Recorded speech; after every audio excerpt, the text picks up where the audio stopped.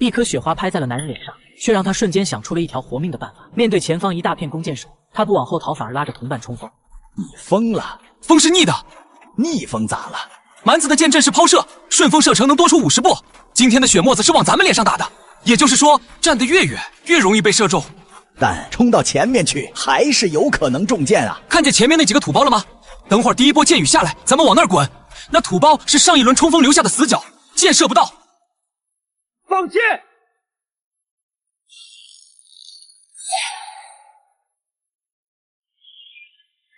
骑兵准备冲锋！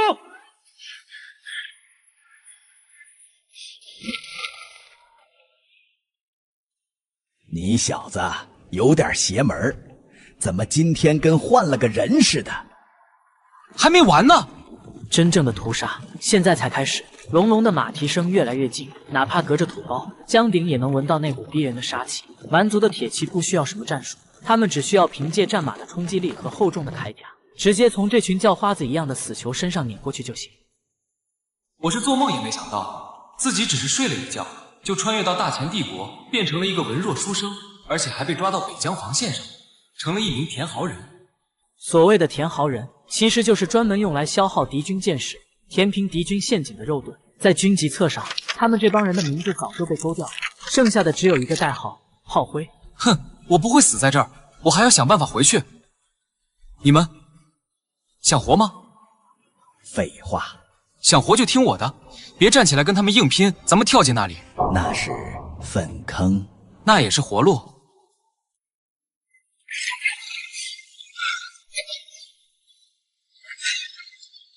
快，把毛尖斜着向上，抵在沟沿的冻土上。第一匹战马从他们头顶飞跃而过，马蹄带起的泥土溅了他们一脸。紧接着是第二匹、第三匹，前方的阵线瞬间崩溃，无数死囚被撞飞，被踩成肉泥，惨叫声交织成一片地狱般的交响乐。但就在这时，一匹战马或许是因为被地上的尸体绊了一下，前蹄没能完全越过这条浅沟，重重地踏在了沟沿上。就是现在，就是现在！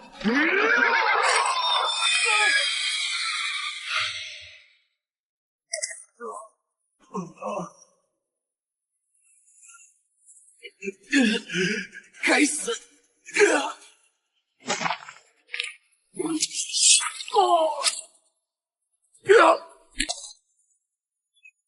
快把那蛮子的刀剪了，还有那件皮甲。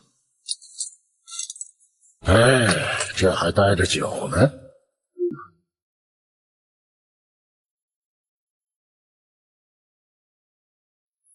在这个人命如草芥的乱世，想要舒舒服服的泡个澡，看样子还得再杀不少人啊！蛮子的马奶酒真是好东西。这瞎老头真是不简单，刚刚那一刀，精准的避过骑兵的铠甲，切到了脖颈的缝隙。这等功夫，没个几十年都练不出。这死囚营里，居然卧虎藏龙。瞎老头其实并不瞎，江鼎之所以这么叫，是因为他左眼皮上有一道恐怖的刀疤，把眼睛缝死了一半，看起来很像瞎子。他和一旁的哑巴同属田豪人，但两人都不一般。瞎子武艺惊人，而那哑巴更是力大无穷，此刻正背着100斤的战利品，腰杆却挺得笔直。咱们是不是该回去了？急什么？这时候回去，督战队还没收工，咱们身上的东西能留下一半就算不错了。也是，那帮狗娘养的，蛮子冲锋的时候躲在后面抢功劳、抢战利品，倒是跑得比兔子还快。哑巴，把你脚上那双草鞋脱了，穿上这个。书生，你这是收买人心呐！这双鞋子在死囚营里，价值比一个娘们儿还高，你就这样送出去了。他是咱们这3个人里力气最大的，也是跑得最慢的。明天要是再打起来，还得靠他扛盾牌，脚冻坏了他就站不稳，咱们俩都得死。这就是江鼎的逻辑，绝对的理智，绝对的利己，但偏偏让人听着心里生出一股子从未有过的暖意。哑巴换上鞋子，抬起头冲着江鼎露出了一个笑容，然后拍了拍自己的胸口，发出一声沉闷的响声，意思是命给你。走吧，那帮吸血鬼应该撤了，咱们回去抢个好位置睡觉。死囚营的夜晚比战场更像地狱，为了防止哗变和逃跑，几千个幸存下来的死囚被赶进了一个巨大的围栏里。这里没有帐篷，只有几个用来取暖的火堆，所有人都在拼命往火堆旁边挤。为了争夺靠近火源的那一点点位置，打架斗殴是家常便饭。当江鼎带着瞎子和哑巴走进围栏的时候，立刻引来了无数道贪婪的目光。原因无他，他们太富了。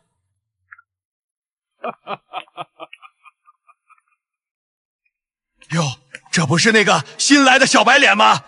我从地上随意抓了一把湿沙土，半个小时后，我将用它杀一个人。从战场回到死囚营的路上，我便一直将湿沙土攥在手心里，用体温烘干，再掺杂了一些石灰粉，藏在袖中。因为我知道背着这么多战利品进死囚营，必定会遭到别人的抢夺。哟，这不是那个新来的小白脸吗？运气不错，还能活着回来。不过你们得懂规矩，新来的想要烤火，得交点入伙费。这位大哥，我们也只是侥幸捡了条命回来。这大冷天的，大家都不容易，行个方便。方便？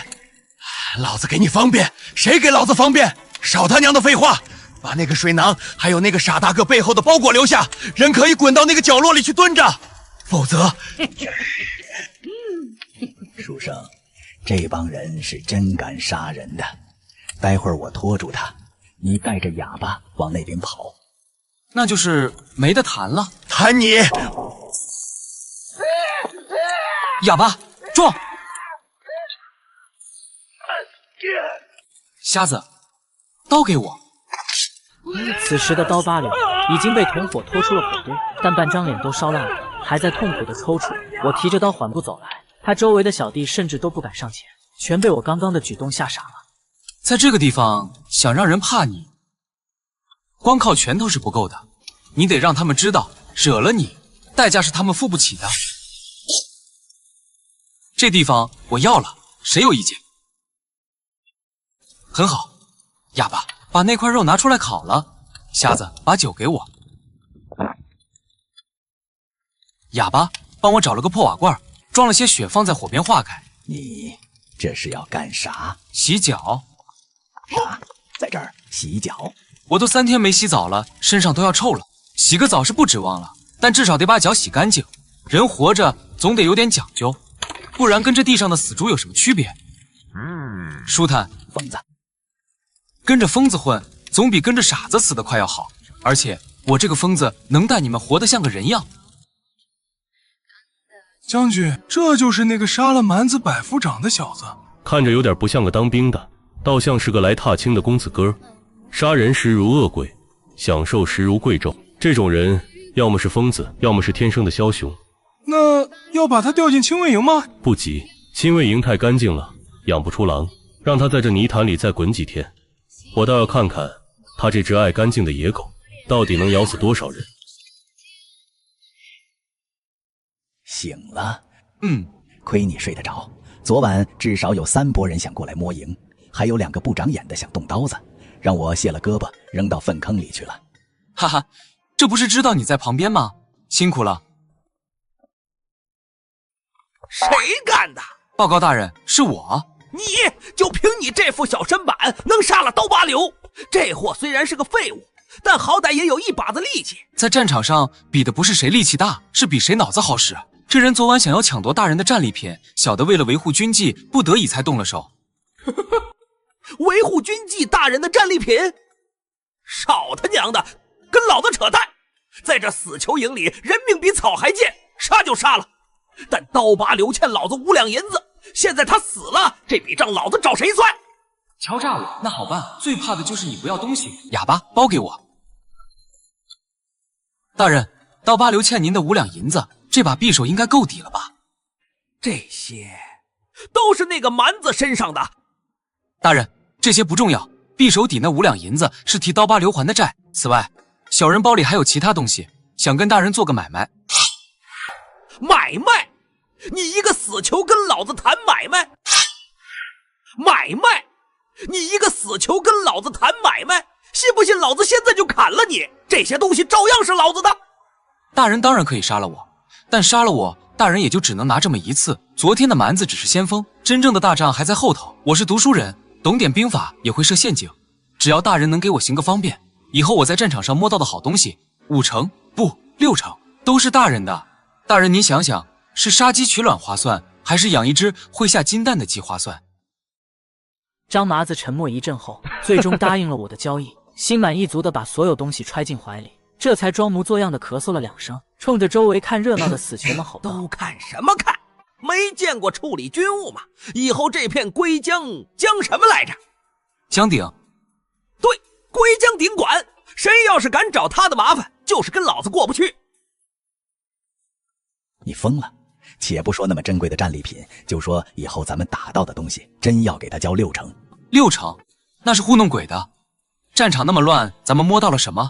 藏到了哪儿？除了天知地知，还有谁知？嘿，你这书生心真脏。这天中午，当别的死囚还在排队领稀粥时，我们3人却领到了3个硬邦邦的黑面膜，外加1小块咸菜疙瘩。但我并不满足，这只是个开始。下午的时候，张麻子又来了。这一次，他没来找茬，而是带来了一个让人心惊肉跳的消息：枪鼎，收拾一下，上面有人点名要见你。上面哪个上面？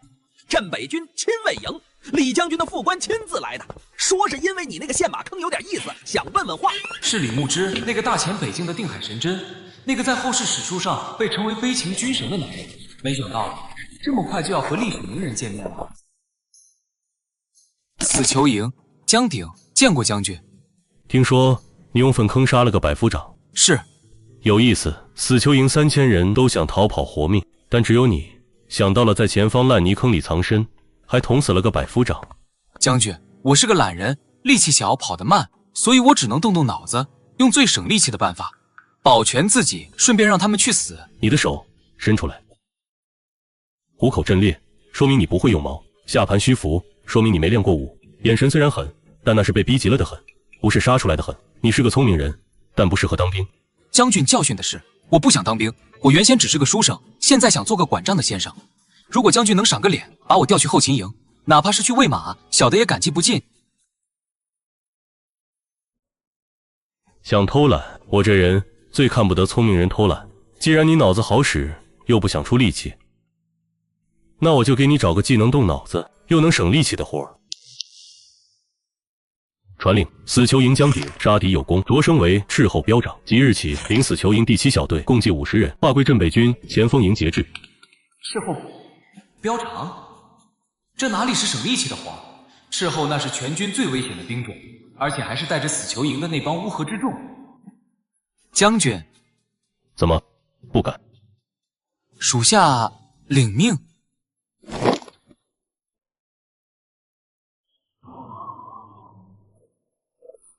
书生，这斥候那可是9死1生的活儿，咱们这点人扔进荒原里，连个浪花都翻不起来。9死1生，只要有1线生机，我就能把它变成通天大道。李牧之，你想拿我当刀使？行，那我就让你看看，这把刀一旦开了刃，到底有多快。你去哪儿？去挑人。既然给了我50个名额，那我就得好好挑挑。我要把这死囚营里的渣子、废物、变态都找出来。正常人打不了的仗，疯子能打；正规军不敢干的事，我们能干。我只靠50个黑嬷嬷，就成了大前国第1个异姓王。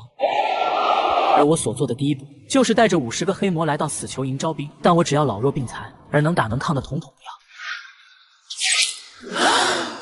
都给老子站好了！江彪常说了，只要50个人，想吃饱饭的，想脱离田豪人身份的，觉得自己有本事的，就往前站一步。选我，彪常选我！我以前是镖局的烫子手，一把瓢刀使得贼溜。滚！傻彪常，我这力气！哑巴，扔出去！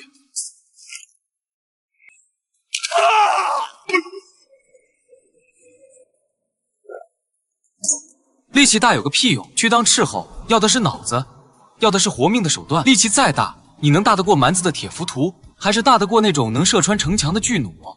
你出来！叫什么？回大人的话，小的没名字，大家都叫我地老鼠。犯了什么事儿进来的？偷了县太爷小妾的肚兜，顺便还拿了点银子。偷东西的时候被人发现了吗？没，绝对没。那天晚上县衙里养了3条恶犬，还有2个护院巡逻，都没发现我。要不是后来销赃的时候被当铺掌柜坑了，谁也抓不住我。行，留下了。瞎子，给他个馍。谢大人，谢大人。周围的死囚们都看傻了，他们都怀疑我脑子有病，选了个只会偷鸡摸狗的猥琐小贼。身材壮硕的镖师会被扔了出去，但接下来的半个时辰里，我的选人标准一次次刷新了所有人的认知。一个面黄肌瘦、走路都带喘的中年人被选中了，这人叫老黄，以前是个走江湖的郎中，因为用猛药致死了人被判了死罪。我选他的理由是敢下猛药，说明心狠；能治死人，说明懂毒。一个少了2根手指的木匠也被选中。此人双手虽然残缺，但却极其灵活，嘴里整天念叨着什么墨家机关术。直到最后50个人选齐了，但站在我面前的不是一支威武雄壮的军队，而是一群歪瓜裂枣。瞎子，你看这队伍咋样？一群杂碎，带这帮人出去，怕是都不够蛮子塞牙缝的。杂碎好啊！正人君子在战场上死得快，只有杂碎才能像野草一样，怎么踩都死不绝。都给老子听好了！我知道你们都是什么货色，在外面你们是人渣，是败类，是过街老鼠，但在我这儿，你们是我的兵。我不管你们以前干过什么，也不管你们想什么，进了我的队就一条规矩：听话有肉吃，不听话连死都是奢望。说完，我便让这群杂碎在原地等待，自己则带上瞎子和哑巴前往后勤处。但去那不是为了要装备，而是为了看看那边有没有一些没人要的破烂。新来的斥候膘肠，给，这是你们的装备。就这些，这刀都成什么样了？爱要不要？猛火油、装水的破陶罐、生石灰。大人，那些破烂应该没人要吧？那是准备扔掉的废料。怎么，你们这帮叫花子连垃圾都要捡？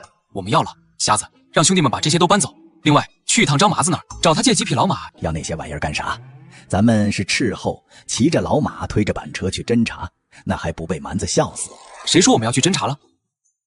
我们是去钓鱼。我明知道前方20里就是敌方骑兵的埋伏地，但还是带着手下前去偷袭，并且不带任何装备。膘肠前头2里地有马蹄声，听动静大概20骑左右，是蛮子的哨探。蛮族的哨探都是精锐中的精锐，虽然只有20骑，但估计一个照面就会把我们冲散。可我却丝毫不慌，其原因就在于干草下面藏着的陶罐。老黄，把你做的那种加料陶罐拿10个出来。木匠，把你做的弹射器藏好，等会儿及时把陶罐弹出去。哑巴，你最辛苦，待会儿蛮子来了，你就站在这路中间。那不是当活把子吗？对，就是当活把子。这块肉给你吃，记住要装出一副很拽、很看不起他们的样子。那我们呢？我们当然是装死。果然不出我所料，1刻钟后，一支蛮族游骑兵小队出现在了前方，在暗处悄悄观察着我们。原本他们十分警惕，可在看到路中间那像熊一样的壮汉在吃着风干牛肉，旁边横七竖八的躺着几十个穿着破烂号衣的大前士兵，甚至周围还有几个酒坛子时，顿时明白一切。神长，这是一群醉鬼，或者是逃兵，这就是一堆送上门来的军工和奴隶。大钱的军队果然已经烂到根子里了。兄弟们，冲上去！那个大个子留活口，带回去做苦力，剩下的全都砍了。那个坐在车上的，把他那身皮袍子给我扒下来。进了100步，10步，30步，点火！进了100步，10步，30步，点火！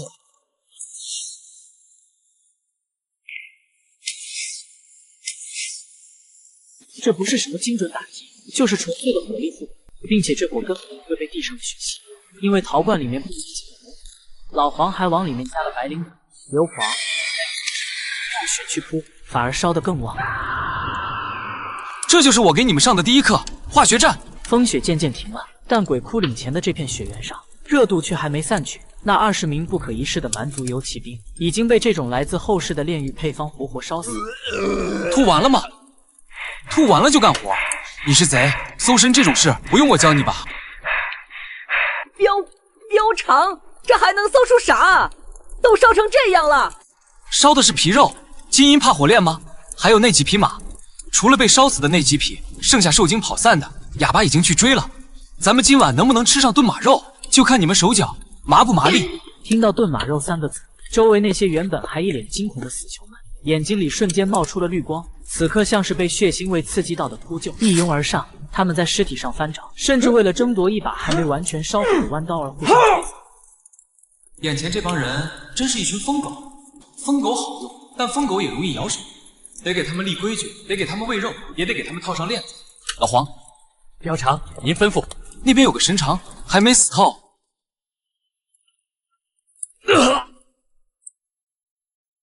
去问问他们的大部队在哪儿。这次南下到底有多少人？你知道怎么问吧？标长放心，我是至死过人，但让人想死死不了的本事我也有。只要他还有一口气，我就能让他把小时候尿过几次床都说出来。别弄出太大动静，吵得我头疼。标长招了，这帮蛮子是黑狼部的前锋，一共3000人，已经绕过了虎头城的正面防线，准备突袭后方的粮道断崖口。这20个人只是探路的。断崖口是虎头城的命脉，一旦那里被切断，前线的2万镇北军就会断粮，到时候不用蛮子打，饿都能把人饿死。一旦虎头城破了，我大概率也会被蛮子抓去。不行，得做出行动。都过来，给老子站好了！今天这一仗打得还行，但是按照死囚营的规矩，你们手上这些东西都要上交，然后他们能奖励咱们几个黑面魔。可在我江鼎的队里，规矩我说了算。马肉今晚管饱，马皮做靴，一人1双，金银平分。回了城，老子想办法给你们弄酒、弄女人。标长，这不合规矩吧？这可是杀头的罪名，要是让督战队知道了……哼，督战队在这片荒原上，老子就是规矩。不过，如是谁没按我的规矩办事儿，或者是把今天的事儿往外漏半个字，老黄，你的那些药粉还有剩下的吗？有，多的是。那种药吃了之后人不会死，但全身的皮会一点点烂掉，痒的你想把自己骨头挠出来。听明白了吗？明白了。回答声整齐划一。这群疯狗在肉骨头和大棒的双重刺激下，终于低下了头颅，认了我这个看起来文弱的主人。标长，咱们回应。回个屁！没听老黄说吗？蛮子要偷袭断崖口，咱们现在回去，那帮正规军的大爷们肯定还要开会扯皮。等他们动起来，粮道早就被断了。那咱们去断崖口，咱们这点人去送死啊！那可是3000蛮子。不打，我们是斥候，任务只是送信，只是普通的送信。那帮大爷未必信，咱们得送一份大礼。地老鼠，蛮子旗帜拿来，木匠帕衣服做草人，绑马后，咱们去演场大戏。再快一点，再成1里。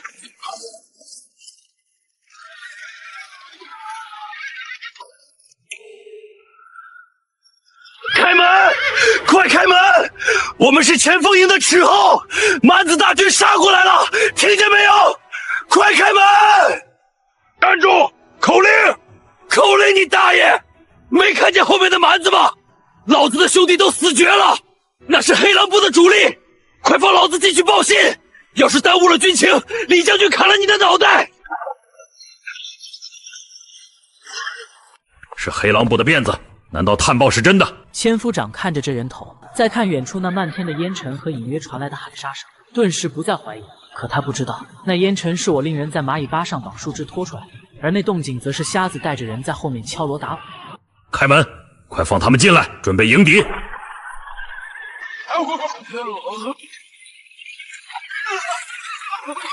水，给我水。兄弟，前面什么情况？蛮子有多少人？多，太多了，漫山遍野都是。他们要烧粮草，快给李将军发烽火，迟了就全完了。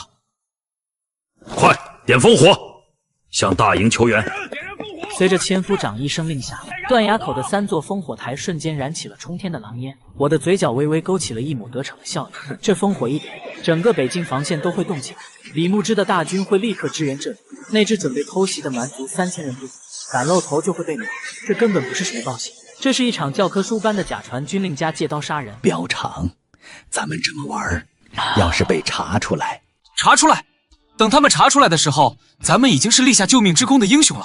而且今晚这顿饭有着落了，听说断崖口的伙食不错，有肉包子。大人赏口吃的吧，兄弟们3天没见粮了，当个饱死鬼也不枉了。管够，肉包子管够！来人，把库里的酒也搬出来，让兄弟们吃好喝好。这也行。我们吃得满嘴流油，而此时城墙上已经乱成了一锅粥。正如我所料，黑狼部的3000前锋真的来了。他们原本是想趁夜偷袭，结果还没到关口，就看见了那冲天的烽火和严阵以待的守军。但那黑狼部的首领是个暴脾气，仗着自己有3000人，而断崖口的守军只有不到800，就打算强攻。膘肠怎么跟不上？上去干嘛？当肉盾？可是，老黄吃饱了吗？饱了。好，时候也到了，干活。干活终于要上了吗？不是上，现在的风是从咱们这儿往谷口吹的，是个好风，别浪费了。膘肠，您是想用那个？那几车没烧完的干草推到城门口去，把你那点压箱底的佐料都撒上去，特别是那个叫什么断肠草粉，还有那些辣椒面、硫磺，有多少撒多少。得令。不一会儿，城门洞里就堆起了一座小山似的尸草堆。此时，城墙上的战况已经到了最危急的时刻。蛮子太凶悍了，已经有几十个黑狼部勇士登上了城口，正在跟守军展开肉搏。那个千夫长浑身是血，正在拼死抵抗，眼看就要撑不住了。再去，请那位斥候表长，让这个人上来顶住！快去！是，我这就去。报大人，那个膘肠说他吃撑了，动不了。不过他说他给蛮子准备了一道饭后甜点。甜点？什么甜点？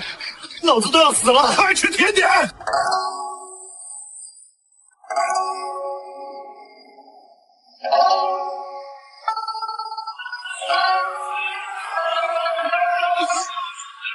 这是什么鬼东西？痒，好痒啊！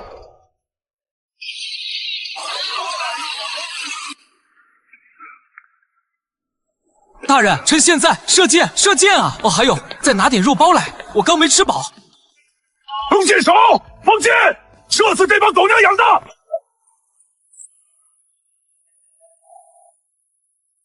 援军是李将军的亲卫营。李牧之来了，他带着3000黑甲铁骑，如同一道黑色的洪流，狠狠地撞进了蛮族混乱的后阵。不到半个时辰，战斗结束。他骑着高大的黑鳞战马走进断崖口，可第一件事就是寻找我在哪。听说你假传军令。将军这话说的，怎么能叫假传军令呢？我只是作为一名尽职尽责的斥候，提前预判了敌人的动向，并用一种稍微夸张一点的方式，引起了友军的重视而已。稍微夸张，为何不第一时间通知我？求救的狼烟意味着城破在即，我若是不来，或者是来晚了一步，你知道按律该当何罪吗？夷三族。那你还敢？我有把握将军会来，而且用我这一颗脑袋换这黑狼部2000精锐，再加上断崖口的粮草无余，这笔买卖，将军觉得亏吗？从死囚营的陷马坑到断崖口的毒烟阵，再到这胆大包天的烽火戏诸侯，这人够狠、够胆、够无赖。我不杀你，也不治你的罪，但你也别想在这儿偷懒了。收拾东西，带上你的那50个杂碎，跟我回大营。从今天起，你的死囚即免了，给我当个军师吧。正好，我缺个会算账、心眼还多的坏人。膘肠，咱们这是升官了？升个屁！这是被大资本家看上了，以后怕是要把咱们当驴使唤了。大资本家，这是活着的滋味。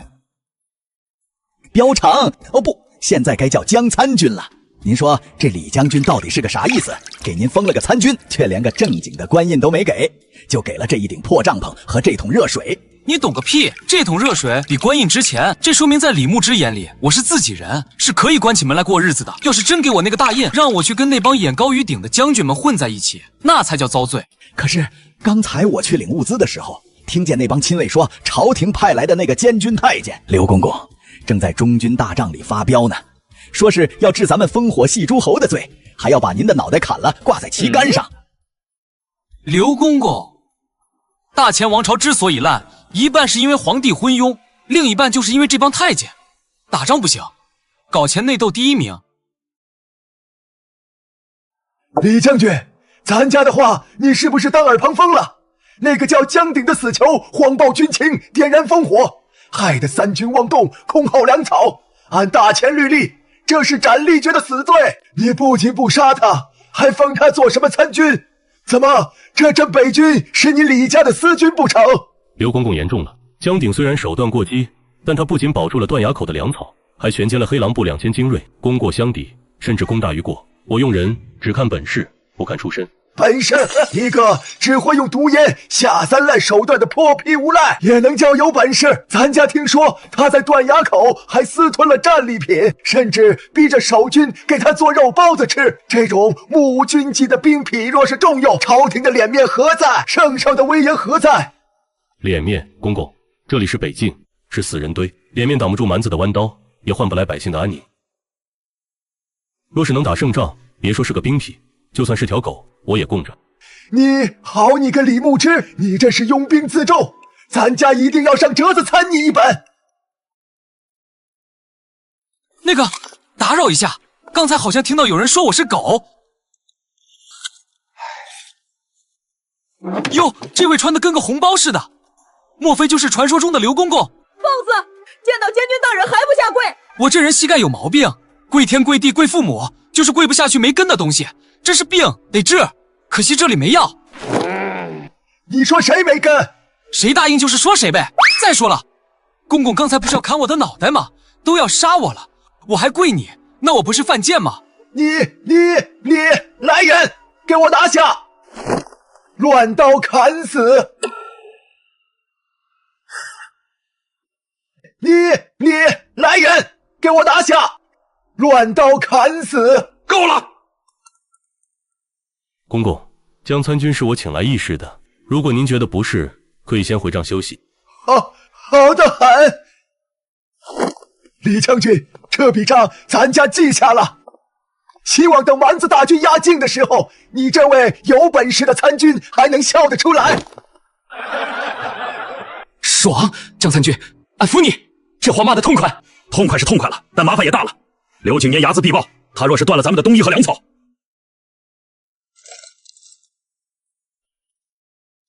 骂舒服了，还行，7分饱。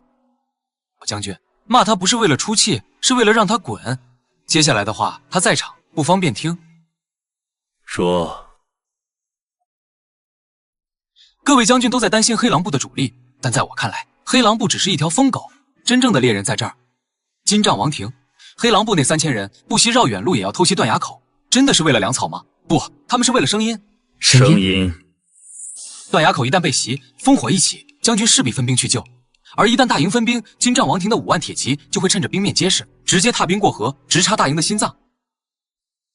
这不可能！黑水河虽然结冰了，但冰层并不厚，根本承受不住大队骑兵的冲锋。蛮子又不傻，怎么会冒这种险？这是我在那个神长身上找到的。这种橙色的金子不是黑狼部那种穷部落能有的，这是金帐王庭的赏赐。那个神长临死前招了，他们这次南下，每匹马的马蹄上都裹了厚厚的毛毡。一开始我以为是为了消音偷袭，但后来我想明白了，裹了毛毡不仅能消音，还能增加摩擦力，分散压力。再加上这2天骤降的大雪，冰面会被冻得比石头还硬。5万铁骑裹着毛毡踏冰而来，没有马蹄声，没有震动。等你们听到动静的时候，刀已经架在脖子上了。你确定？9成把握。你既然知道他们的计划，为何还要点燃烽火台引我前来？你可知后果？你既然知道他们的计划，为何还要点燃烽火台引我前来？你可知后果？知道，但我有更好的应对之策。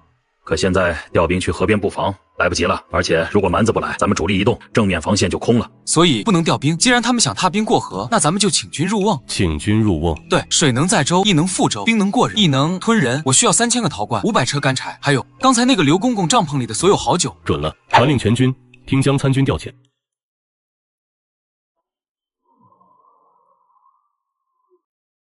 大田的北大门就在对岸，只需1刻钟，就能得到无数金银财宝和柔嫩女人。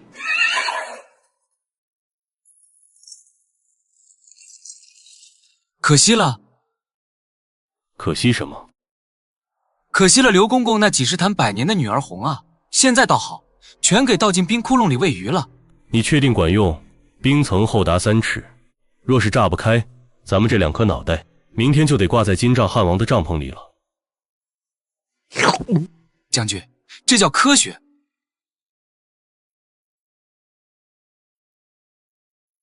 怎么风里似乎有一股酒香？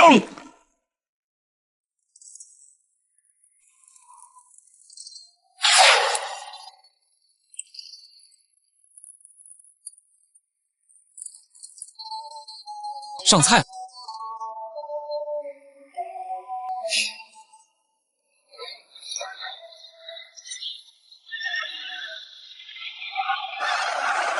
被发现了！哼，花5万大军被发现了又怎么样？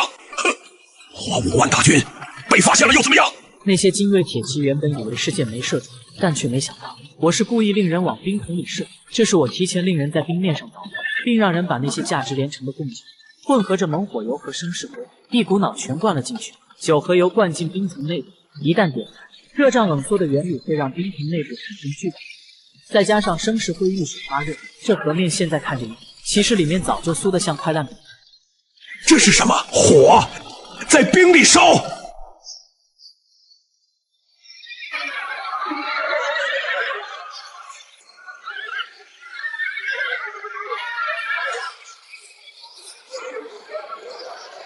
长生天啊，这是妖术！射箭！哎，别射马，马肉是好的，淹死就算了，射烂了就可惜了。这就是你说的懒人兵法？这叫不对称打击。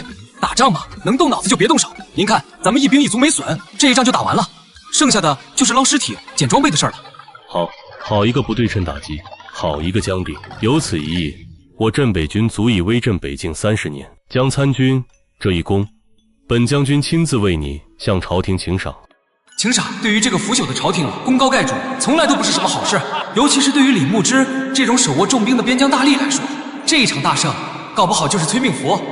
算了，现在的李牧之还是一心报国的忠臣，有些话说了也没用，得让他自己去撞南墙。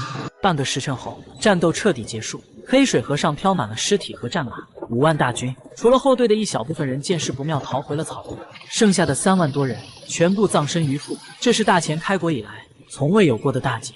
当消息传回大营的时候，所有人都疯了，一个个冲出营帐，看着远处还未熄灭的火光，激动得语无伦次。但只有一个人例外，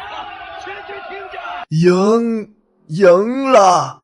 公公，大喜啊！公公，李将军让人送来了战利品，说是赔给您的酒钱。什么战利品？这是金帐王庭左贤王的脑袋。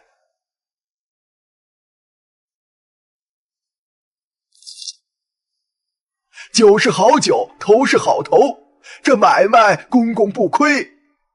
30坛酒换了一个左贤王的脑袋，这份军功报上去，我这个监军也是大功一件。可为什么自己脖子这么凉？那个江鼎果然有点东西，既然招惹到他了，那就得想办法先杀了他。还有那个李牧之如此大胜，声望必将如日中天，到时候陛下还能坐得住吗？哎，那个马鞍子别扔，那是犀牛皮的，值钱着呢。地老鼠，一个兔崽子，那个蛮子的金腰带别硬扯，扯断了就不值钱了。将军，此人太过贪婪，且行事毫无底线。这一仗虽然赢了，但日后若是让他掌权，贪婪、贪财好色，那是给人看的破绽。若是他真的无欲无求，那才叫可怕。传令全军造浮桥、渡河，趁着蛮族胆寒，给我推平金帐王庭。我要用这蛮族汉王的脑袋，为我大前换30年太平。发了，真他娘的发了！还剩几匹活马？差不多几百匹，而且都是好马，拉到黑市上去，少说也能换个几万两银子。这点出息，这些马是咱们的命根子，给多少钱都不卖。咱们斥候队以后要扩编，没马怎么行？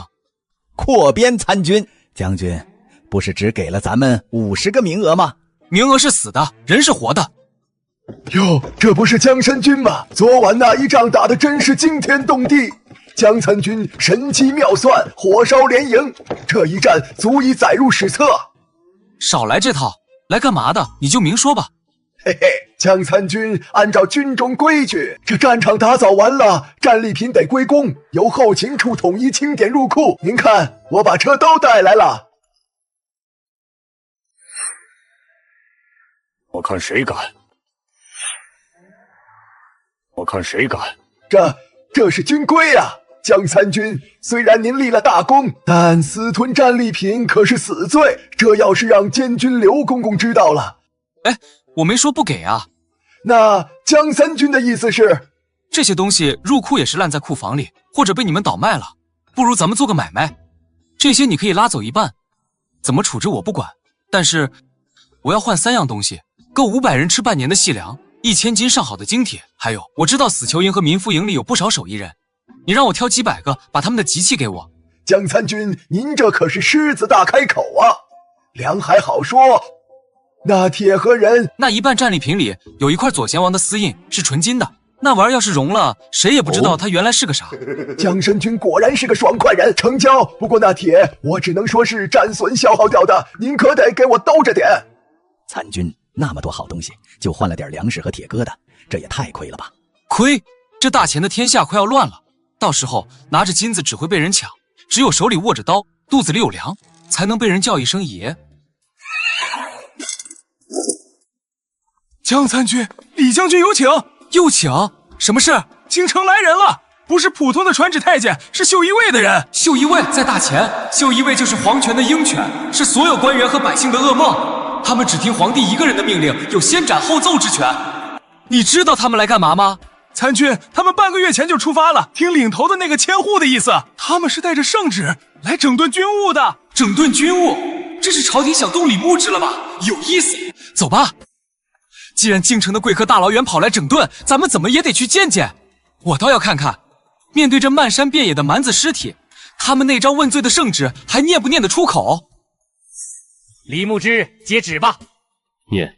好大的架子，不过也罢。听完这道旨意，我看你这架子还端不端得住。奉天承运，皇帝诏曰：镇北将军李牧之受命御边，然其拥兵自重，畏敌如虎。月余以来，坐视蛮族寇边而不敢战，致使北境粮道受阻，百姓流离，朕心甚痛，着急革去李牧之镇北将军之职，收回兵符，押解回京受审。钦此。怎么还不接旨？李将军，抗旨不遵可是夷三族的大罪。咱家这次带来的绣衣卫虽然不多，但这圣旨的分量你掂量得清吗？若是我掂量不清呢？但这圣旨的分量你掂量得清吗？若是我掂量不清呢？你是何人，敢在御前失仪？我是谁不重要。将军，这瓜子有点潮了，下次让后勤处炒干点。飞鱼符、绣春刀，真威风。就是这脑子好像不太好使。放肆！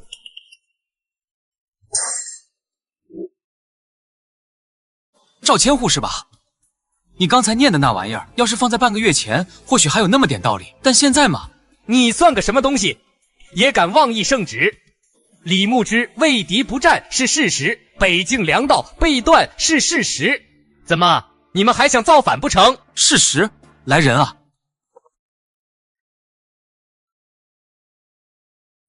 打开。这是金帐王庭左贤王阿史那损。昨晚他在黑水河想要过河吃夜宵，结果不小心掉进冰窟窿里淹死了，顺便陪葬的还有他麾下的3万精锐铁骑。不可能，3万精锐，就凭你们这缺粮少马的镇北军，简直是满口胡言。这肯定是你从哪儿找来的死囚冒充的。冒充？刘公公，您别躲在一旁装死了，您是监军，这左贤王的脑袋长什么样，您应该比谁都清楚吧？这可是昨晚刚用您的好酒换来的，您不出来验验货？赵千户，这确实是左贤王的首级，咱家昨晚亲自验看过的。真的是左贤王灭了3万主力。那这道圣旨算什么？昨晚一战，我军将士把命都填进了黑水河，才换来这北境的安宁。结果京城没送来一粒粮食，反而送来了这道要杀我头的圣旨。赵千户，你觉得这道旨意我该接吗？这满营的将士会答应吗？李将军息怒，既然军情有变，那咱家自然会回京如实禀报。但这圣旨，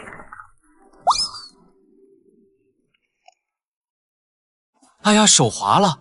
不过既然这圣旨是错的，烧了也就烧了，免得拿回去让陛下看了心烦。您说是不是？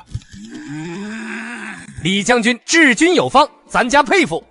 今日之事，咱家定会一五一十的回禀陛下。参军，咱们要不要？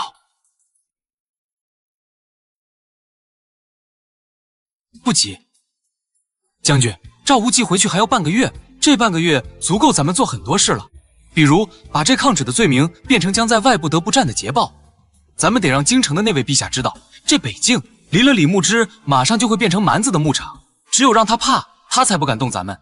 传令，全军休整1日，明日渡河。我要在赵无极回到京城之前，把金帐王庭的汉旗送到陛下的御案上。那我就先回去睡觉了。对了，刘公公帐篷里好像还有几件不错的狐裘，我去帮将军借来御寒。把赵无极那帮瘟神送走之后，整个镇北军大营的气氛变得更加微妙了。原本对于我还有些轻视的正规军将领，现在眼神里多了几分敬畏。但我压根没空理会别人的眼光，因为我在忙着招人。还是跟上一次一样，我招了一堆杂碎，加上之前的50人，正好凑够了一个500人的营。接下来的3天，我拿出图纸，令木匠做出了几百块雪橇、几百个神臂弩，令新招的铁匠做出带倒刺的箭头，并且让老黄在箭头上涂上剧毒，一切准备就绪。当第3天的傍晚，李牧之来到我的营中，看到这堆杂碎正趴在雪地中，整个人都傻了。这就是你的兵？你就是这样练兵的？让他们趴在雪地里等敌人来杀？将军，这些杂碎即使站起来，也打不过装备精良的蛮子，让他们趴着就是最好的战术。你打算怎么做？明天就要渡河了。金帐王庭虽然没了左贤王，但毕竟还有10几万空闲之士，大军正面推进，肯定会遇到顽强的抵抗。所以我想走另一条路。什么路？我们不走浮桥，而是走金帐王庭的大后方。死亡冰谷那是绝地，常年积雪不化，而且地势险要，战马根本过不去。战马过不去，但我们可以。这就是我训练他们趴着的理由。借由特殊的工具突袭到大后方，那里是他们的牧场，也是他们安置老弱妇孺和粮草的地方。你想干什么？那里可没有军队，只有平民。我想帮将军做点脏活，去烧了他们的过冬粮草，杀了他们的牛羊。我要让这片草原在未来10年里连一匹战马都养不活。这有伤天和。天和？我江鼎本来就是个流氓，是个无赖，这千古骂名我来背。但将军能否答应我一个请求？说。等我回来的时候，哪怕我背着万世骂名，哪怕全天下都要杀我，将军能不能给我留一扇门？这镇北军的大门永远为你开着，谁想动你，先问问我手里的刀。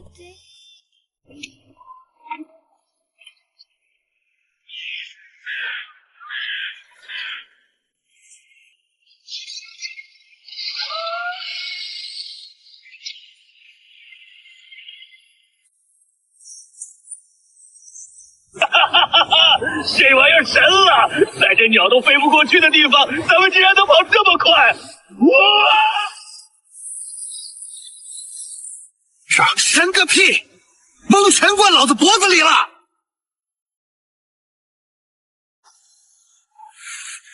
嘿嘿，参军您就忍忍吧，前面就是鹰嘴崖了。前面要跳了，抓紧！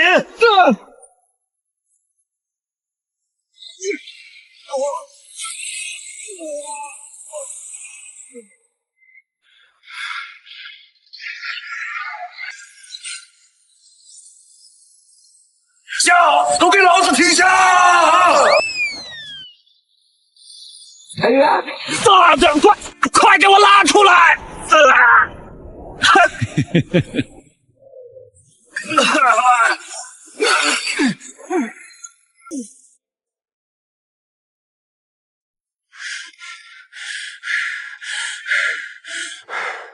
扶我前去看看。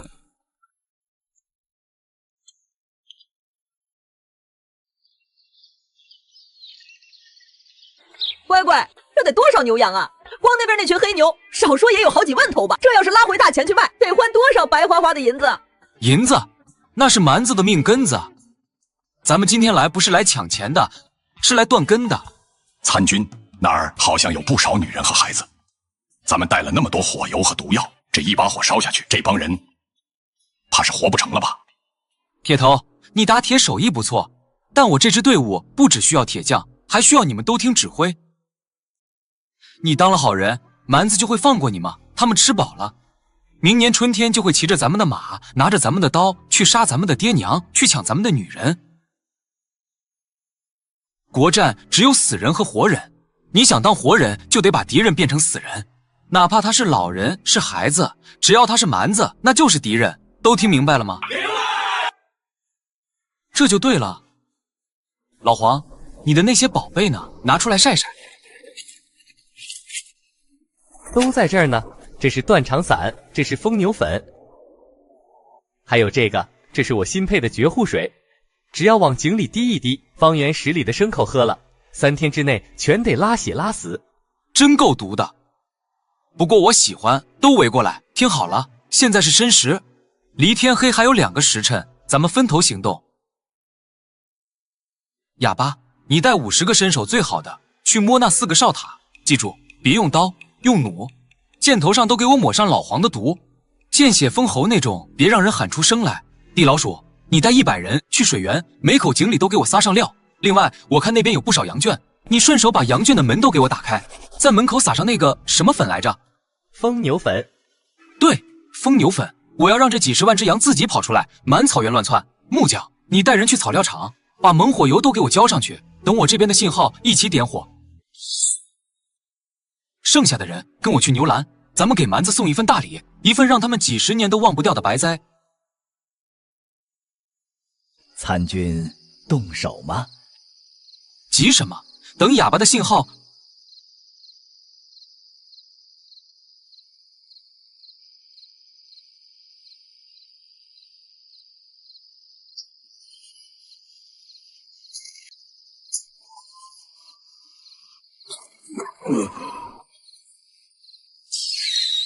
干得漂亮，动手！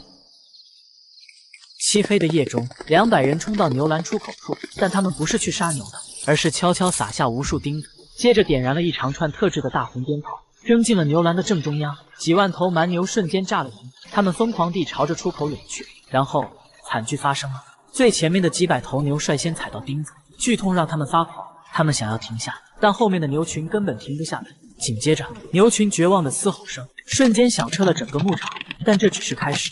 草料场方向，四面八方同时腾起了冲天的大火，那是加了猛火油和硫磺的火。风一吹，火星子漫天飞舞，把整个天空都映成了血色。营地瞬间乱成了一锅粥，受惊的羊群满山遍野的乱窜，撞翻了火盆，引燃了更多的帐篷。而水源边，那些想去打水救火的人，刚喝了一口水，就开始捂着肚子在地上打滚，口吐白沫。蛮族的千夫长提着刀冲出来，看着眼前这一幕，整个人都傻了，因为他看不到任何一个敌人，只有炼狱一般的景象。这鬼天气真要我老命啊！参军，这次咱们可是发了大财了！光是我手底下那帮弟兄摸来的金银细软，少说也有2000两。回去以后，咱们能不能把那个怡红院给包下来？出息！这些钱不能动，先把装备换换。工欲善其事，必先利其器，懂不懂？懂。参军是读书人，说啥都在理。参军有情况，前面3里地的那个山口有一队人马正往北跑，看那车辙印子深得很，肯定是重车。往北跑？蛮子的主力都在南边，北边是极寒冰原，去那儿找死？也觉得奇怪，而且那队人马不多，也就100来号人，但是护卫很硬，清一色的弯刀黑甲，看那架势像是窃薛军。窃薛军，金帐汗王的亲卫军，每一个都是万里挑一的勇士，号称长生天的弯刀。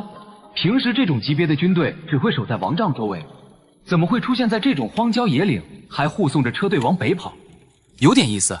这大雪封山的不在热乎的帐篷里待着，非要往冰原上跑。除非他们知道南边打败了，牧场也被烧了，觉得这地方不安全了，想带着家当跑路。能让窃薛军护送的家当，那得是多少金子？走，去看看。要是真是只肥羊，咱们就顺手给他宰了，也算是给这次春游画个句号。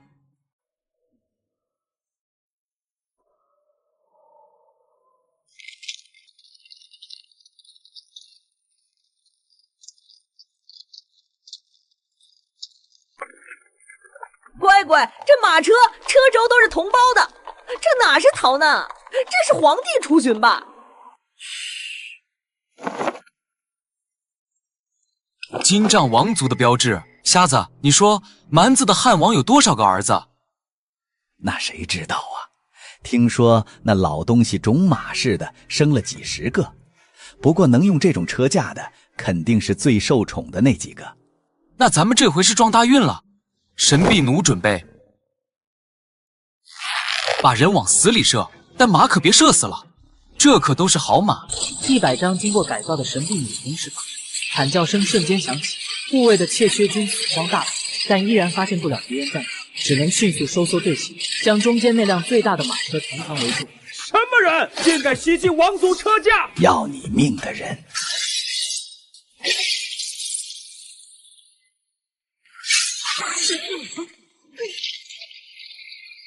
混战爆发了，我在远处观察着战场。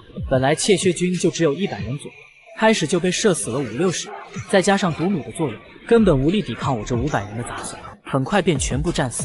此刻，整个战场上只剩下那辆孤零零的金丝楠木马车。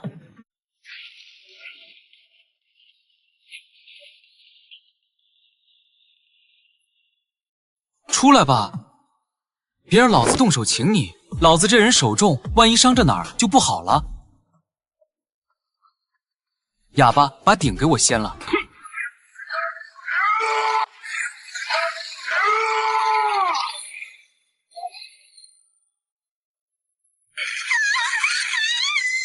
你是谁？我是阿史那，毕勒格，金帐汗王的儿子。你们这群卑贱的强盗，敢动我一根汗毛，我傅汗会把你们的皮扒下来做骨！大军，这真是王子，这得值多少钱啊？这可不是钱，这是一把钥匙，一把能打开金帐王庭大门，甚至能让咱们那位李将军坐稳北凉的钥匙。你把这里值钱的捡了，哑巴，把这小子扛着，咱们回家。混蛋，总有一天我会杀了你。好啊，我等着。哎，你说那江三军带着那500个死囚去哪儿了？都失踪3天了，该不会是死在外面了吧？大概率是。那江参军虽然人有点那个，但好歹也是个能打胜仗的主。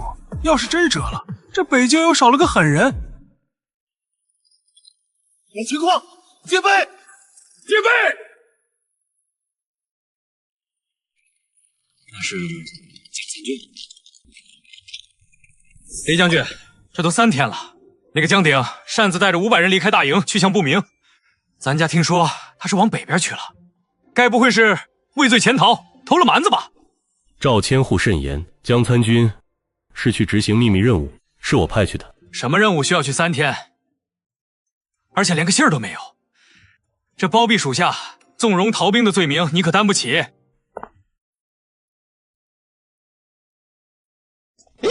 赵千户，您这嘴是开过光的吧？怎么就把我想的那么不堪呢？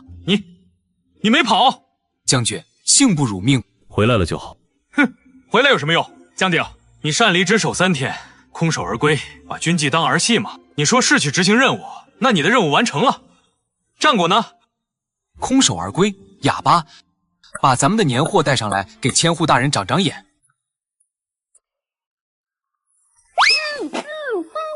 这是。那是9株，在草原上，只有汉王的直系血脉才有资格佩戴9颗东珠。这位是金帐汗王最疼爱的儿子，未来的草原之主阿史那毕勒格王子殿下。不可能，绝对不可能！金帐王子怎么会在这种地方？肯定是你随便抓个蛮族小孩来冒充的。我是阿史那，毕勒格，我是长生天的子孙。你们这些卑贱的男人，我要让傅汗把你们碎尸万段，我要把你们的头骨做成酒杯。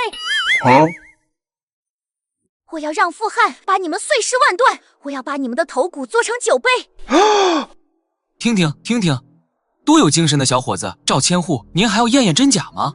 要不我让老黄给他放点血，您尝尝是不是皇族的味儿。你打算怎么处置他？将军，这事儿你来做决定。但我觉得这可是个摇钱树，杀了太可惜，放了太亏，所以必须得养着他。有了他，我们就可以跟那位汉王坐下来，好好谈谈生意了。赵千户，您这次回京要是带上这份停战协议，那是不是比带一颗死人脑袋更有面子？停战协议，如果不费一兵一卒就能让蛮族退兵，这就是圣人功绩啊！你愿意把这功劳？咱们都是为陛下办事，分什么你我？这人是我抓的，但这劝降的功劳，那肯定是赵千户您口才好，威慑力大，才把蛮子吓退的嘛。不过嘛，这抓人的路费，还有我手下那500个兄弟的辛苦钱，咱家这次带来的内堂，可以先拨给你2万两。赵千户打发叫花子呢，那可是未来的汉王，怎么也得5万两吧。而且我要现银，不要银票。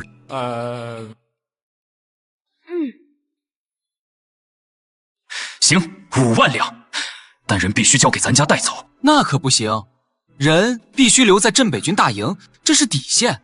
为什么？要是交给你带回京城，路上稍微有点风吹草动，蛮子的刺客就能把你剁成肉泥，或者到了京城，被那帮文官当成祥瑞养在笼子里，那他就不值钱了。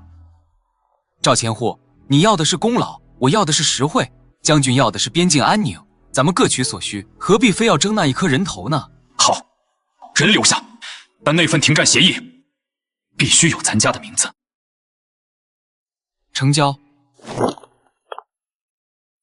你真的要跟蛮子谈和？以现在的局势，我们完全可以乘胜追击。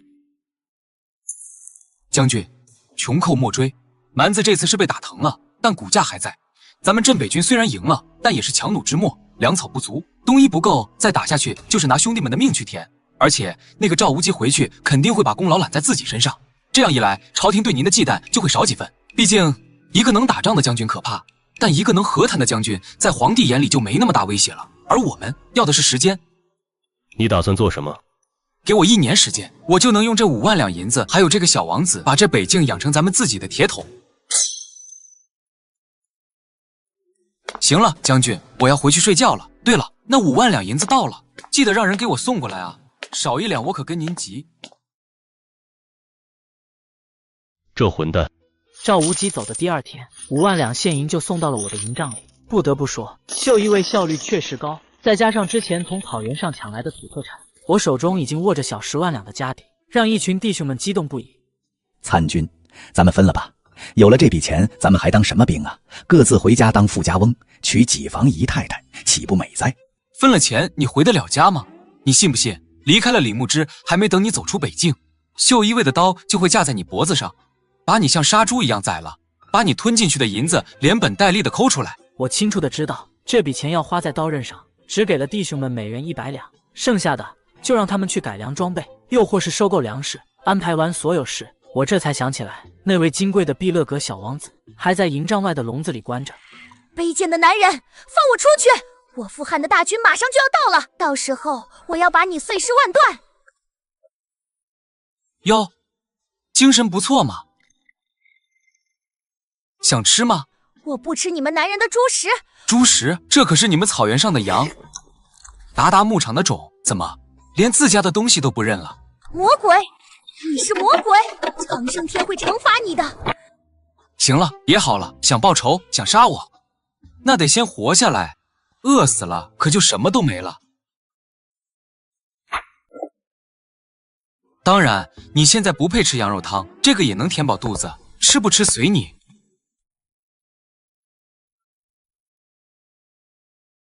小子，你恨我吗？恨，我要杀了你。很好，记住这种恨。你的那些哥哥弟弟们现在估计正巴不得你死在外面呢。你死了，汉魏就是他们的了。说不定这次你之所以会出现在阴山背面，就是有人故意泄露了行踪。你想说什么？我想说，你想杀我，得先当上汉王，而想当上汉王，你得先活着回到草原，还得有足够的力量把你的那些兄弟都宰了。我可以帮你，甚至可以教你。教我？教我什么？教你怎么变坏，教你怎么杀人不见血，教你怎么用最少的代价换最大的利益。从今天起，你不再是王子，你是我的杂役。你要去给马喂草，去给铁匠拉风箱，去给厨子洗碗。你要学会在泥坑里打滚，学会在死人堆里找食。等你什么时候学会了像狼一样隐忍，像狐狸一样狡猾，我就放你回去。到时候你再带着你的千军万马来杀我。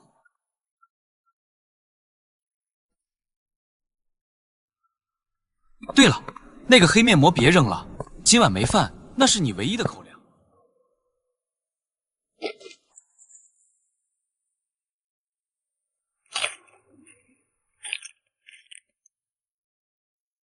接下来的半个月，北凉赤后营发生了一场脱胎换骨的变化。有了钱，我令手下的500名死囚疯狂训练，并让铁头日夜赶工，改良装备，打算把他们打造成一支真正意义上的特种部队。而那个曾经高高在上的碧乐阁王子，竟真的成了营地里的小杂役。天不亮就要起来喂马，之后便是干一天的杂活。一开始还有扫帚想欺负他，但这小子够狠，直接咬下了那人一块肉。从此没人再敢把他当小孩看，而他在我营中的消息自然也传到了外界。在半个月后，李牧之突然来找我，这一次他的脸色比以往任何时候都要凝重。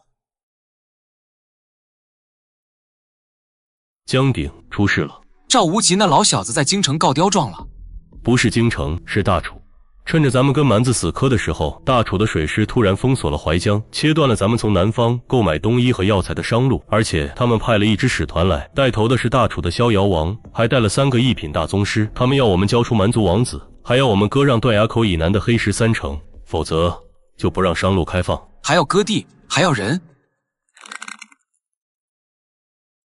好，谁说朕的绣衣卫只会抓人？看看赵千户单枪匹马深入北境，凭3寸不烂之舌，不仅喝退了金帐王庭的大军，还带回了蛮族的启降书，不费一兵一卒解了北境之围，这才是朕的肱骨之臣。陛下圣明，绣衣卫此举扬我国威，只是这李牧之拥兵自重，虽有守土之责，却无进取之心。若非赵千户督战，这北境怕是还是一潭死水。严爱卿言之有理，传旨。赵无极劳苦功高，赏金1000两，生绣衣卫指挥爷事。李牧之守土有功，加封太保虚衔，赏御酒10坛。令北境苦寒，人丁稀少。朕闻河南到金岁大旱，流民遍地，着令户部，将河南道10万流民尽数迁往北境虎头城安置。命李牧之妥善安顿，务必让流民有衣穿，有饭吃。若有饿死冻死者，朕拿他是问。李牧之，既然你兵权不交出来，朕有的是办法对付你。北京本来就缺粮，再给你10万张吃饭的嘴，看你这回怎么办。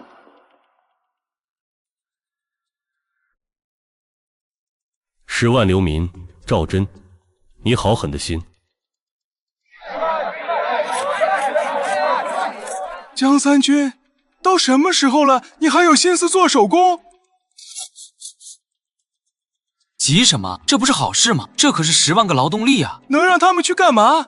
这冰天雪地的，难道还能种地不成？我要在这儿建一座城，叫北凉工坊。工坊？蛮子的羊毛皮子以前都是直接扔的，因为太臭，没人会处理。但我营中有一人，他叫老黄，有办法处理这味道。这些流民来了，别让他们闲着。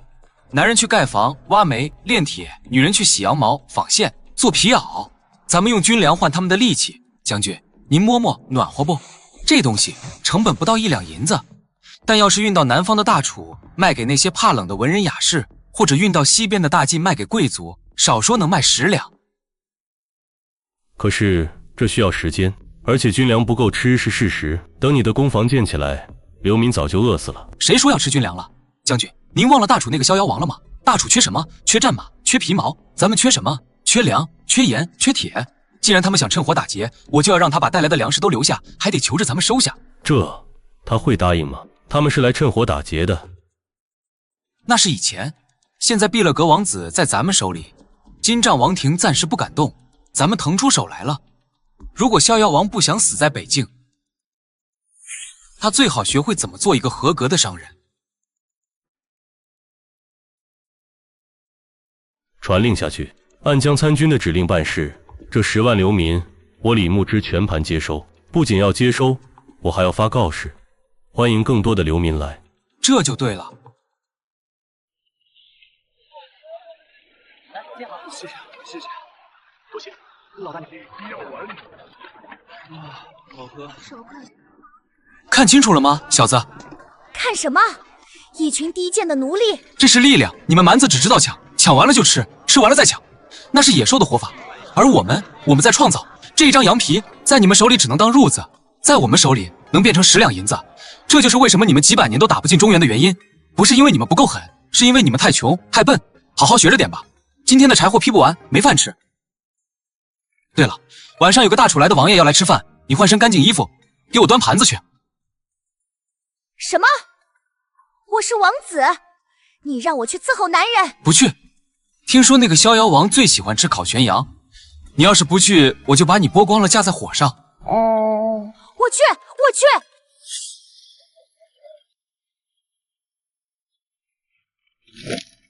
这李牧之是疯了吗？弄这么多叫花子来干什么？这位太难闻了。王爷稍安勿躁，李牧之这是在向我们示弱，也是在示威。示弱是哭穷，想要咱们的粮食；示威是告诉咱们，他有人虽然是流民，但给口饭吃就是兵。哼，一群乌合之众。本王这次带来了30万担粮食，还有能够打通南方商路的通关文牒，我就不信他李牧之不低头。黑石3成，本王势在必得。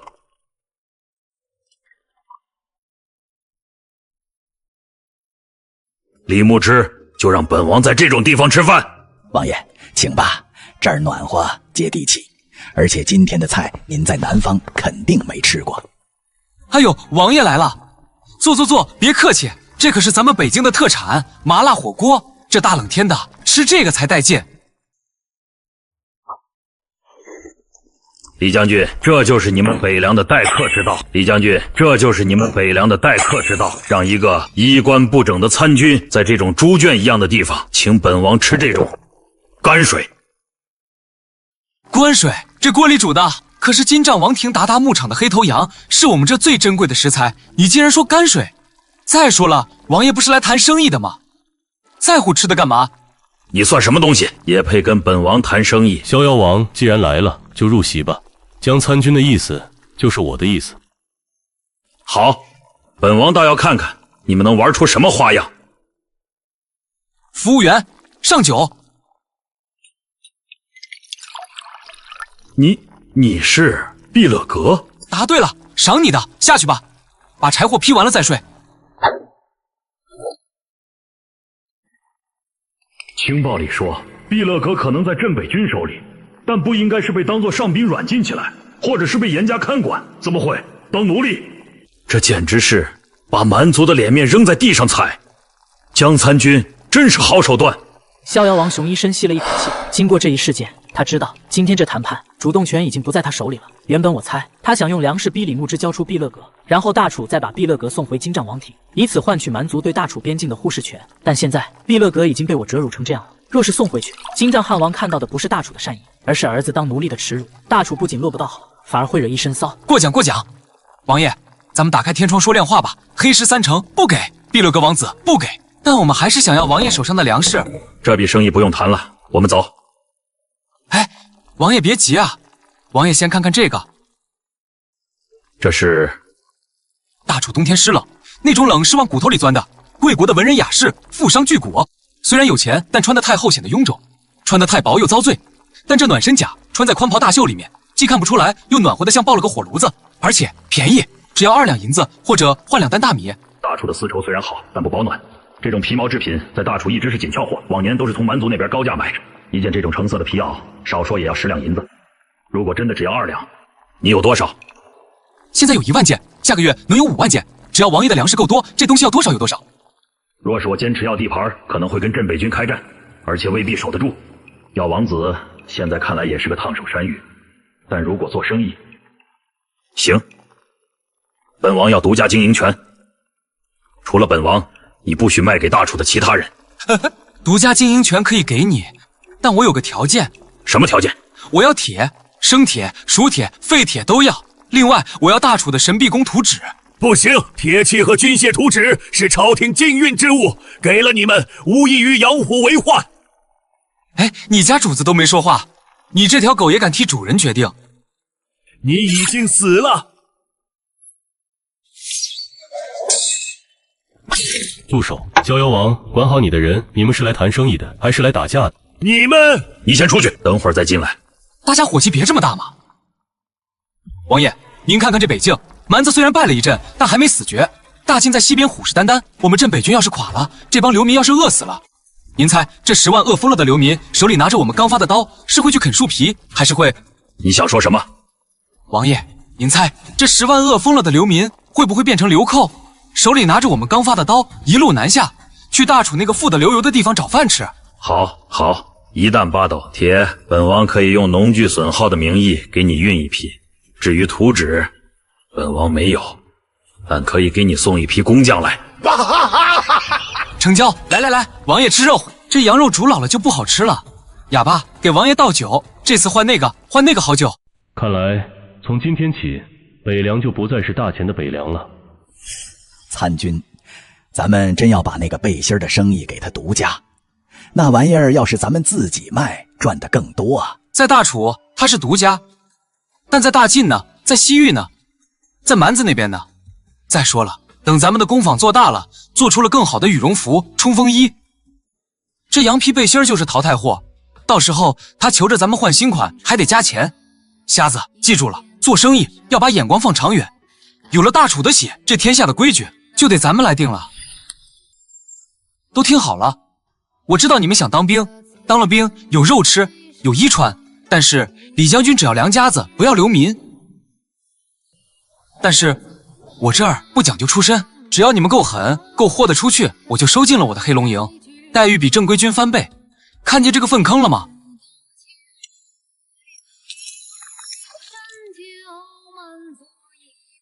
这坑里有500文钱，谁下去把钱摸出来，这钱就是谁的。而且摸出来的人以后就是我江鼎的兄弟。怎么嫌脏，连屎都不敢吃，还想在乱世里吃肉？都散了吧，回去接着啃树皮。我来，连屎都不敢吃，还想在乱世里吃肉？都散了吧，回去接着啃树皮。我来，大人，摸到了。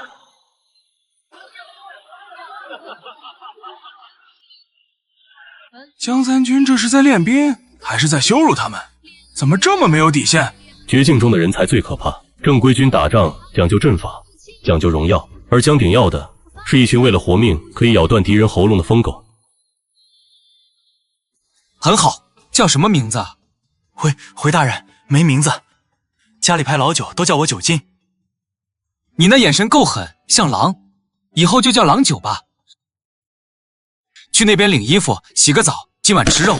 狼九激动地跪在地上，重重地磕了个头。而这就是我给其他流民们做出的榜样。他们现在看我的眼神里，除了敬畏，多了一丝狂热。黑龙营即将在今天成立，我安排完一切，正准备回帐篷，但毕勒格却突然快步走上前，拉了拉我的衣角。怎么，你也想去泥坑里摸钱？他有问题。哦，你怎么看出他有问题的？眼神，刚才大家都像饿狼一样盯着那个泥坑，恨不得跳进去抢钱。只有他，虽然装出一副渴望的样子，但他的眼神里全是鄙夷和厌恶。那种眼神，我在傅汉身边的大萨满眼里见过，那是看蝼蚁的眼神。一个快饿死的流民，怎么会有这种眼神？有点意思，狼崽子长进了，这次算你立功，晚上赏你个鸡腿。我朝着不远处的地老鼠使了个眼色，地老鼠心领神会。半个小时后，那个中年书生就被五花大绑，吊在一间废弃仓库的梁上。可无论老黄怎么折磨他，他愣是什么也不说。这人是个硬骨头，应该是受过专门的训练。我给他喂了养养粉，他硬是一声没吭，把舌头都快咬烂了。受过训练？有种就杀了我！我是大钱子民，死也不会从贼。这里是镇北军大营，是大钱的军队。你说我们是贼，那你是谁？我是流民，我只是看不惯你们羞辱百姓。那这块牌子好像是从你鞋底下搜出来的，后面这个严字，你不会是当朝左丞相严嵩严阁老家的司卫吧？你想怎么样？严阁老派你来，无非就是想看看这北凉工坊到底是怎么回事，或者想偷那个暖身甲的制作方子。其实吧，这方子不值钱。你想知道，我可以告诉你。但我最讨厌的就是有人在我的地盘上当老鼠。老黄，读书人最好体面，给他喂点春药，把衣服扒了扔进猪圈里，配猪过程中允许他嗦猪蜜。你这个畜生，你杀了我！你杀了我！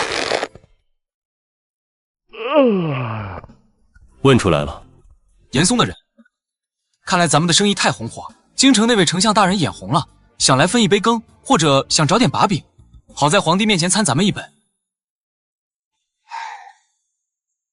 这是刚从京城送来的密信，是我姐姐当朝皇后娘娘让人送出来的。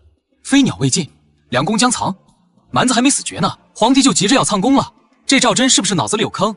不是脑子有坑，是帝王心术。赵无极带回去的捷报，虽然让皇帝高兴了一阵，但也让他更加睡不着觉了。一个能不费一兵一卒劝退蛮子的将领，比一个只会杀人的将领更让他害怕。而且逍遥王跟我们做生意的事估计也传到京城了，私通敌国，贩卖军资，这每一条都是抄家灭族的罪名。那将军打算怎么办？交出兵权，回京请罪，还是干脆反了？那将军打算怎么办？干脆咱们反了。江鼎，慎言。这里没外人，将军，现在刀已经架在脖子上了。皇后娘娘这封信就是最后的预警。我不能反，至少现在不能。蛮子未灭，大晋在侧，我若反，北境必乱，百姓必遭屠戮。我李家是受皇恩，不能做那千古罪人。行，将军要当忠臣，我陪你。但既然京城想玩阴的，那咱们就陪他们玩玩。再过几天就是除夕了，我想给咱们那位远在京城的丞相大人送一份大礼。什么礼？一份能让他和赵无极，甚至和皇帝狗咬狗的大礼。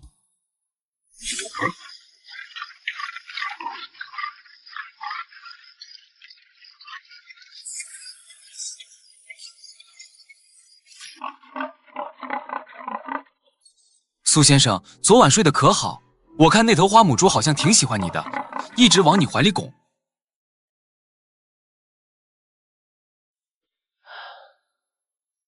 杀了我！求你杀了我！杀你？那多没意思。苏先生是读书人，是严阁老的心腹，把你杀了，严阁老也就是损失一条狗，过2天就忘了。咱们得做点有意义的事。你想让我出卖阁老？做梦！我的家人都在阁老手里。谁让你出卖阁老了？我是想送你一场泼天的富贵，也送严阁老一把杀人的刀。看看这个。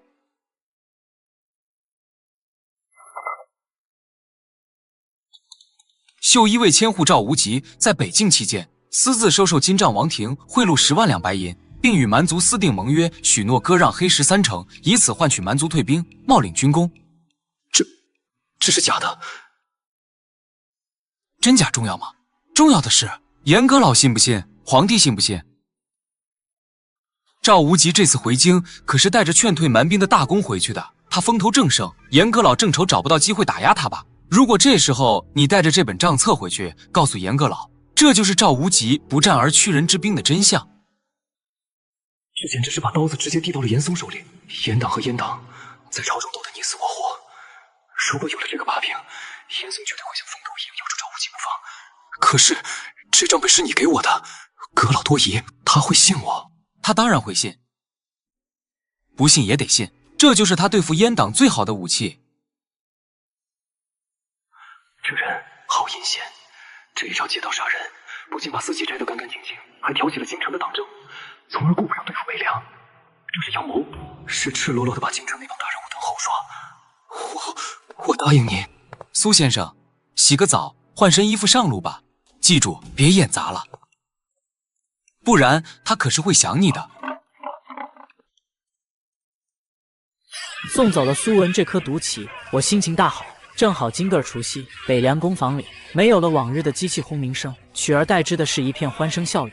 10万流民虽然还没完全脱贫，但靠着这2个月的做工，都吃饱穿暖了。北凉这片土地上，第一次有了一种叫做家的味道。但众人都在庆祝之时，毕勒格王子却缩在角落里，眼神复杂地看着我，被众人簇拥在中间。这2个月，他做了许多脏活，甚至学会了怎么给猪接生。原本以为我是在羞辱他，但慢慢的，他发现自己变了。他的手不再细皮嫩肉，他的眼神不再只有那种空洞的高傲，他开始懂得观察人心，懂得怎么在强者面前隐藏自己的獠牙。狼崽子看什么呢？想家了？不想。草原上没有杀猪菜，也没有饺子。哼，你倒是适应得快，喝一口。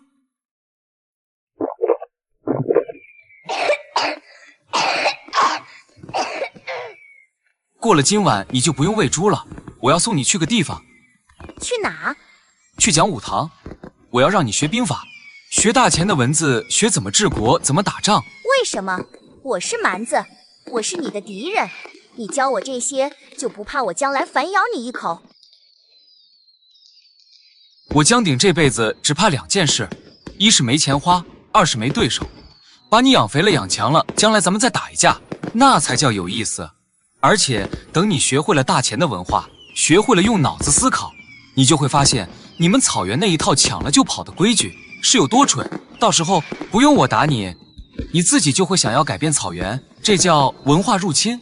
文化入侵。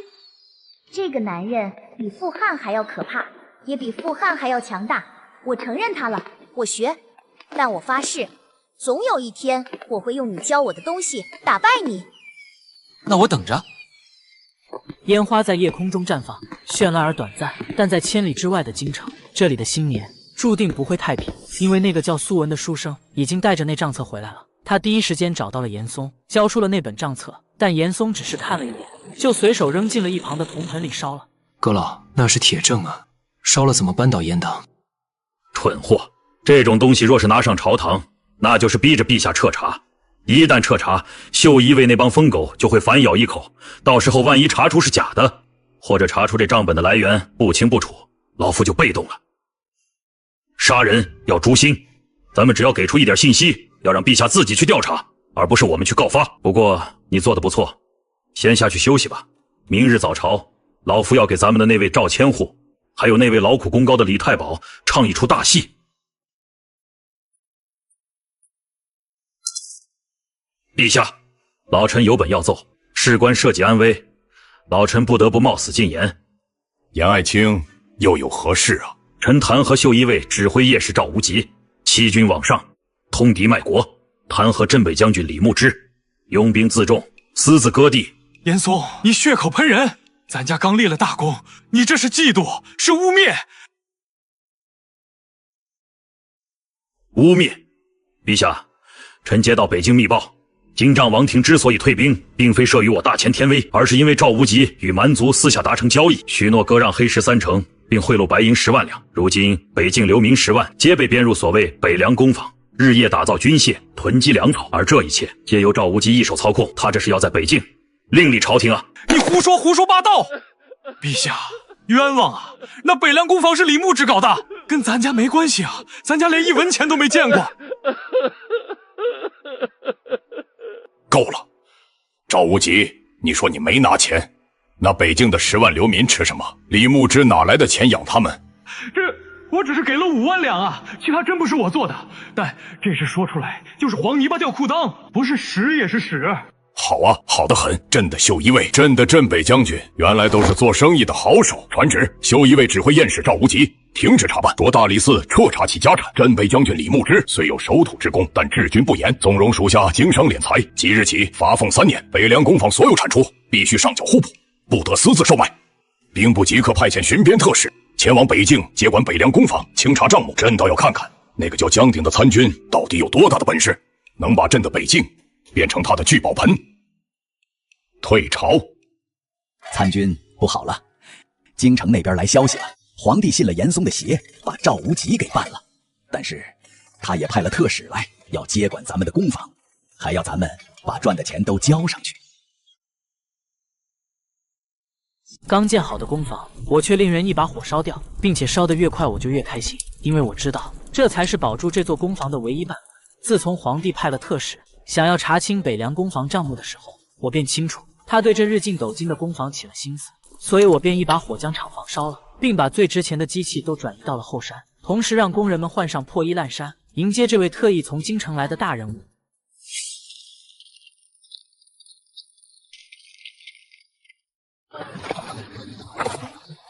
下官江鼎率北凉工坊全体同仁恭迎王特使。怎么只有你一个李牧之呢？哦，李将军军务繁忙，去巡边了。王特使找他何事？倒也没事，只不过本官奉旨前来查账，听说你们这儿日进斗金，怎么搞成这副德行？日进斗金？特使大人，您这是听哪个杀千刀的造谣啊？您看看这满城的流民，那是10万张嘴啊！李将军把我们的军粮都拿出来了，这才勉强没让人饿死。至于那个工坊，这是工坊起火了。大人，我本来想让流民参与劳作，却没想到他们没读过几年书，根本不理解我教他们的运作办法。在前几天，因为操作不当，就把工坊点了。现在别说赚钱了，裤衩子都快赔光了。少玩这套，带路！本官要先看账本，再看库房。是，大人请。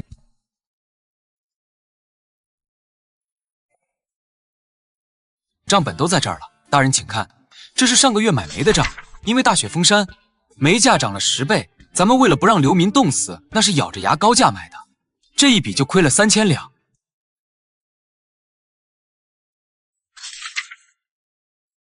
这是给流民治瘟疫的药钱。黄神医为了救人，把棺材本都贴进去了。王特使越看越心惊，收入一栏只有寥寥几笔，而支出一栏全是成千上万两的巨款，这都是我做的假账。很明显，他也不信。这怎么可能？逍遥王不是来过吗？不是买了你们1万件暖身甲吗？钱呢？啊？钱都买了粮食，但这10万人吃得太快了，那1万件背心的钱还不够这10万人吃半个月的。大人，您是不知道10万人一天要吃多少吗？大人，这账面上确实是亏的，而且亏空巨大。若是朝廷接管这20万两的债务，要是把这20万两的债务背回去，陛下非砍了我的头不可。带我去库房，我就不信你们一点存货都没有。有，库房里确实还有一批货，那是咱们准备抵债的。大人要是想要，全拉走，只要能把债平了，下官给您磕头都行。我知道王特使不会死心，但我已经做足了万全准备。1刻钟后，库房的大门被打开，里面堆满了发霉、腐烂的羊皮，上面长满了绿毛，甚至还有蛆虫在爬。这是我叫老黄特意去处理的。王特使只看了一眼，就当场吐了出来。这就是你的存货？是啊，大人，这就是刚收上来的蛮子羊皮，因为没钱买药水处理，也没钱请工人清洗，堆在这儿就坏了。但这好歹也是皮子啊，拉回京城去洗洗还能用，应该能抵个几百两银子吧。什么日进斗金，什么聚宝盆，全是假的。这根本就是一个靠着借债和李牧之贴钱维持的烂摊子。不对呀，江参军，既然工坊经营如此艰难，那你们是怎么活下来的？本官听说你们黑龙营的装备可是精良的很啊。大人，那是我们为了打蛮子跟大楚的商号借的高利贷。大人既然来了，能不能帮我们跟朝廷说说，把这笔高利贷给报销了？啊？他说的可是真的。大人，他说的这些账本上确实有记载。大人，您看能否报销？报销你个头！王特使终于忍不住爆了粗口，但他还是不信。离开库房后，他借口天色已晚，想在北凉营这住一晚上，但却趁着夜色，打算带上几个护卫去周遭秘密探查一番。可没想到刚出房门，一支利箭正好射在他的脚下，紧接着是一阵杂乱的马蹄声和喊杀声。有刺客，有响马，保护大人！救命啊！江参军、李将军！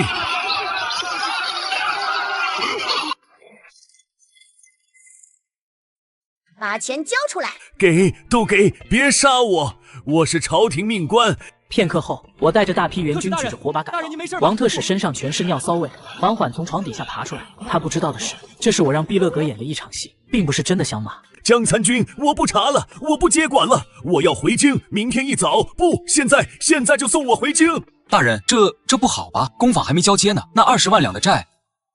不用交接了，债务你们自己扛，工坊还是你们管。本官回去就奏明陛下，北凉工坊虽然亏损，但在江山君的带领下，还在苦苦支撑，是为国分忧。大人英明啊！既然大人这么体恤下情，那下官就斗胆，请大人留下那份全权委托书，顺便把这次被响马抢走的损失算在工坊的烂账里。都算。第二天一早，天还没亮，王特使的马车就逃命似的冲出北凉。我一声令下，北凉工坊再次重建，后山藏着的机器也被拉了回来。几万名流民工人不到3天就把厂房重新建好，甩开膀子开始干活。而我正坐在工坊顶楼的总经理办公室，惬意地看着这一切。参军，这可是咱们工坊里最好的料子啊！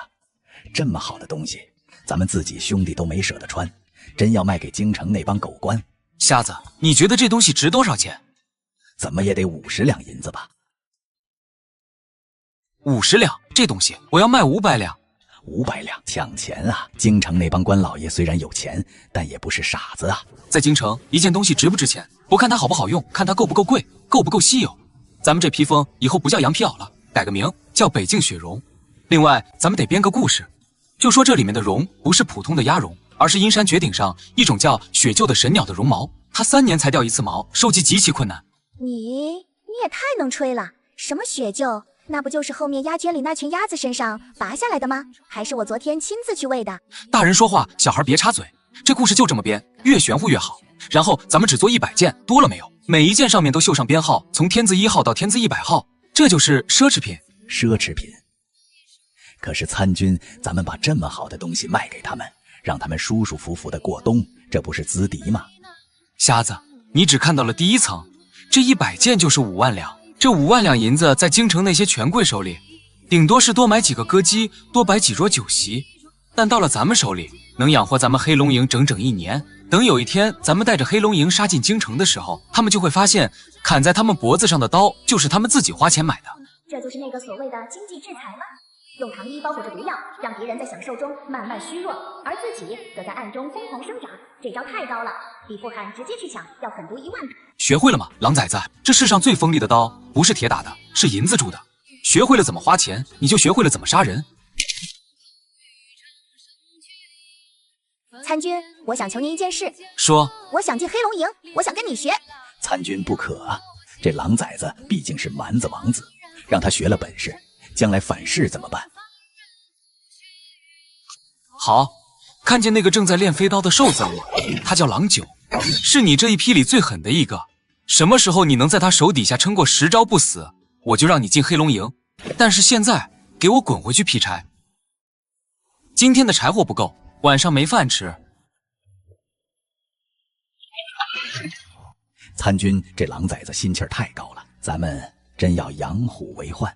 他现在顶多算只野猫，想成虎还得再练练。而且如果有一天金帐王庭的新汉王是用咱们大钱的兵法、咱们的武器，甚至咱们的思维去统治草原，那你觉得那片草原还是原来的草原吗？那将是咱们北凉最忠诚的藩篱。西边的黑风口出事了，大晋的铁夫屠越界了。他们有多少人？300重骑，他们在追杀一支商队，说是商队里藏了大晋的叛徒。300重骑，难道是铁浮屠追杀叛徒追到我北凉的地界来了？瞎子，吹集结号，黑龙营全体集合，敢把爪子伸进老子的地盘，老子就给他剁下来炖汤。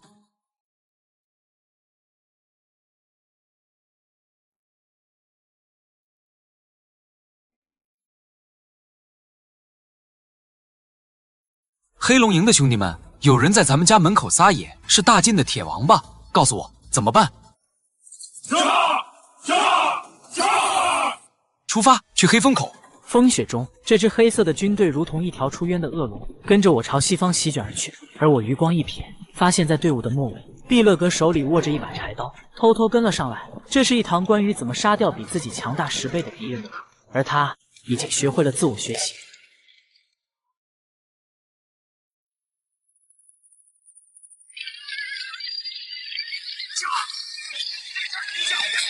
坚持一下！前面，跑！爷爷快跑啊！跑不掉了！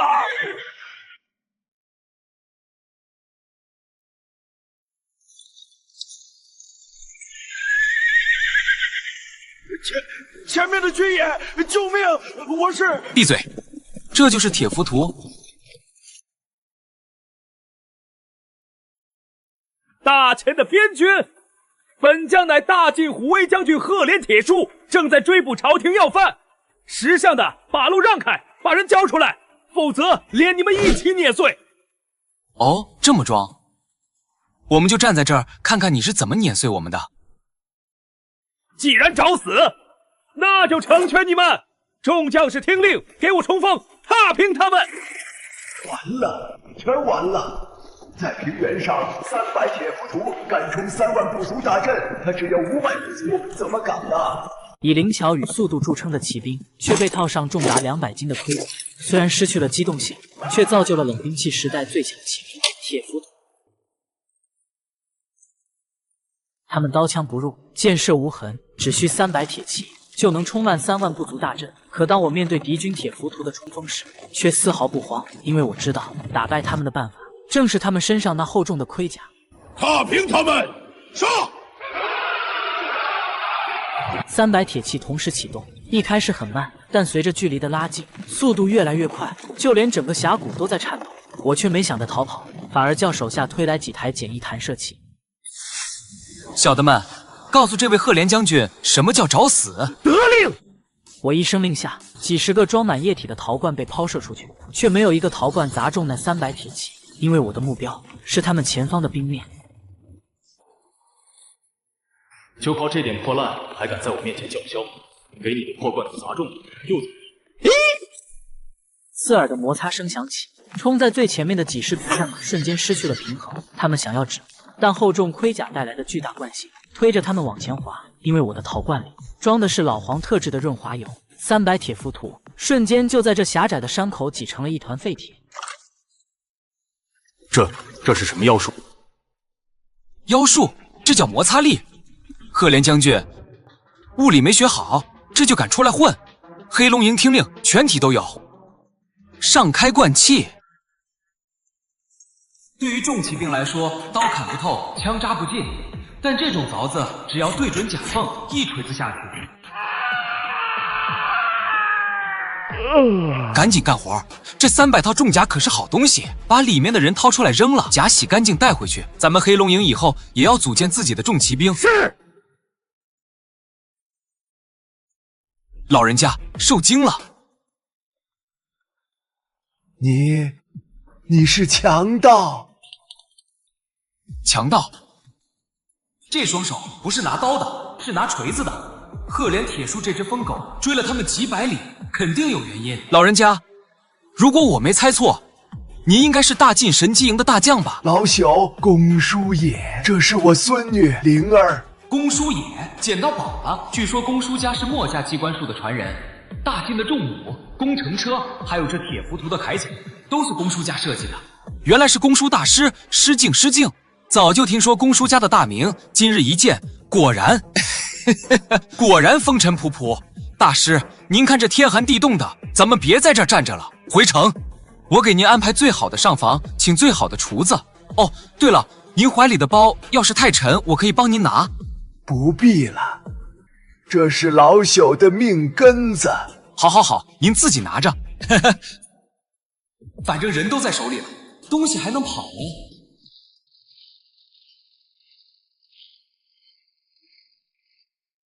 参军，那300个铁罐头真的就这么完了？怎么觉得不够壮烈？觉得没有那种骑兵对冲的热血？狼崽子，记住一句话：战争的艺术不是看谁死的人多，也不是看谁吼的声音大，而是看谁能用最小的代价换最大的战果。这就叫降维打击。降维打击。行了，别琢磨了，回去赶紧把柴劈了。今天准许你吃肉，得快点做出新武器了。拖油这法子在冬天还行，一旦到春天冰雪消融，我还真对付不了那大晋的铁浮屠。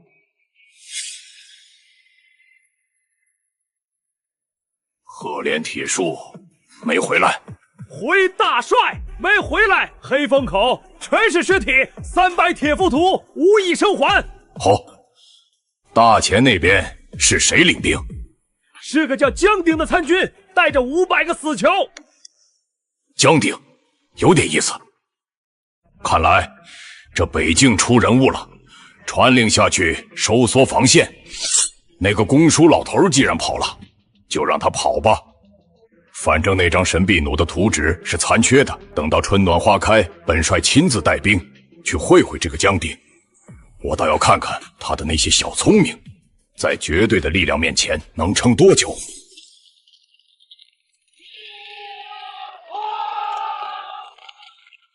打赢了，打赢了！将军，从今天起，咱们北凉不用再看任何人的脸色了。咱们不仅有钱、有粮、有装备，咱们还有了最好的工匠，那是我们争霸天下的底气。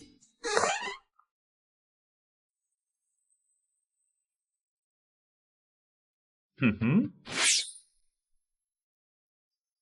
不行，还是不行，简直是暴殄天物。这是上好的碱铁，你们就用这种土窑子烧，温度不够，杂质排不出去，炼出来的就是一堆脆得跟饼干一样的垃圾。老头，你行你上啊！这已经是咱们这最好的煤了，风箱也被俺拉得冒烟了，还要咋样？你那是蛮力，炼铁讲究的是火候，是炉温，不可理喻。朽木不可雕，老夫不伺候了，我要带孙女走。走，往哪走？公叔大师，您这脾气可真大，这还没开始干活呢，就要撂挑子。江参军，老夫承认你有点小聪明，能灭了赫连铁树，但在炼器一道上，你就是个外行。这种破烂工坊，连给大晋神机营提鞋都不配。老夫留在这儿，那是侮辱祖宗的手艺。外行，大师说的对，这炉子确实是个垃圾。我这几天已经在想法子改进了。大师看看这个，这是我闲着没事画的，也不知道能不能入得了您的法眼。把废气引回来，预热。这能把炉温提高至少30%。一旦到了那个温度，铁水就会像水一样稀，杂质自然就……这图是谁画的？墨家巨子还是哪位隐士高人？难不成是作者寒门动画给你的？别猜了，就是我画的，而且我还有神技呀！水力断锤，利用黑水河的水流带动巨大的轮轴，提起几百斤重的大铁锤，然后重重砸下。老朽服了，这北凉工坊确实有资格让老朽留下。这就对了嘛！既然留下了，那咱们就谈谈那个油布包里的东西吧。怎么还藏着掖着？赫连铁树那只疯狗追了你几百里，肯定是要你那里面的东西吧？说实话，我只是单纯的好奇，说不定我还看不上眼呢。看不上眼？这里面是老夫毕生心血三弓床弩的改进版，只需3人操作，射程可达1200步。是吗？给我看看，让你长长见识。反正没有我，你也做不出来。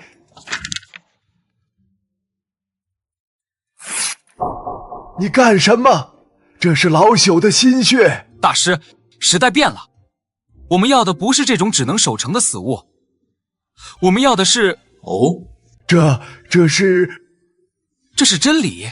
公叔大师，您懂火药吧？我们要做的不是把一根铁棍子射出去，而是把一包炸药扔到蛮子的头顶上。只要大致方向对了，轰的一声，方圆10丈，人马俱碎。这就是口径即正义，射程即真理。如果真如他所说，这东西一旦造出来，将会彻底终结重骑兵的时代。可是江参军，这东西伤天害理啊！大师，您要是觉得这东西太残忍，可以不造，但我可以告诉你，大晋那边已经在研究火器了。如果我们不造，将来被炸碎的就是咱们的黑龙营，是咱们虎头城的百姓。一旦失去了我们的庇护，您和您孙女又该逃到哪里去？公叔也沉默了，他最终咬了咬牙，加入了我的北凉真理部。半个月后，北凉攻防的后山突然传来一声巨响。那是什么？这就是真理的味道。将军，以后跟蛮子讲道理的时候，记得带上这个。江鼎，你真的是人吗？当然是人，只不过是个比较怕死，所以想把别人都弄死的好人。参军、将军，不好了！出什么事儿了？京城那边天上人间传回来的消息。天上人间是我让地老鼠在京城开的一家花楼，表面上做着风月生意，可实际上却是我的情报收集所。当瞎子把一封密信递给我时，我才知道那狗皇帝又搞事了。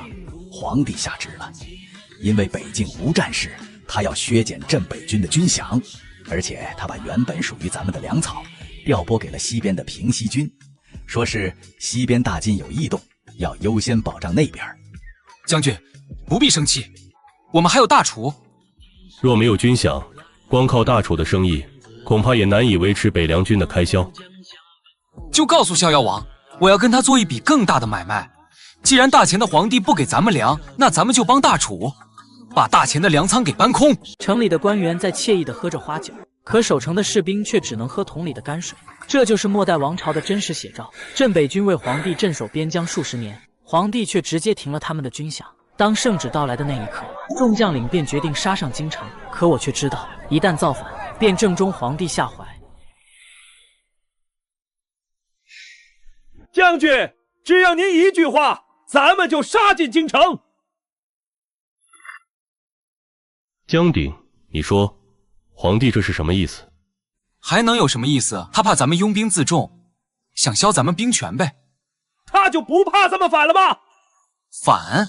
咱们要是反了，他就有借口调动天下兵马围剿。咱们要是不反，那就得乖乖把工坊的钱拿出来填军费的窟窿，直到把咱们吸干为止。这叫钝刀子割肉。那怎么办？军中存粮只够半个月了，10万大军加上10万流民，20万张嘴，半个月后不用蛮子打，咱们自己就得炸营。半个月足够了，将军。既然皇帝不给咱们粮，那咱们就自己去拿。大前江南的官仓，咱们就去拿这里的粮。可是江南是大前的腹地，隔着几千里，而且朝廷严禁粮食北运，咱们怎么拿？这就得靠咱们的老朋友了。算算日子，那位逍遥王爷的第2批车队应该快到了吧？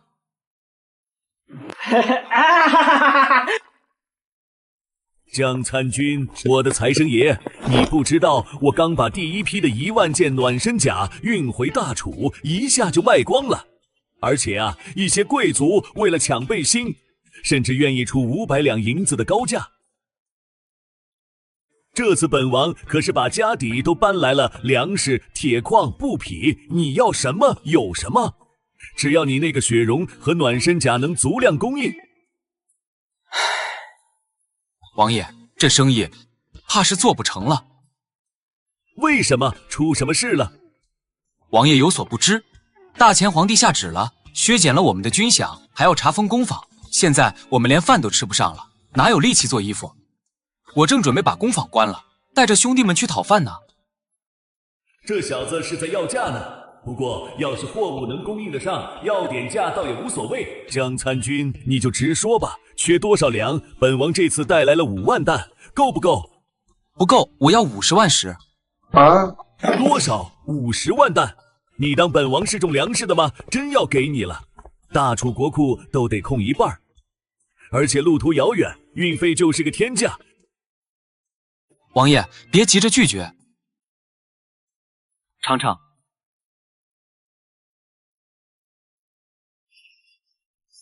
哦，这是酒，好酒。这酒比大楚最好的醉仙酿还要烈上10倍，而且如此清澈，简直是琼浆玉液。这叫高纯度蒸馏酒，当然也有个更好听的名字——烧刀子，至尊版。我要卖这酒，50万担就50万担了，我给。但我不要你们大楚的粮，大楚离这儿太远，运过来太慢。那你还能要哪里的粮？我要大前江南的粮。王爷，您是大楚的亲王，手里握着通关文牒，大前南方的那些贪官哪个不跟您有生意往来？我要您出面，用银子去买大前江南官仓里的陈粮，就说是大楚遭了灾，急需买粮。那些贪官为了中饱私囊，绝对敢卖。然后您用大楚的商船沿着运河一路北上，直接运到咱们交易的渡口。这可是走私军粮、杀头的罪。在大前的地界上，谁敢杀大楚的逍遥王？而且这利润，这一张通行证给你，以后大楚的商队在北境行走，黑龙营护送，免税。这意味着您将垄断整个北方的贸易网。这有了这2样，我将成为天下最富有的王。合作愉快。半个月后，在大前的江南道，无数挂着大楚旗号的商船停靠在码头。正如我预期的一样，那些大前的粮道官员把库里挤压的米全都低价卖给了大楚，可钱全都进了自己的口袋。而大楚商船并没有第一时间回楚国，反而调转船头，一路北上。沿途的关卡官员看着塞过来的几锭银子和几瓶北凉烧刀子，全都睁一只眼闭一只眼。这一幕幕简直是这腐朽王朝最讽刺的写照。我以前以为大前的敌人是蛮子，是大晋，现在我才明白，大前最大的敌人是他自己，是那些贪婪的蛀虫。将军，别替皇帝心疼了，这些粮食留在江南也只会被老鼠吃掉，到了咱们这儿，至少能变成杀敌的力量。看懂了吗，狼崽子？看懂了，不用一兵一卒就能把一个国家的粮仓搬空，这种仗比杀人更可怕。如果有一天你也用这招对付我们草原呢？比如你高价收购我们的羊毛，让我们只顾着养羊，不再养马，不再练兵。等我们离不开你的粮食和茶叶时，你突然断供。这小子的悟性简直妖孽，这不就是后世的贸易战和单一经济陷阱吗？好小子，真不愧是我教出来的。你说的对，这确实是我给你准备的最后一张牌。所以你要学这个世界弱肉强食，不仅仅是刀剑的强弱，更是脑子的强弱。我会学的，我会比你更聪明、更狠，然后打败你。拭目以待。将军，还有一件正事，公输大师的真理已经造出来了，咱们得找个地方试试想。你想去哪里试？听说大晋边境有个碎叶城，里面驻扎着那只被打残了的铁浮屠残部赫连铁树死了，他的副将还在叫嚣着要报仇，咱们去送他们一程，顺便让这天下人听听咱们北凉的声音。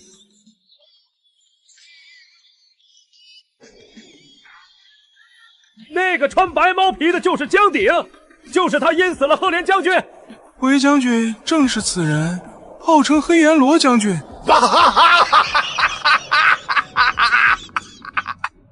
阎罗，我看是神棍吧？500不足就敢来攻我碎叶城，真当我大晋的刀不利？要不要派铁浮屠出城冲杀？这小子诡计多端，黑风口的教训不能忘。他在那边挖坑，可能就是为了预防铁浮屠冲锋。咱们粮草充足，只需守着城墙，跟他们耗就行。一旦进入射程范围，就把他们射成刺猬。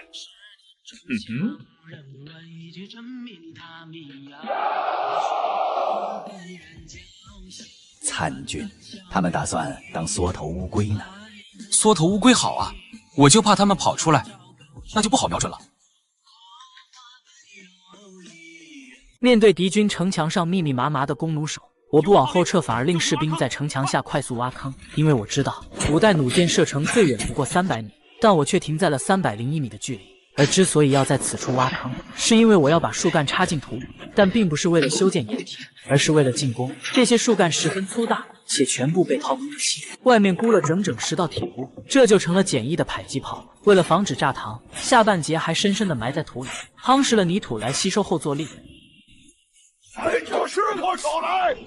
大师，角度调好了吗？调好了，但这能行吗？这么大一包火药，要是扔不出去，咱们自己可就上天了。放心，物理学不会骗人。准备。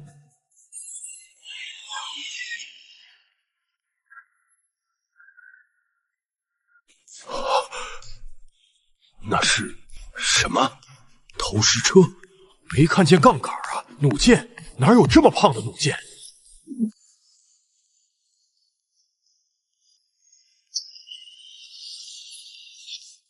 第一个炸药包终于到场，那些身穿重甲的大地士兵连惨叫都来不及，这个气浪先飞出去，就连坚固的石质城堡也被打碎。但没等他们反应过来，剩下9个炸药包也到了，碎叶城的城墙瞬间被火海和硝烟吞没。这就是真理？这还是人打仗吗？这是神法。那我就是这个世界的神，狼崽子！记住这种感觉，在这种力量面前，什么骑射，什么无用，都是笑话。硝烟散去，原本城墙上密密麻麻的手此刻已经倒在地上，只用了半个小时，这座号称固若金汤的碎叶城便易主。可我进城时却发现，拓跋宏竟然没死。妖术，真惨！拓跋将军，醒醒，别念叨妖术了。回去告诉你们大帅宇文成都，就说这玩意儿叫北凉1号。参军要我杀了他吗？放了吧。啊，不杀。杀了他谁去报信？我要让这恐惧像瘟疫一样在大晋的军营里传开，让他们知道时代变了。你是说10个木头几声巨响，城墙就塌了，人就死光了？大帅，那是雷公，他们能召唤雷公。妖言惑众，拖出去斩了！如果那东西能轻易轰碎城墙，那大晋引以为傲的防线，在北凉面前岂不是成了摆设？江鼎，看来本帅得提前动手了。此子不除，必成大患。传令，集结3军，让神机营把所有的攻城器械都拉出来。等开春雪化，本帅要踏平虎头城。我要看看，到底是他的妖术厉害，还是我大晋的100万雄师厉害。自这事以后，无论是蛮子亦或是大晋，都不敢再来骚扰北凉，但我却总有一股不祥的预感。所以上元节刚过，虎头城里的年味还没散尽，空气里便多了一股子燥热的火药味。那是我令公叔也在不断的改造真理大炮。正当一切都在以好的方向发展时，老黄却像个幽灵一样从阴影里钻了出来。他没有说话，只是冲着我比了个隐晦的手势。这是黑龙营特有的暗号，看来家里进老鼠了。皇子殿下，谁？奴才也是草原的孩子，如今潜伏在大晋那边做事，今日特来救殿下回王庭。救我？你是大晋的人还是富汉的人？敌人的敌人就是朋友。宇文大帅知道殿下在此受辱，特意派小人来联络，只要殿下肯配合，大晋愿助殿下脱困，甚至助殿下夺取汉位。大晋会这么好心？你们是被那个黑阎罗打怕了吧？想利用我搞乱虎头城？这小孩才8岁，怎么这么难缠？殿下聪明，我就明说了，北凉工坊的火药库就在后山，只要殿下能把这个扔进去，趁着大乱我就能带殿下走。这只是一笔交易，而且是您想要的交易，毁了江鼎的根基，报了您的仇，还能回家。殿下，您还在犹豫什么？难道您真的甘心给那个男人当一辈子的奴隶？他说的对，江鼎烧了我家的牧场，杀了我家的牛羊，还让我在这儿喂马劈柴，受尽屈辱。只要我按照他的做，这一切就结束了。而且我也能靠别人打败江鼎，兵不厌战，这全是江鼎自己教我的。今晚子时，我会动手，你在哪接应我？就在后山的排污口那里，守备最松。一言为定。只要这东西扔进去，那惊天动地的爆炸声就会响起，那个江鼎就会灰飞烟灭。只要这东西扔进去，那惊天动地的爆炸声就会响起，那个江鼎就会灰飞烟灭。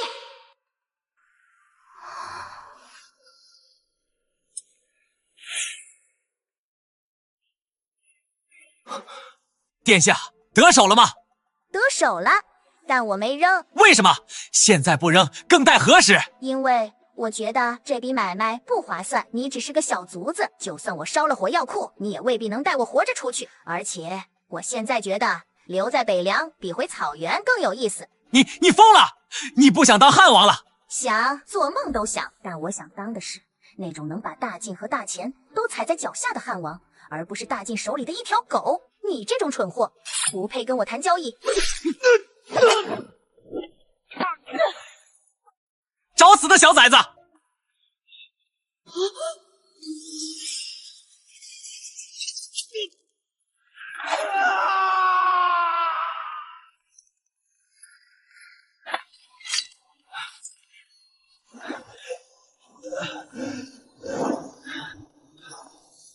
精彩！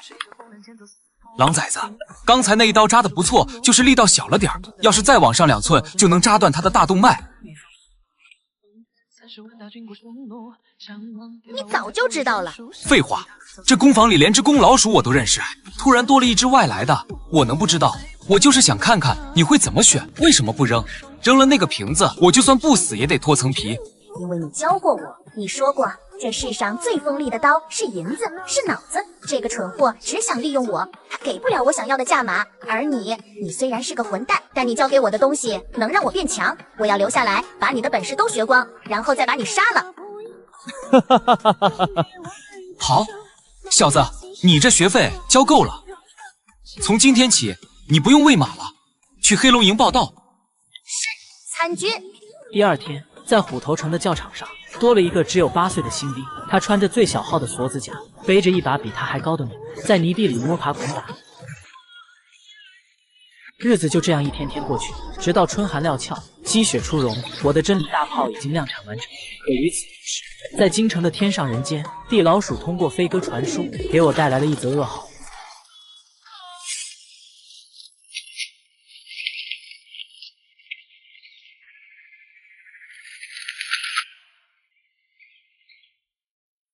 信上写了什么？将军，您自己看。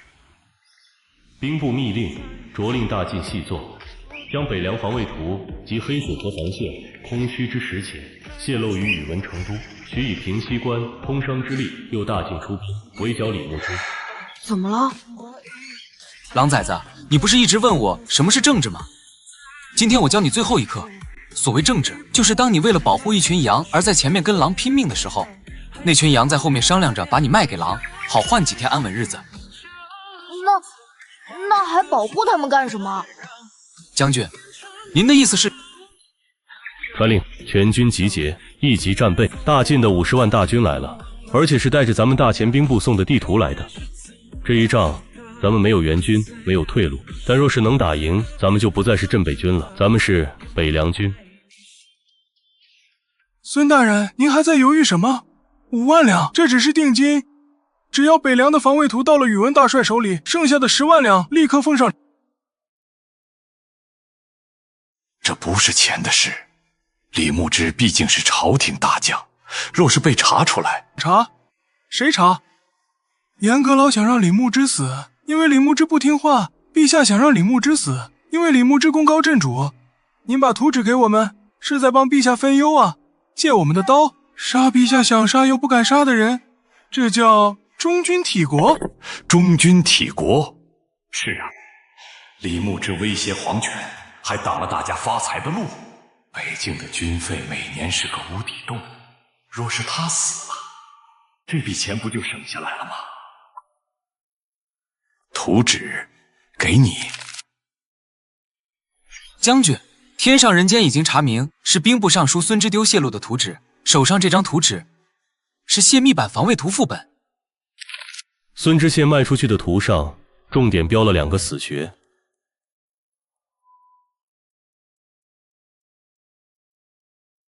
这老贼直接把我们北凉的底扒出来了。这2处死穴，一处是黑水河防线，冰层都融化了，在这只要铺设浮桥，大军就能长驱直入；另一处是虎头城的东门，那里的城墙年久失修，且地基松软，不适合架设重弩。将军，这对我们来说是好事儿。好事？要是没有这张图，宇文成都那只老狐狸肯定会稳扎稳打，那是咱们最不想看到的，咱们耗不起。但现在有了这张图，他就会觉得握住了胜利的钥匙，放心大胆的来进攻。你想搞伏击？对，宇文成都不是喜欢重骑兵吗？黑水河岸边是一片开阔地，最适合重骑兵冲锋。如果他知道那里只有3000老弱，他一定会让铁符土打头阵，撕开缺口。我们要在那片开阔地下面给他埋点土特产。你是要用真理大炮？这次换个新的，地雷。可是如果他们不走黑水河，而是攻东门呢？那更好。大晋的军队习惯了野战冲杀，进了城就是瞎子，咱们就跟他们玩捉迷藏，玩下毒，玩陷阱，把那片空地变成绞肉机。好，就按你的想法来，将计就计，给宇文成都留这扇门，我看他敢不敢进。兄弟们，朝廷没钱了，我们的军饷发不出来了。兄弟们，朝廷没钱了，我们的军饷发不出来了。但是北凉有钱，江参军说了，朝廷不养咱们，北凉养。皇帝不给咱们饭吃，咱们自己挣。从今天起，你们不再是大秦的兵，你们是北凉的兵。我李牧之把话放在这儿，只要北凉的大旗不倒，我就绝不会让任何一个兄弟饿死，哪怕是去抢，我也要带你们抢出一条活路来。这才像样嘛！如果我也能有这样一支军队，会有机会的。不过在这之前，你得先学会怎么当好一个诱饵。诱饵？对，我要你写一封信。什么信？宇文成都这次来，除了要灭李牧之，还打着替天行道、解救金帐王子的旗号。毕竟他跟你们蛮族也是有勾结的，所以你得写一封求救信，就说你被我们虐待，快死了，但你偷听到了情报，说虎头城内乱。李牧之和江鼎因为分赃不均火并，防守空虚。为什么要这样写？我这是怕宇文成都不来呢，再给他点勇气。元帅已经核对过了，确实是毕勒格王子的亲笔。闹翻了，呵呵。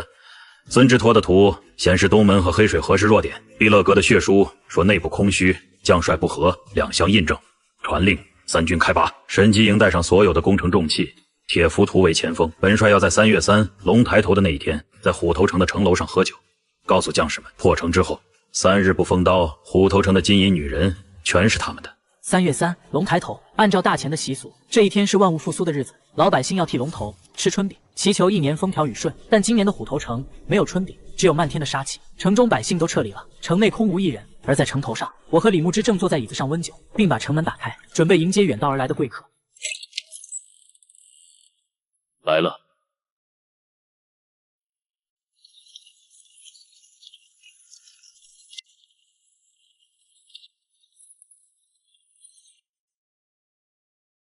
空城计，按照毕勒格的血书和孙之梯的情报，虎头城现在应该是一片混乱，两派火并才对，怎么会这么安静？大帅，会不会有诈？诈！这就是那个江鼎装神弄鬼，敢玩空城计。我身后50万大军，就算有陷阱，我也能把他填平了。传令前锋营铁浮屠分出3000骑，给我冲进去。江鼎真的不用关门？关什么门？他们进来后一个也活不了，而且我还要让他们自己把自己烧死，这能行吗？换做正常人可能不行，但宇文成都的部队今天老自信了。将军，您就瞧好了吧。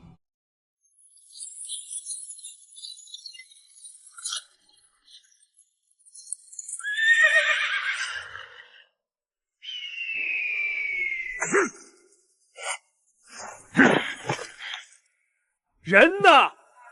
杂种，侮辱我！他们在那稻草里面，给我上！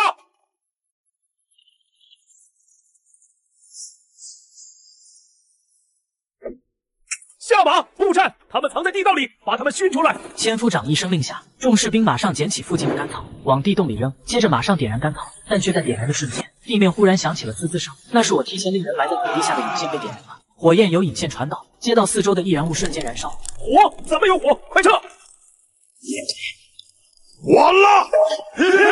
我知道铁浮屠全身骨架，根本不能硬抗，但若是用火，他们那厚厚的铁甲瞬间就会变成烙铁，里面的士兵就像是被扔进了烤箱里的螃蟹，想脱甲都来不及。3000铁浮屠在几分钟后全就变成了烤肉。混账！混账！这是什么战法？只会放火，这就是大前的军队，这分明是一群无赖。大帅，还要攻吗？前锋营好像全军覆没了。攻！传令神机营把工程车推上来，把投石机架起来，我要把这座破城给攻平了。他们竟然带了这么多投石车，江鼎，你……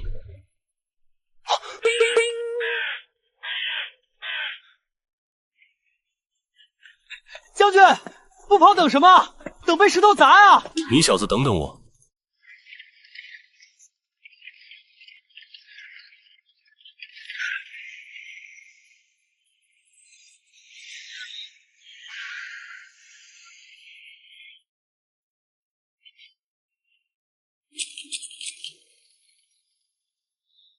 没法继续缩在城内了，我之前令军队在附近埋伏，现在就让他们出来，跟宇文成都决一死战。别，咱们这么点人马，怎么敢跟50万大军打？那你有更好的办法？将军，别忘了，咱们还有真理大炮呢。大炮？你放哪儿了？都在这儿呢。大师，那些真理都买好了吗？放心吧，参军。就在城墙外300步的那片开阔地下，为了埋这30门炮，老夫带着徒弟可是挖了整整3天3夜。点火！破城就在今日，兄弟们，冲上去！只要工程塔靠上城墙，虎头城就是咱们的了。金银财宝、女人都在里面等着咱们。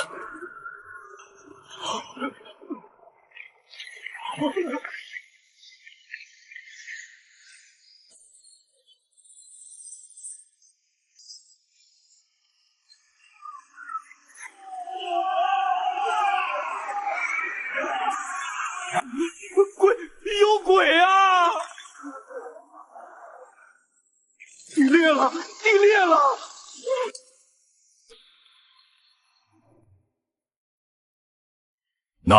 那是什么？大帅，妖术，真的是妖术啊！闭嘴！这绝对不是妖术，是江鼎。他到底是个什么怪物？硝烟慢慢散去，下面那片狼藉的战场上早已空无一人。宇文成都早已吓破了胆，带着剩下的军队离去。此战大捷，可我站在城墙上，却是一阵惋惜。真贵啊！这一炸把咱们库存的火药和废铁全用光了，那可是整整5万两银子啊！5万两换大晋1万精锐，加上他们的胆气，这生意咱们赚了。是赚了，但又没钱了，都愣着干什么？没看见那一地的铁甲和兵器吗？那可都是钱。等火灭了，给老子下去捡。谁要是敢私藏一块铁片，老子剁了他的手。是。将军，这一炸之后，宇文成都至少半个月不敢动弹了。他会被这种未知的恐惧折磨得睡不着觉，他会怀疑每一块土地下面都埋着雷。咱们的时间争取到了，接下来咱们该跟朝廷好好算算那笔军饷的账了。阁老，赵无极被停职查办后，一直在家里装病，但他手底下的那些干儿子干孙子们没闲着，正在四处活动，想给那个阉狗翻案。他翻不了了。昨晚老夫的人在赵无极的别院枯井里挖出了10万两白银。啊，真的挖出来了？老夫说是真的，那就是真的。至于那银子是不是赵无极贪的，反正现在是在他家里挖出来的。而且北边刚刚传来消息，大晋50万大军围攻虎头城，结果败了。败了？李牧之赢了？不仅赢了，而且是大胜。据说用了一种从地底下钻出来的妖雷，把宇文成都的前锋给炸没了。不过话说回来，李牧之赢了，说明他还没反，或者说他还没打算现在反。这对我们是个机会。呵呵，没错。既然李牧之没反，那赵无极那个通敌卖国的罪名就坐实了。太绝了！利用李牧之的胜仗来反正赵无极的罪名，这样一来，阁老不仅扳倒了政敌，还顺便拉拢了远在天边的李牧之。阁老英明。备教，老夫要进宫面圣，送咱们那位赵公公上路了。混账东西！事实果然是这样，朕信任他，让他去北京监军。他倒好，不仅贪污受贿，还敢私通敌国，把朕的江山当成他的买卖了。陛下息怒，幸亏李将军忠勇，不为奸人所惑，死守孤城，这才没让大晋的阴谋得逞，否则后果不堪设想啊！传旨，赵无极通敌卖国，证据确凿，着即凌迟处死，夷3族，其党羽全部下狱，由刑部严查。至于李牧之虽然没反，但那能把大晋50万大军炸回去的妖雷，若是有一天他用在我身上，李爱卿受委屈了，传旨恢复李牧之镇北将军之职，上双凤。另，朕听说李将军至今未婚，膝下无子。朕有一妹长乐公主，温婉娴熟，正值妙龄，着令礼部拟旨，将长乐公主下嫁李牧之，命李牧之即日回京完婚。赐婚？这是恩宠吗？陛下分明是想把李牧之骗回京城啊！将军，恭喜啊！这下终于摆脱单身了。孩子，这并不好笑。不过咱们这位皇帝陛下还真是会做生意，不想给钱，不想给粮，就想送个女人过来，把你这个人连同整个北凉都给收了。长乐公主我见过，是个可怜人。将军，现在不是可怜不可怜的问题，这是个局，你若不去，就是抗旨，就是造反。你若去了，到了京城，没了这10万大军，你就是案板上的肉。那你说去还是不去？去啊，白得个老婆干嘛不去？这可是大钱的公主啊，那是金枝玉叶，要是能把她娶回来当压寨夫人，哦不，当将军夫人，那咱们北凉的腰杆子得多硬。好，那就去。哦，将军这么着急啊？江鼎，别拿我打趣了，我只是想问问那位陛下，他卖我国门的时候，心里到底有没有愧？这次去京城，我并没有带太多人马，而是把800名黑龙营士兵全都带上。入京城有个规定，不能带任何甲胄武器，可我却让他们全副武装。果然，在到达京城城门口时，就被一队人马拦住。站住！来者可是镇北军。正是，这位大人有何贵干？是要请我们吃饭吗？放肆！本官乃礼部侍郎钱谦益，奉旨在此迎接李将军。你们这群丘巴见了本官，为何不下马？还有，京城重地，不得携带重兵刃。按照大前律例，外臣进京需卸甲解刀，从侧门而入。你们带着这么多兵器，穿着这身装扮，是想造反吗？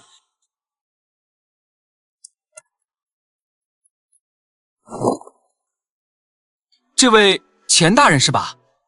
你想干什么？钱大人，您刚才说让我们卸甲，这是规矩。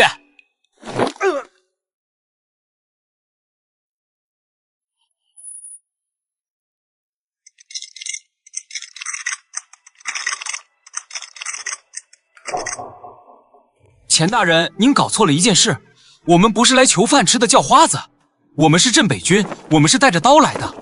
他们身上这些甲是大晋铁浮屠的甲，是我们镇北军的荣耀。他们没有穿这身甲，万一蛮子又或是大晋搞突然袭击，谁来保护你们这些只会风花雪月的文人？是，江大人，这都是误会。来人，放江大人他们进去，把城门口的石墩子搬走。就不劳烦钱大人了，我们自己来。哑巴，去给钱大人表演个绝活。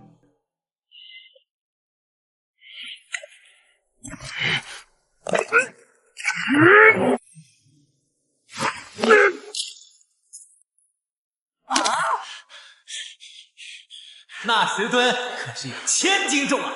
他单手开拔进城。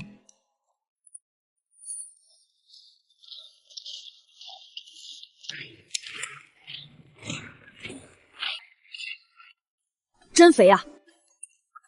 参军，咱们去哪儿？驿馆在东边。去什么驿馆？走，我带你们去天上人间地老鼠那边，早就把台子搭好了。咱们得去给咱们的北凉特产站台。那李将军呢？他得去兵部交令啊。让将军自己去，那是家事；咱们是去赚钱，那是国事，两不耽误。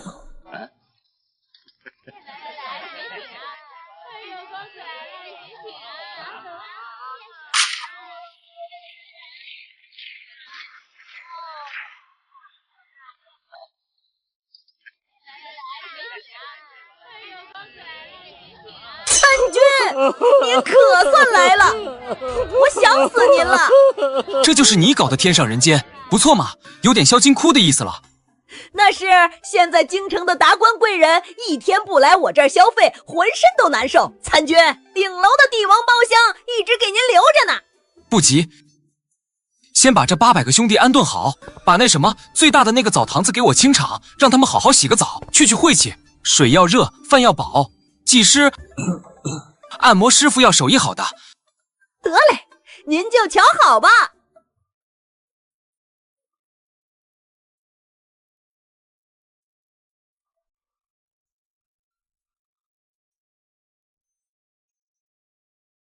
将军，到站了，下来透透气。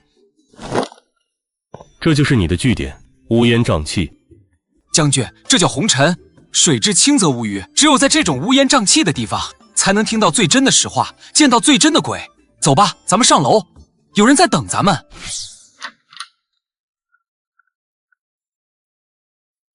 江参军、李将军，别来无恙。哟，苏管家，看来严阁老对你不错啊。这身料子是江南织造局的云锦吧？托参军的福，若不是参军的那本账册，在下现在恐怕已经是个死人了。不客气，互利互惠嘛。对了，严阁老让你来，有什么指教？阁老让我给李将军带句话：赵无极虽然倒了，但阉党百足之虫，死而不僵。而且，陛下对将军的猜忌，并没有因为那场胜仗而减少，反而更深了。阁老说这次赐婚是陛下设的局。长乐公主虽然受宠，但她母亲是前朝罪妃，陛下把她嫁给你，既是拉拢，也是监视，更是羞辱。羞辱。没错，礼部已经在准备大婚的仪程了。他们安排将军在大婚之日要行倒插门之礼，要从偏门入公主府，还要给皇室宗亲下跪敬茶。咱们这位皇帝陛下心眼怎么比针鼻儿还小？这是想给咱们下马威？将军，这婚咱们还结吗？为什么不结？既然是皇帝赐婚，那就要结得风风光光，结得惊天动地。苏管家，回去告诉严阁老，他的好意我心领了。大婚那天，我会让全京城的人知道，到底是谁在羞辱谁。既如此，在下告辞。等等，这是我在天上人间举办的北凉珍宝拍卖会的请柬，3天后举行，请严阁老赏光。这就是我来京城的另一个目的。在3天后，拍卖会在天上人间举行。我带来的那些东西轰动了整个京城，因为那都是这个时代所没有的。仅仅一瓶劣质香水就卖出了300两的天价。到了晚上，我面前的桌子上就堆着整整30万两银票。参军，我这辈子都没见过这么多钱。这才哪到哪，给，这次做的不错。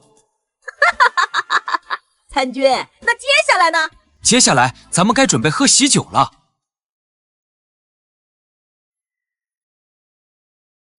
别动别动！我说将军，您这身板太硬了，这喜服是绸缎的，不是铁甲啊。您轻点折腾，别给撑裂了。这衣服是不是太艳了？艳，这就对了，穿红点喜庆。再说了，待会儿咱们还要去打仗呢，穿红的吉利。打仗？你是说？哎，不是动刀子的仗，是动嘴皮子的仗。我收到风声，礼部尚书那个老酸儒给你准备了一道下马威。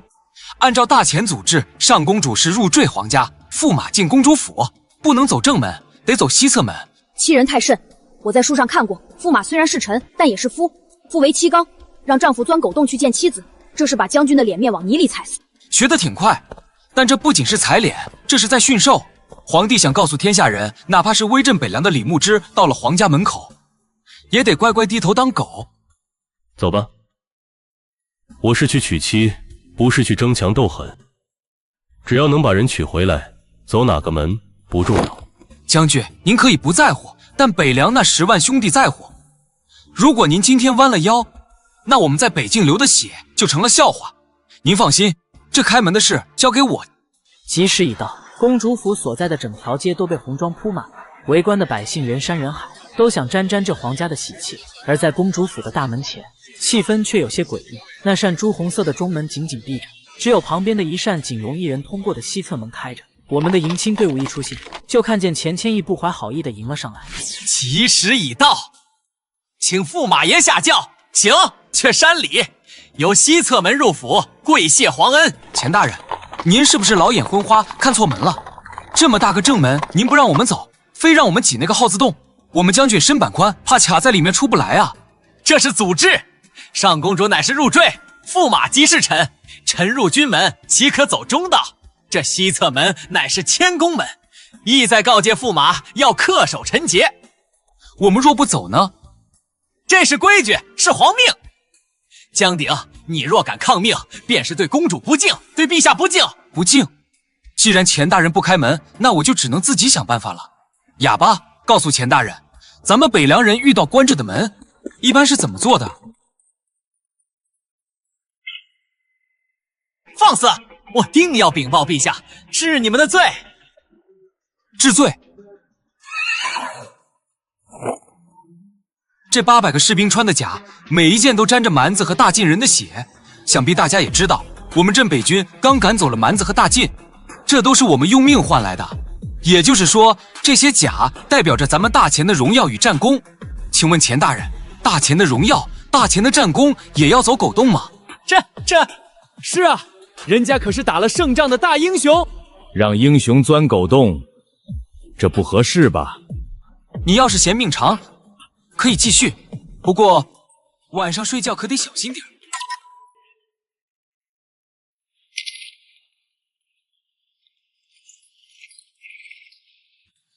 起轿。我原本以为自己要嫁的是一个粗鲁的武夫，一个为了权势向皇兄低头的软蛋，没想到竟是我猜错了。那个骑马的人是谁？回公主，那是李牧之手下的狗头军师，叫江鼎，是个出了名的无赖。无赖吗？真有意思。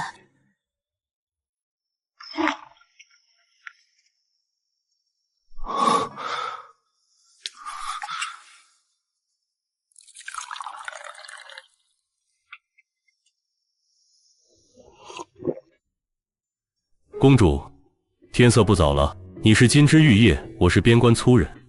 这桩婚事是陛下硬塞给我们的。我知道你心里委屈，你放心，今晚我睡地上，不会碰你。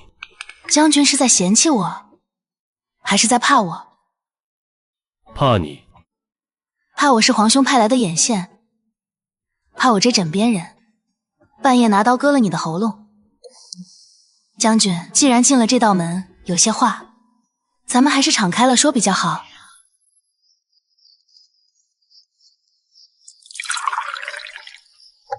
将军，请饮此杯。这酒里有东西。有醉先散，皇兄给我的，说是能让将军睡个好觉，一觉睡到天牢里。那你还让我喝？我只是想告诉将军，这酒里有什么。我是赵家的女儿，但我也是李家的媳妇儿。皇兄做的一切事情我都知道，他想利用我，但他忘了一件事，女人出嫁从夫，如果我的丈夫死了，我这个前朝最妃生的女儿在宫里只会死得更惨。所以李牧之，你想造反也好，想割据也罢，只要你能活着，只要你能护住我，我就是你的人。哪怕你要杀进皇宫，我也给你磨刀。你为什么告诉我这些？因为我想活。将军，外面的那些刀斧手已经被你那个叫江鼎的参军给盯上了吧？今晚这公主府里怕是要见血，我不想看，也不敢看，所以咱们歇着吧，外面的事交给外面的人去办。感觉到了吗？他在跳。感觉到了吗？他在跳。从今天起，我这条命就拴在你的马鞍上了。你胜，他跳；你败，他停。你先睡吧，今晚没人能进这间屋子。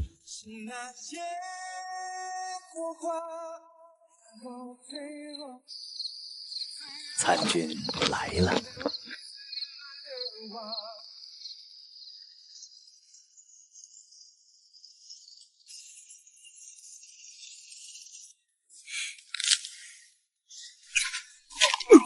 谁？我是你祖宗。大喜的日子，你们不睡觉，跑到这儿来听墙根，怎么想学洞房啊？杀了他！脾气真暴躁。什么？动手，但别弄出声。将军在里面办事呢，下软了，唯你们是问。有埋伏！撤！快撤！撤！快撤！想跑？今晚这公主府只进不出。这是一场单方面的屠杀。不一会，后花园里横七竖八的躺满了尸体。我走到一具尸体前，搜着身，果然搜出一块金牌。果然是皇帝的人。瞎子，把这块牌子还有这500颗人头装车。装车？送哪儿去？送皇宫。明天一早，我要让他们出现在午门外。我要告诉咱们那位皇帝陛下，这份回礼我们北凉收下了，但下次再送，记得送点值钱的。这些烂肉，我们家的狗都不吃。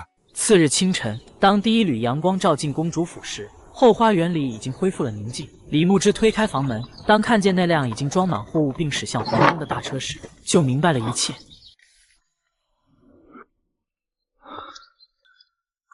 早啊，将军，昨晚睡得可好？辛苦了。不辛苦，就是有点饿。江参军，早膳已经备好了，本宫……哦不，我亲自下厨做的。多谢嫂子。家安了，后路稳了，也该回去了。那咱们得快些走，昨晚的事，皇兄一定会追究的。放心吧。他不敢追究的。我在那群刺客身上搜到了令牌，这事若是传出去，天下人该怎么看这个皇帝？不过这破地方我早就不想待了，但走之前还得去见一个人。见谁？严阁老。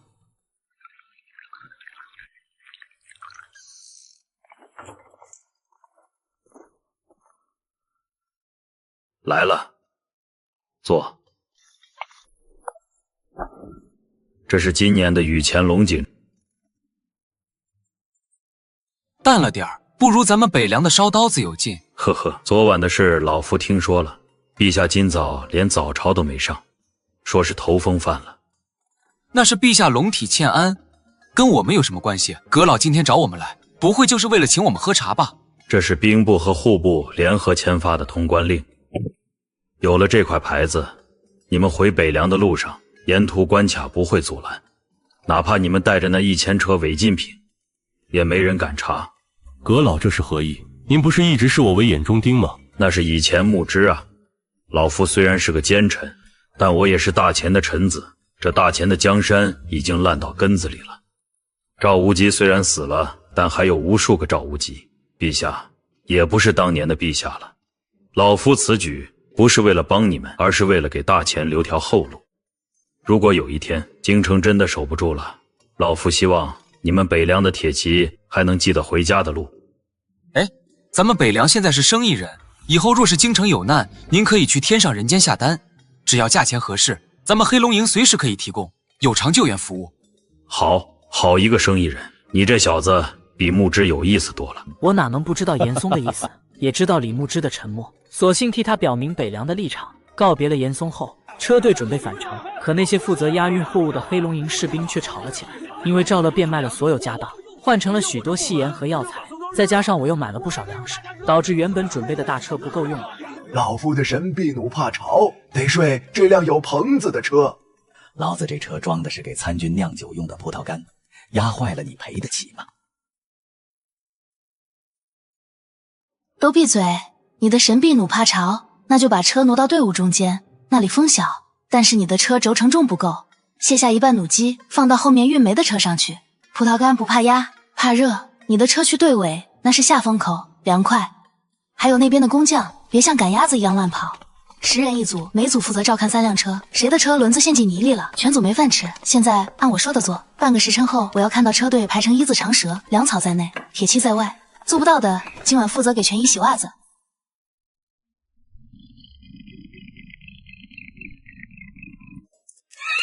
将军，看见没？有个女人管着，这帮野狗才像个人样。将军，你也别闲着，晚上给嫂子打盆洗脚水去，这叫夫道。虎头城的春天来得比京城晚了1个月。当车队到达城门口时，那漫天的煤灰与一股臭味扑面而来。刚下马车的赵乐被呛得直咳嗽，他用袖帕捂着鼻子，震惊地看着眼前这座城市。这哪里是城？这分明就是一个巨大的、冒着黑烟的大工地。这就是北凉。嘿嘿，嫂子，条件是艰苦了点，但这味儿那是钱的味儿啊！您看那边的烟囱冒的不是烟，那是银子。乐儿，驿馆已经收拾出来了，虽然简陋，但还算干净。乐儿，驿馆已经收拾出来了，虽然简陋，但还算干净。不去驿馆，直接去库房，还有账房。江参军，既然你把后勤交给了我，那我就得先摸摸家底。我想看看你这所谓的日进斗金到底是怎么个进法。我靠，那账本那是出了名的烂账，全是也许差不多。那个嫂子刚回来，不用这么急吧？要不先吃口热饭？查完再吃，带路。这就是你们的账。2月15，情报科领银300两，用途喝酒听曲。瞎子，你是去打探情报，还是去逛窑子？这300两，你能给我列出个明细来吗？那打探消息不得请人喝酒吗？这哪有明细呀？没有明细，以后1文钱都别想领。参军，这就是你管的家，你这分明就是败家，这也就是现在进项多，掩盖了窟窿。要是哪天生意不好了，就凭你们这种花钱法，北凉撑不过3个月就得破产。那个嫂子教训的是。听着赵乐生气的话语，我知道今后的好日子到头了，但我却没有半点不开心。将军真的是简单本了。以前我只懂大方向的经济战，懂技术，但对于这种精细化的财务管理，我确实是个大漏勺。以前是没办法，只能粗放经营，现在看来，笔墨伺候，从今天起立规矩。至于参军你你的小金库充公，以后凡是超过1000两的支出，必须有我和将军的双重签字。不要啊，嫂子，那是我的私房钱，我要留着娶媳妇的。等你娶媳妇的时候，我会给你包个大红包。现在那是北凉的军费，充公。笑什么笑？你也跑不了。以后每天去给夫人磨墨，学会了算账再回来。这一夜，北凉攻方的灯火通明，在赵乐的指挥下，虽然大家叫苦连天，但每个人都惊讶地发现，原本混乱不堪的攻防，竟然开始变得井井有条，物资不再莫名其妙的消失，干活的效率提高了不少。赵乐整日都待在帅帐内指挥，在几天后，他又给镇北军带来了一个惊喜。这是我整理出来的必购清单。咱们现在虽然有钱，但缺的东西还很多，特别是盐和铁。虽然从逍遥王那里买了一些，但那是杯水车薪。我算过了，如果要支撑10万大军和10万流民，咱们还得再开辟一条商路。商路？南边有大楚，已经通了，还缺哪？西域那里盛产铁矿、棉花，还有马匹，而且他们不归大钱管，也不听大晋的。只要咱们有东西跟他们换，那边的商路就是畅通的。可是西边有大晋挡着，那就绕过去。嫂子说的对，西域这块肥肉咱们必须吃下来。而且我听探子说，大晋在西边的矿山里挖出了这个，他们不知道这是什么，但我知道。这是什么？硝石。咱们现在的火药威力不够，就是因为缺这个。可笑那大晋竟然把这么好的东西当废石扔了。如果咱们能把西边的商路打通，把这硝石运回来。好，这件事让谁去？让瞎子去吧，再带上毕勒格。毕勒格他还是个孩子，他是草原的人，懂马，也懂怎么跟那些蛮不讲理的西域人打交道。让他去历练历练，读万卷书不如行万里路，而这次西行就是他的成年礼。第二天一早，一支只有50人的小型驼队悄无声息地离开了虎头城。瞎子带着毕勒格前往西方的黄沙之地。我原本以为这是项极为简单的任务，但没想到1个月后的清晨，就看到一名斥候满身泥泞的冲了进来。参军、将军、瞎子他们回来了。回来了？这么快？不是全回来了，只有瞎子一个人回来了，而且受了重伤，现在就在医馆，老黄正在抢救。什么？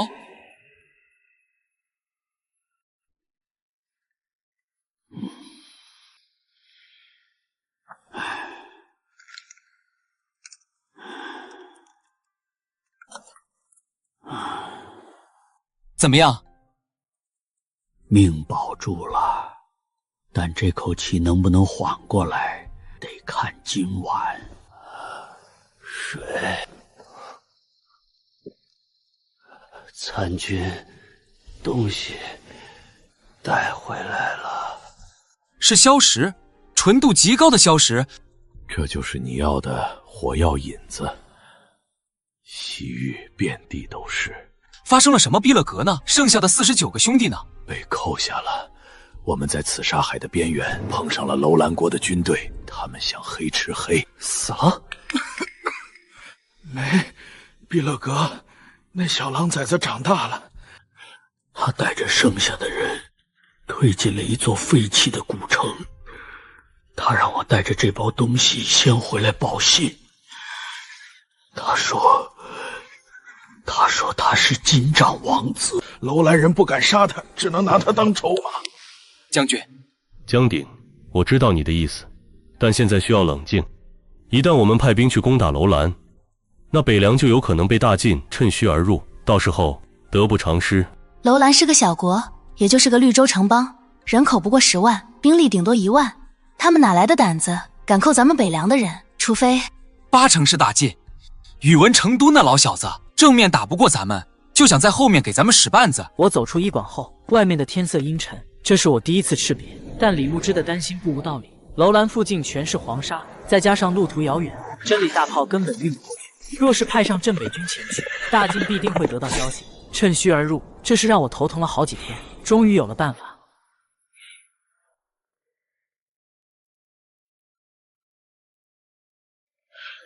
干活干得好好的，怎么叫我们到这儿了？你还不知道吧？听说这里的粮食不够了，将军这是要赶我们走。乡亲们，实话告诉你们，咱们确实难。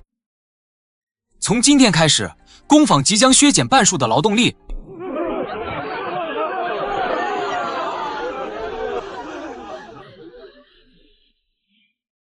从今天开始，工坊即将削减半数的劳动力。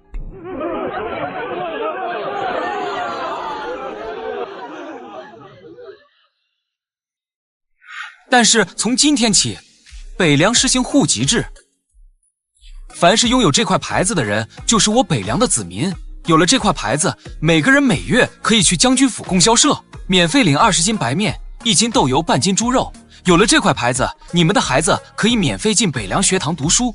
有了这块牌子，如果你们战死了，将军府养你们的老人，养你们的孤儿，一直养到18岁。这话一出，人群瞬间炸开了锅。流民们哪里听说过有这种好事？而拿到牌子的方法也十分简单，要么参军，要么认真做工满1年，要么对北凉有功。此外，我还颁布了一条新规定，以后北凉所有的粮油铺子、布庄、盐店全部收归将军府所有，私人不得买卖。还推出了公票，有牌子的凭票购买物资，价格便宜；若是没牌还想买，那便是天价。巨大的福利差，让所有人为了那个北凉户口去拼命，去效忠。参军，按照这个速度，咱们的兵员很快就能扩充到2万。但是，你是想说他们像一群草台班子？当初我刚从死囚营征兵时，那些死囚比这些人还烂。但我知道，正是这种在朝代最底层的人，只要许诺给他们足够大的利益，他们便愿意赴汤蹈火去争取。时间又过去1个月，这些流民经过训练，已然成了一支军纪严明的部队。我知道是时候去攻打楼兰了，但我没动镇北军，而是带上这2万新兵与黑龙营精锐。为了在沙漠中运送真理大炮，我还让公叔爷打造了一种特别的沙锹，它类似雪橇，但底板更宽，更加防线，前面用骆驼拉着，省力了不少。全军加速！天黑之前，我要在楼兰城下埋锅造饭，告诉兄弟们，今晚这顿饭咱们吃楼兰国王的。使者大人，您不是说北凉现在正被你们大晋50万大军围困，自顾不暇吗？为什么我的斥候回报说有一支2万人的军队，正朝着我们杀过来？大王不必惊慌，那不过是些流民组成的乌合之众。那个江鼎就是个被大前朝廷通缉的丧家之犬，他来这儿不过是虚张声势，想要回那个人质罢了。人质？喂，小子，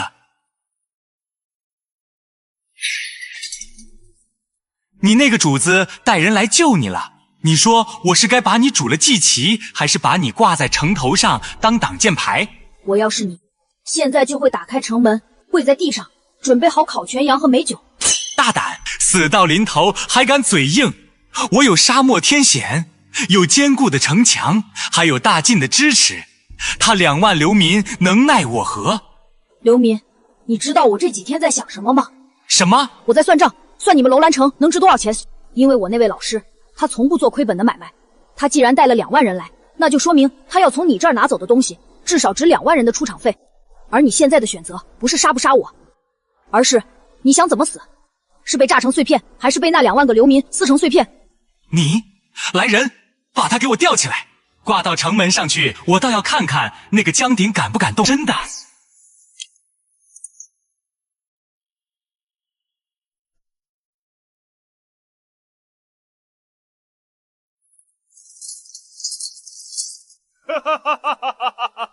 参军，那是毕勒格，这帮畜生把他吊在风口上，这是要晒死他。别急，把这个射进城墙上的柱子。啊，这是啥？战书？这是账单。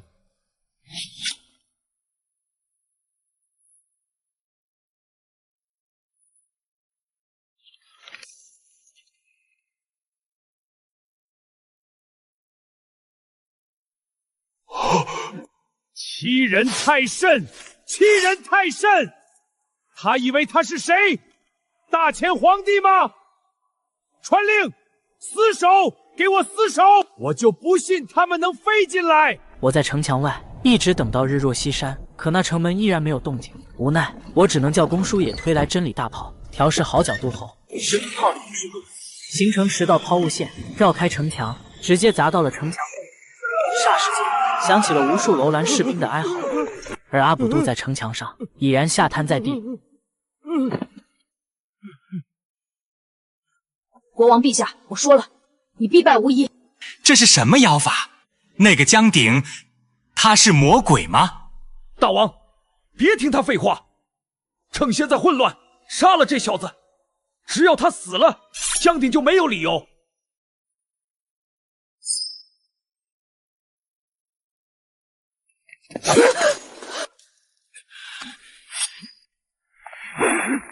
蠢货，你想害死我吗？没看见城外那2万个疯子正等着借口屠城吗？王子，不，爷爷，小祖宗，求求你，快跟那位黑阎罗说说，别打了，我给钱，那张账单上的钱我全给，双倍给。站起来，把城门打开，备好酒席。还有，去把你们库房里最好的波斯地毯铺上，我老师不喜欢走脏路。厚重的城门缓缓打开，没有厮杀，没有抵抗。紧接着，我便看到阿卜杜带着文武百官跑出来，手里捧着那张被他撕碎了又粘起来的账单，还有库房的钥匙，慌忙跪倒在我面前。罪臣阿卜杜恭迎上邦天君。哟，国王陛下，您这礼行的有点大啊，早这么客气多好，非要我放炮，你知道炮弹多贵吗？罪臣该死，罪臣眼瞎。瞎子，带人去库房，把硝石、硫磺还有那些金银细软都给我装车，记住，给国王陛下留点过日子的钱，别让人家饿死。还有，以后这座城由我们接管城防，怕吗？刚开始怕，后来想明白了。我知道，您不会做亏本的买卖，我是您手里的一张牌，您舍不得炸死我。聪明，既然没死，那就别闲着了。这老小子刚才想杀你吧？现在怎么处置？交给你了。这是我交给毕勒格的第3课育人。此时我明显感觉他十分纠结，如若杀了他，固然很解气，但杀了他，楼兰就会乱，北凉还要分兵来管理这个烂摊子，实在不划算。毕勒格思索一阵，最后还是决定拿出短刀，架在了阿卜杜脖子上。阿卜杜，我不杀你，你依然是国王。谢王子，谢殿下。但是从今天起，楼兰不再是大晋的附属，而是北凉的特区。你要把所有的消失矿都交出来，你要帮我们修一条直通虎头城的商道，你要让你的子民去买北凉的货物，作为交换，北凉会保护你。谁敢动你，就是动北凉的钱袋子，不管是大晋还是大钱，都得问问我们的真理，答不答应？狼崽子，你出师了！这笔买卖做得漂亮，传令全军休整1夜，明天一早带着咱们的战利品回家。当晚，楼兰城的王宫里举办了一场盛大的庆功宴，2万名北凉新兵吃到了这辈子最好吃的手抓羊肉，喝到了最烈的葡萄酒，他们体会到了胜利者的感觉，对我也更加臣服。但宴会进行到一半，一只信鸽忽然飞到我面前，我取下信鸽上的信筒，才知道这是李牧之发来的加急文书。宇文成都前锋已至黑水河，大军压境速归。参军，你在看什么呢？没什么，继续吃。说吧，怎么回事？夫人，这小子欺负人，他吃了我的豆腐脑不给钱，还说他是黑龙营的英雄，吃我的是给我面子，还把我的摊子给掀了。放屁！老子是没钱吗？老子给的是公票。这老小子说公票是废纸，非要现银，老子一气之下才动的手。再说了，老子在前线拼命，回来吃口豆腐脑怎么了？二狗，黑龙营军规第17条是什么？不得扰民，不得强买强卖，违者杖责20，罚没当月军饷。那你背得挺熟啊。公票是咱们北凉的脸面，他拒收，那是他对咱们没信心。你可以报给市管会去查封他的铺子，去教育他。但你动手掀摊子，那就是流氓行径。咱们北凉是要争天下的，不是当土匪的。来人，二狗，杖责30，把他的名字挂在耻辱榜上，3天不许进食堂吃肉。至于你，北凉境内公票及银票，你拒收公票，罚款5两，但这5两银子赔给二狗治伤，各打50大板，都服吗？服了，服了。夫人，门外又有人敲鼓。今天都第几个了？让他们进来吧。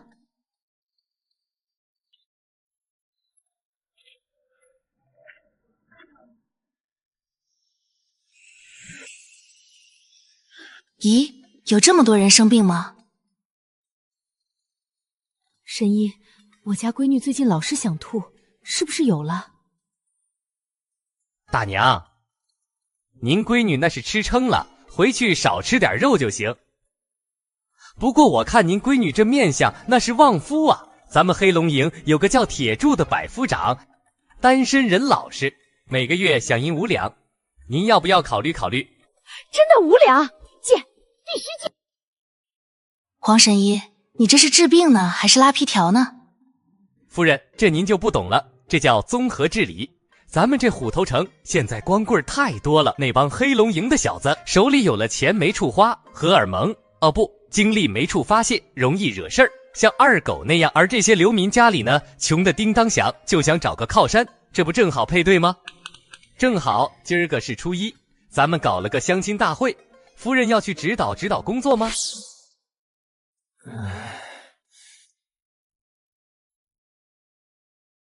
都愣着干啥？上啊，郎九！你平时杀人不眨眼，怎么现在连句话都不敢说？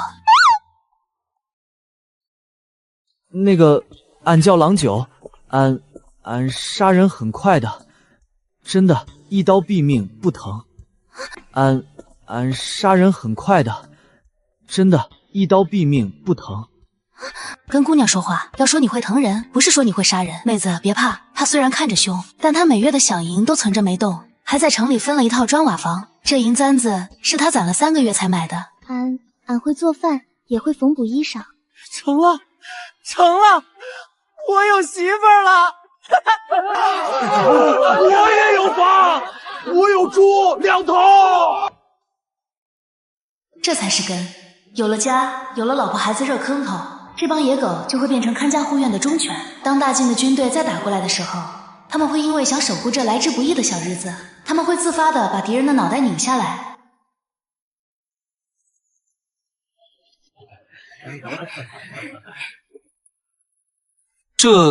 这是走错地儿了，瞎子，咱们是不是走到桃花源了？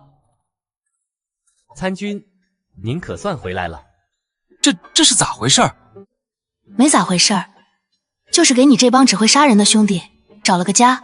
听着赵乐的话语，我顿时明白一切。今晚虎头城的灯火比天上的星星还要亮，但这温馨的灯火之下，我却知道宇文成都的大军已经到了黑水河对岸。明天或者是后天，这片刚刚建立起来的乐土就要迎来它最残酷的考验。这次西征带回来的硝石共计5万斤，折银3万两，硫磺2000斤，折银500两，黄金2000两，白银1万两。嫂子，这是饭桌，不是账房，这肉都要凉了，咱能不能先吃饭？急什么？账不对。你从楼兰王宫里搜刮的东西应该不止这些吧？我记得清单上还有1箱子西域宝石，哪儿去了？那个，可能路上颠簸掉了吧？掉了？那我怎么听瞎子说你把那1箱子宝石私下里分给了那2万个新兵当奖金了？那不是为了鼓舞士气吗？那帮小子第一次出远门，不给点甜头，下次谁还跟我去拼命？那你也不能不入账啊！下不为例。得嘞，听嫂子的，吃肉吃肉。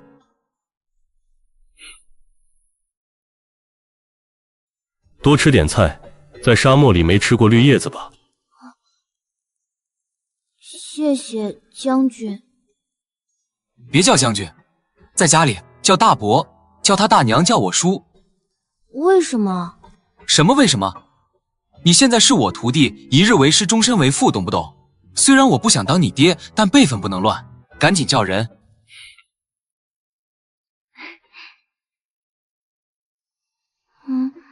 今天的灯光好暖，红烧肉也很香。这里比那只有勾心斗角的金战王庭好多了。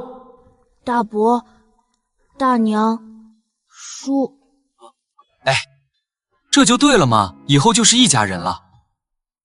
既然是一家人，那你那份工钱我就不给你发了啊，反正你也花不着，我帮你存着娶媳妇儿。我就知道你又想贪我的钱，大娘，你看他。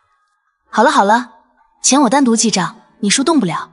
放心吧，等你娶媳妇儿的时候，大娘给你把咱们北凉最漂亮的姑娘挑一个。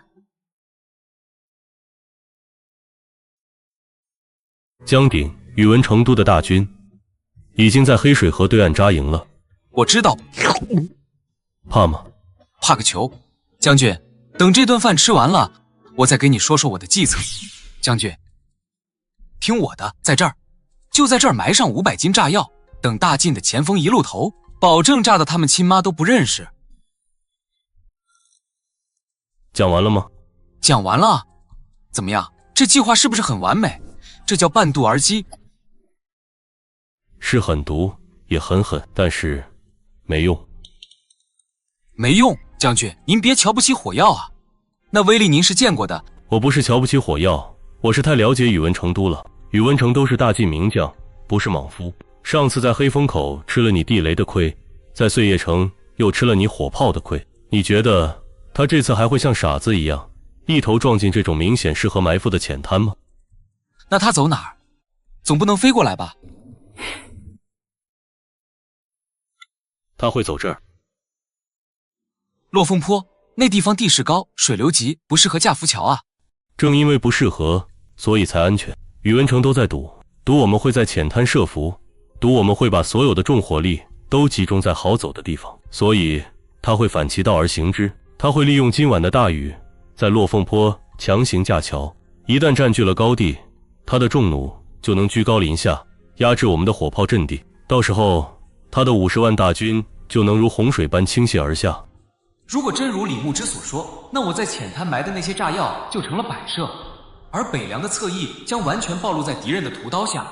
那咱们赶紧把炸药挖出来，移到落凤坡去。来不及了，江鼎，你太依赖那些奇技淫巧了。火药也好，陷阱也罢，那是术，但打仗讲究的是势。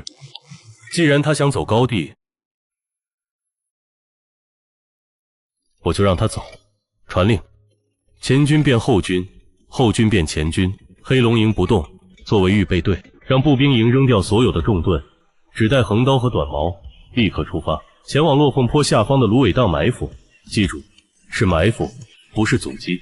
没有我的将领，就算敌人的刀架在脖子上，也不许动，不许出声。我要放他们进来，放满5000人，再关门。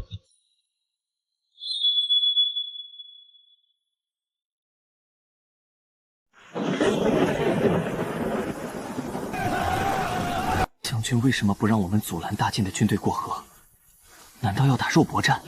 可是这种肉搏战，北凉的新兵怎么可打得过窦大晋的精锐？将军，还不打吗？再不打，他们就站稳脚跟了。不急，等他们的事断了。我十分不理解李牧之这种送死的战术，但又只能在原地等。又过了1炷香的时间，大晋的先头部队已经全部登上了高地，后续的大部队也在渡河。可就在这时，河水因为暴雨突然暴涨，让大晋的后续部队出现了一瞬间的脱节。就是现在！起！随着指令传达，河岸边的草丛中忽然站起几百名弓箭手，一时间无数箭雨落下，但目标却不是那已经上岸的大晋士兵，而是正在渡河的船只。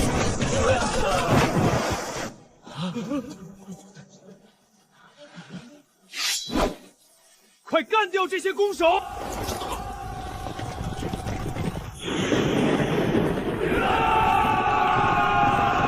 怎么回事？哪里来的伏兵？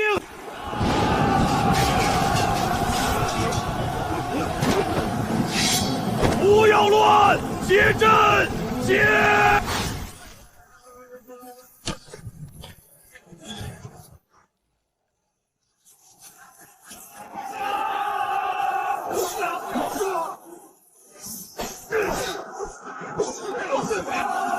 左转，顿起，刺！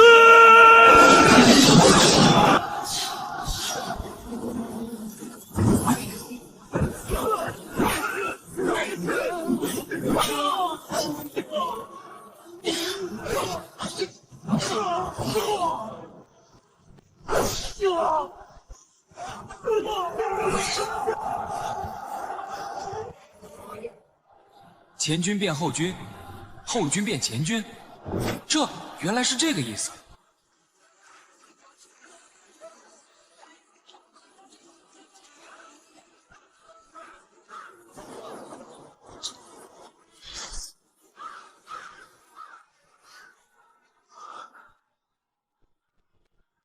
这还是那个只会说皇命难违的李牧之吗？这还是那个需要我用火炮和诡计来保护的大哥吗？看懂了吗？这叫什么战术？这不叫战术。这叫什么战术？这不叫战术，这叫节奏。我不能否认，你的火炮固然有用，但那只是工具。若是你手上没有那些工具呢？真正的对决是要在规则之内，用对手最擅长的方式击败对手。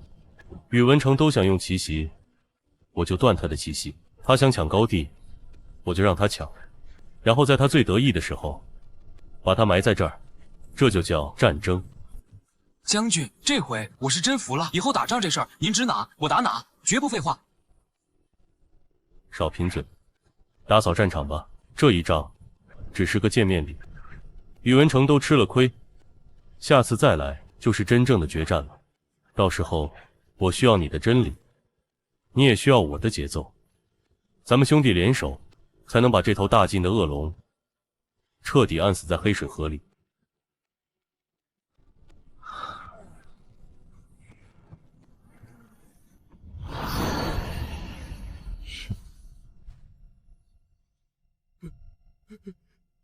大帅，落凤坡5千前锋全军覆没，李牧之内司早有埋伏。知道了。大帅，那我们下去。这次吃了这么大的亏，大帅为什么没有生气？反而好像全在他的意料之中。5000人换一座城的命脉，值了。李牧之，你以为你赢了？从你选择落凤坡的那一刻起，我的死士就已经进了虎头城。那个帮你管钱袋子的女人，哼！我要让你知道，赢了仗，输了家，是什么滋味。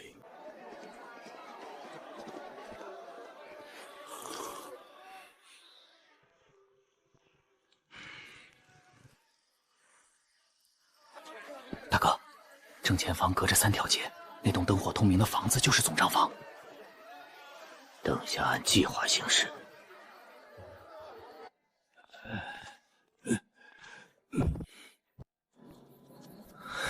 老人家，您这是干嘛？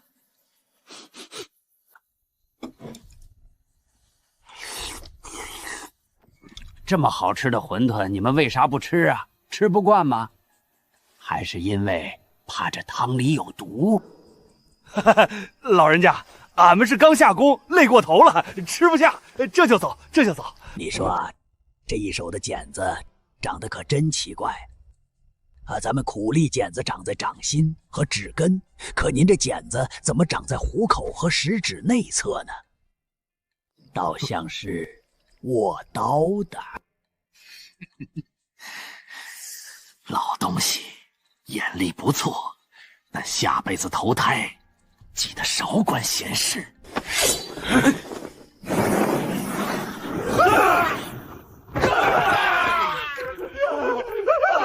我的眼睛，老匹夫！抓贼呀！有大晋的奸细要烧咱们的粮仓，要偷咱们的工票本子啊！什么？烧粮仓？大晋的狗贼敢动老子的饭碗！弄死他们！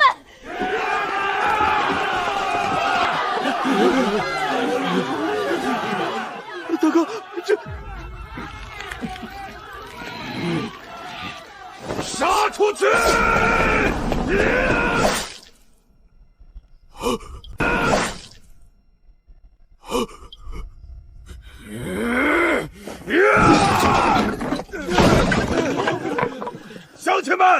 这孙子劲儿大，一起上啊！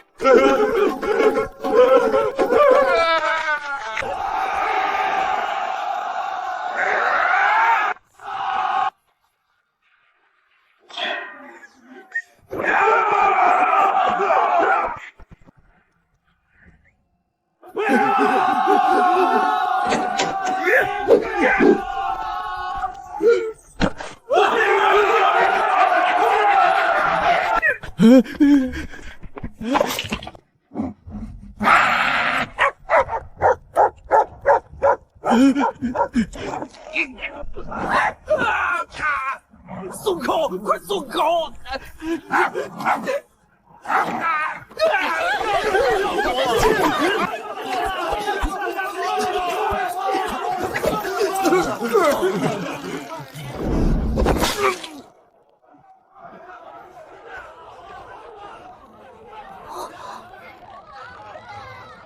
靠，宇文成都是真阴啊！这种招数都使得出来，还好。这是谁干的？还能有谁？是民心干的。民心。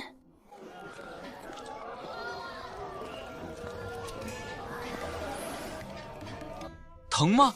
不疼，参军，只要咱们的粮仓没事，我这条命没了的都没事。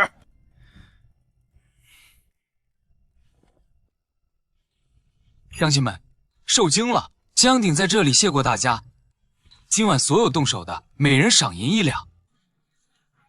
那个卖肉的大哥赏10两，治伤的钱，将军府全包。你赢了，但大晋50万大军迟早会踏平这里。踏平？50万大军又如何？你看看他们。你觉得宇文成都就算来了，他能杀得光这满城的人心吗？来人，把他们放下来！别弄死了，我要让所有人都知道，在北凉惹了官府或许还能活，但惹了老百姓，那就是找死。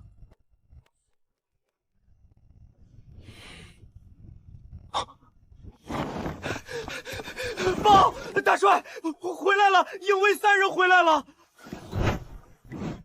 得手了？不是。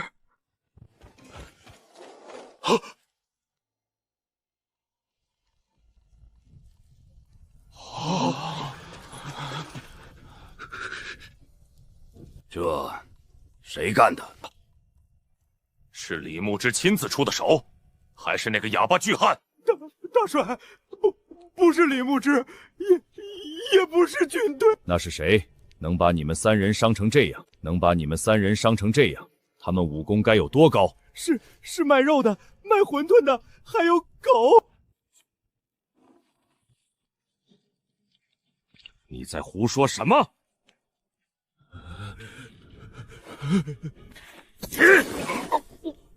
你中了迷药，还是疯了？一群手无寸铁的百姓，能把你们打成这样？大帅，是真的。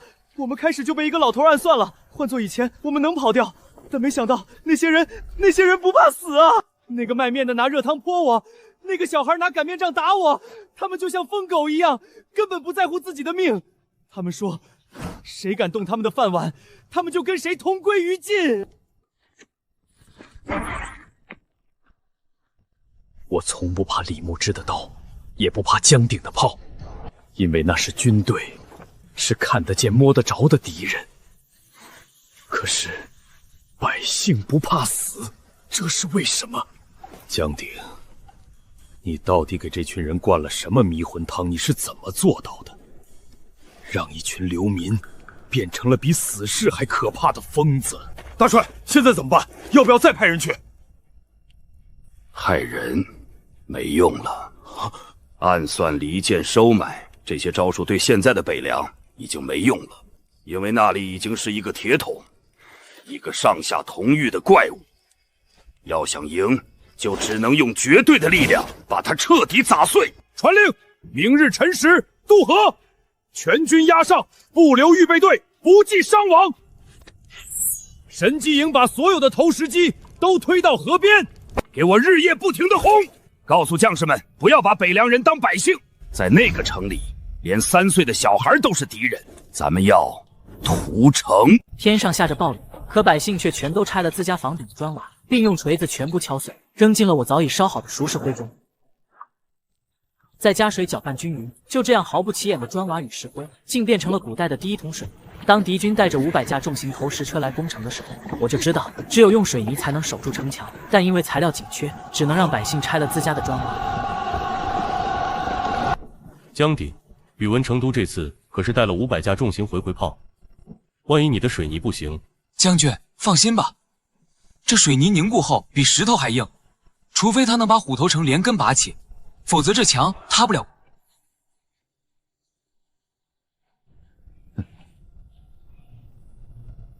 江鼎，昨天刚下大雨，就算你埋了炸药也炸不响了，看你这次怎么挡我！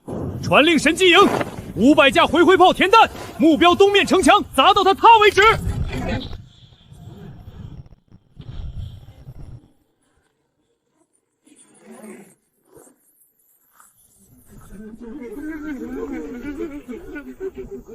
哈哈哈哈哈！什么北凉铁桶，在绝对的力量面前都是豆腐渣。传令，步兵方阵压上，那个缺口就是咱们进城的路。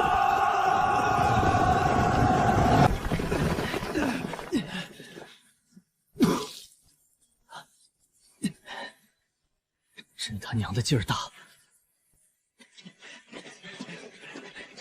工匠们，上火了！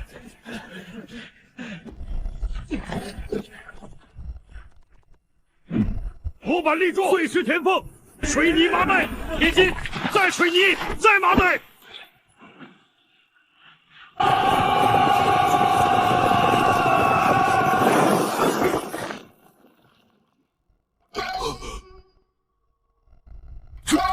这是什么鬼东西？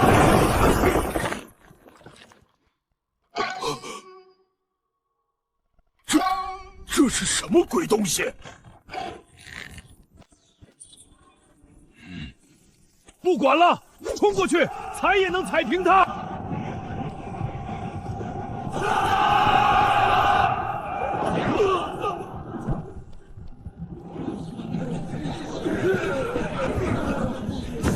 弓弩手放！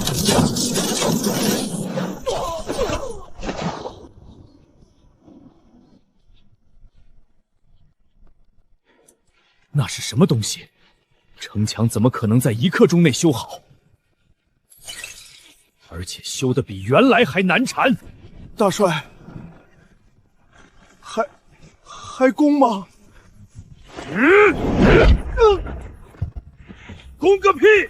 没看见人都死光了吗？凄厉的收兵锣声响起，大晋的第一次总攻只丢下了3000具尸体，却连城墙的边都没摸到。看着如潮水般退去的敌军，城头上的民兵和工匠们爆发出了震天的欢呼。可我却不禁担忧起来，这老小子以他的性格，绝对不会善罢甘休。我也觉得他是大晋军神，带着50万人来，如果灰溜溜的回去，他怎么跟大晋皇帝交代？所以他还会攻，而且下一次他会更加拼命。来了再说。不过现在得多造点水泥，再把乡亲们的房顶修建好。可是为了造水泥，咱们已经没多少钱了。放心吧，咱们的财神爷过几天就会闻着味儿过来的。果然不出我所料，在几天后，大楚的逍遥王就收到了消息，赶忙带着车队过来北凉，打算买我水泥的方子。如果我愿意，就能收到100万两，完全可以弥补这次的战损。但我还没开口，毕勒格这小崽子先替我做出了决定。不能卖方子，参军，你给我出来一下！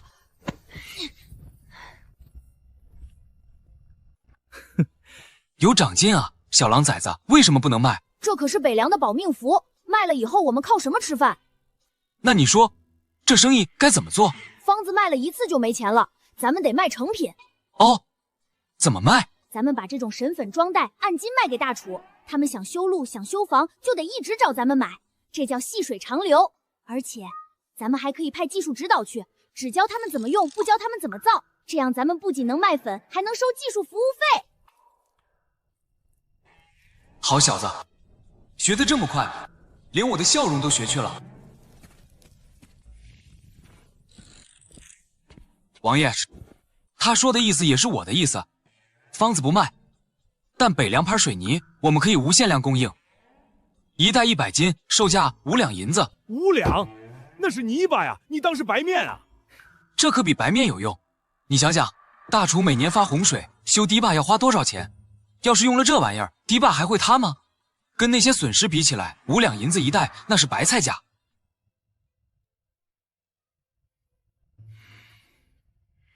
好，5两就5两，但这第一批货我要1万袋，而且要快。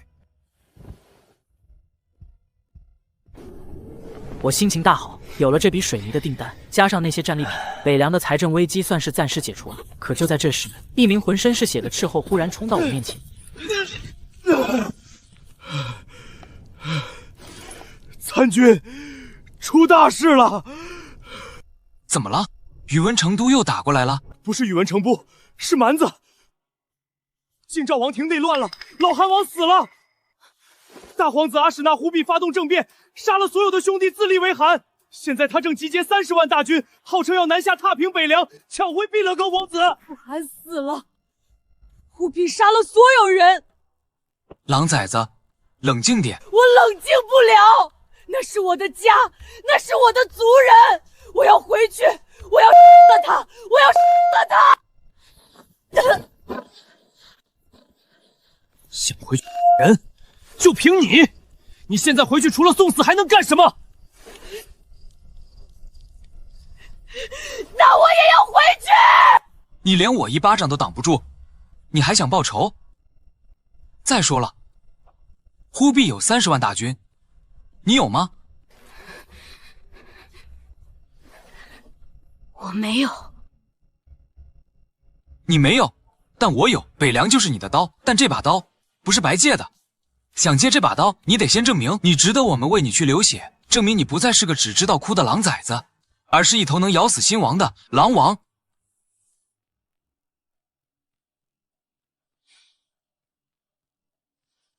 怎么了？笔太重，拿不动。我想写，但我不知道该写什么。我想拿刀，我想去报仇。写这些破字有什么用？忽必杀了傅寒，他手里有30万铁骑，我写几封信就能把他骂死吗？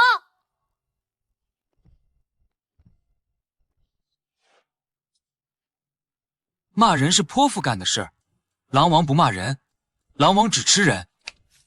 30万铁骑，听起来很吓人，但你知道这30万人是怎么凑起来的吗？忽必是篡位，名不正言不顺，他手下的那些部落首领真的服他吗？那些被强征来的牧民真的想在春天这个牛羊产崽的关键季节跑来这儿送死吗？他们不服，他们也不想，而这就是他的死穴。狼崽子，我教过你，打仗攻城为下，攻心为上。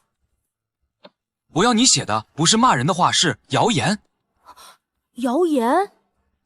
对，我要你写，忽必之所以杀父弑兄，是因为他中了长生天的诅咒，是因为他把灵魂卖给了大晋的恶鬼。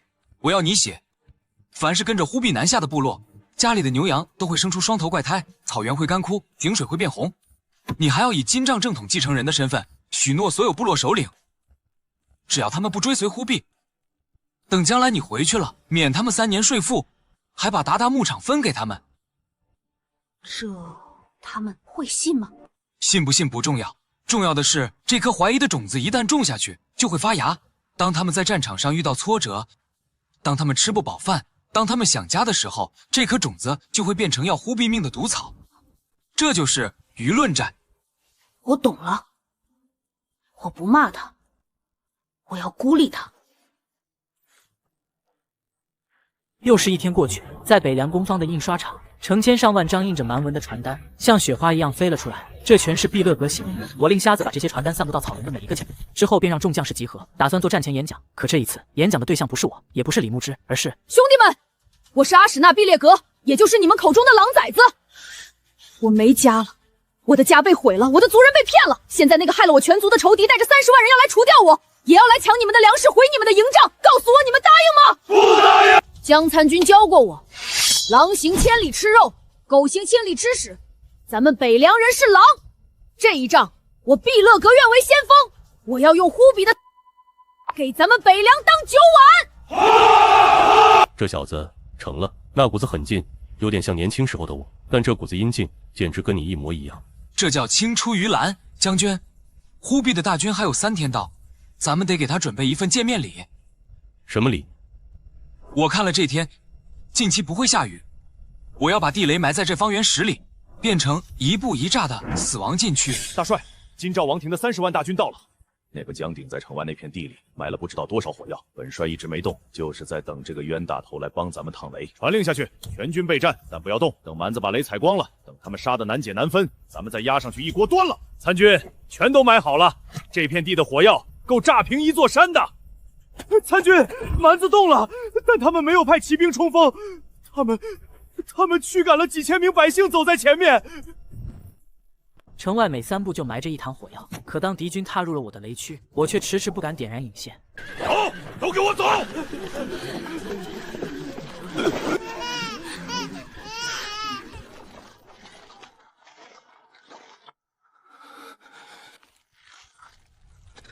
畜生！这些人大部分都是从北凉这儿抓走的。如果引爆炸药，固然能废了这些骑兵，可北凉的民心也会崩塌。但如果不引爆，蛮子就会跟在百姓身后，安全通过雷区，直抵城下。哈哈哈哈哈哈！狠，这个够狠。不过本帅喜欢。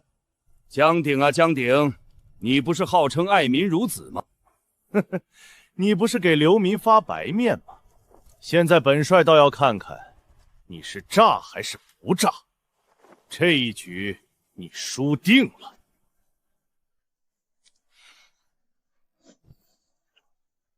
老师炸吧，再不炸就来不及了，后面还有30万骑兵啊！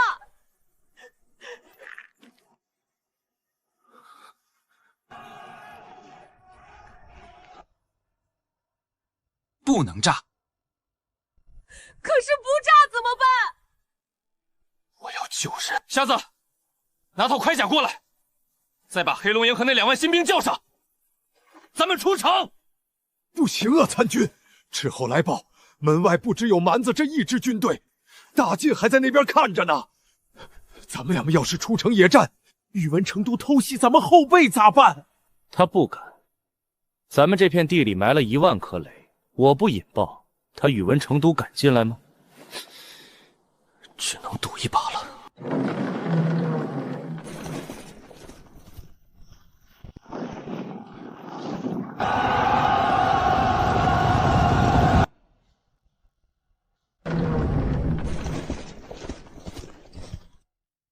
他没炸，还出来了。大帅，他们出来了，这是机会啊！咱们是不是？慢着，不对劲，太不对劲了！这么点人，他怎么敢出来？难道这是个诱饵？他是想引诱我冲进去，然后连我带蛮子一起炸上天。江鼎这人太阴了，这种同归于尽的事，这疯子绝对干得出来。传令全军，按兵不动，先让蛮子上前试探虚实，看看这地底下到底藏着什么鬼。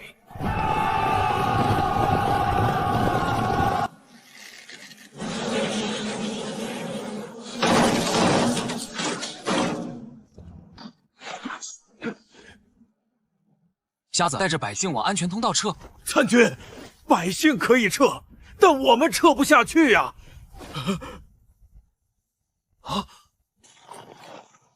完了，这次怕是要把自己玩进去了。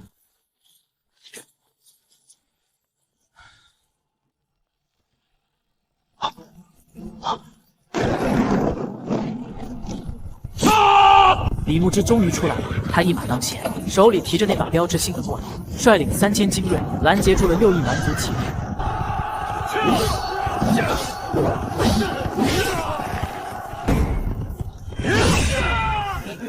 江鼎，退后！下来，交给我。这老李总算认得出来了。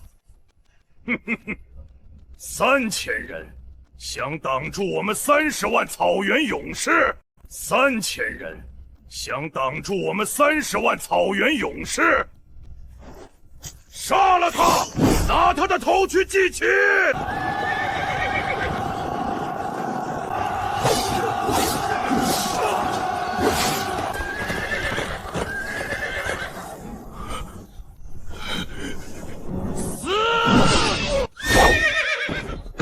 随着蛮族万夫长被斩，躲在最后面的忽必终于慌了。他没空再管我的队伍，而是把大部分骑兵调去攻打李牧之的小队。但这一调动，也让城墙上的公叔也发现了他。石门真理大炮被推了出来，同时对准了忽必所在的位置。给老夫瞄准了，能不能把这30万大军吓回去，就看这几炮了。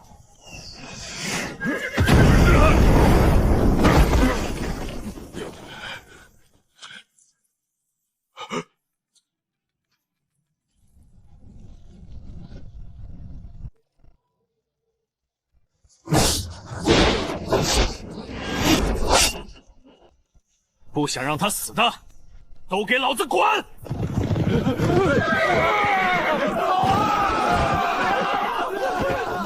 这就是李牧之的实力。我之前一直以为北凉靠的是江鼎的诡计，现在才明白，江鼎是遁世刺，而李牧之才是那把能一锤定音的重锤。大帅，蛮子败了，咱们那片地雷阵没炸，说明江鼎还留着后手。现在李牧之之势正盛。 我若是压上去，就算能赢，也是惨胜。撤，退兵30里，回营。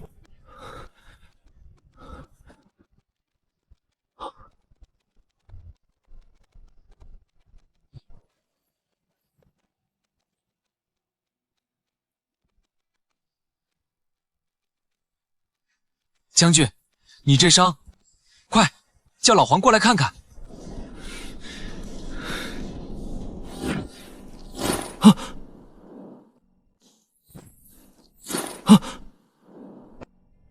我没事，但你知不知道刚才有多危险？你是军师，是北凉的脑子，谁让你带着人去冲阵的？还为了几个百姓去趟雷？你要是死了，这北凉怎么办？这10万流民怎么办？我怎么跟？将军，我这不是赌您肯定会来救我吗？再说了，我要是不冲，那几千百姓就真死了，咱们北凉的招牌还要不要了？下次这种送命的活儿交给我，我是武夫，皮糙肉厚。 死不了，你是读书人，得留着脑子算计天下，记住了吗？记住了，大哥。北凉大胜！北凉大胜！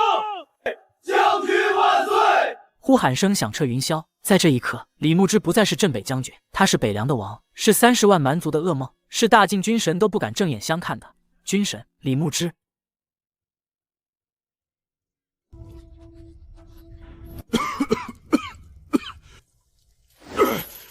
江鼎、李牧之，有种杀了本汗！你们这群卑鄙的男人，不敢堂堂正正对决，只会用妖术、用陷阱。忽必啊，你也算是一代枭雄，怎么脑子就这么不转弯呢？输了就是输了，哪有什么妖术不妖术的？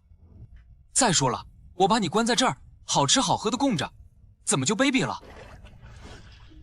你让毕勒格那个小畜生来见我，我要亲手掐死他！ 想见他，狼崽子，进来吧，你哥想你了。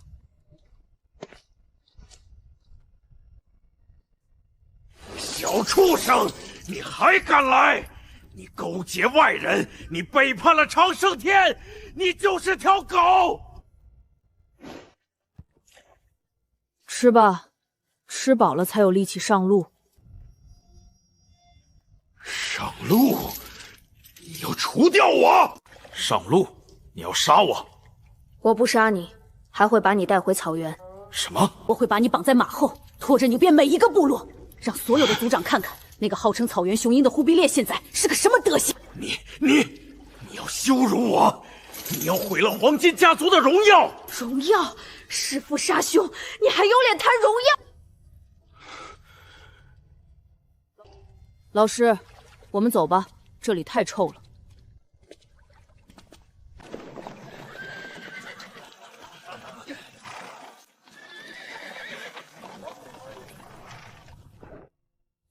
老师，我能不能再留几天？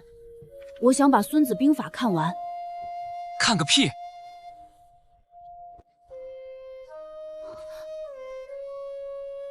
兵法是死的，人是活的，这玩意儿比兵法管用。哦，这是啥？这是北凉贸易清单，这上面记着北凉每年需要多少羊毛、多少牛皮、多少矿石，也记着我们能给你提供多少盐、多少茶、多少铁锅。回去以后别光顾着杀人立威，照着这个清单，让你的族人去干活、去生产。狼崽子，记住了，用刀剑征服的土地迟早会叛变，但用利益捆绑的人心永远也解不开。把这笔账算明白了，你就是真正的草原之主。大伯、大娘，保重！瞎子叔，咱们走。这孩子这一去，怕是又要见不少血了。那是他的命，也是草原的命。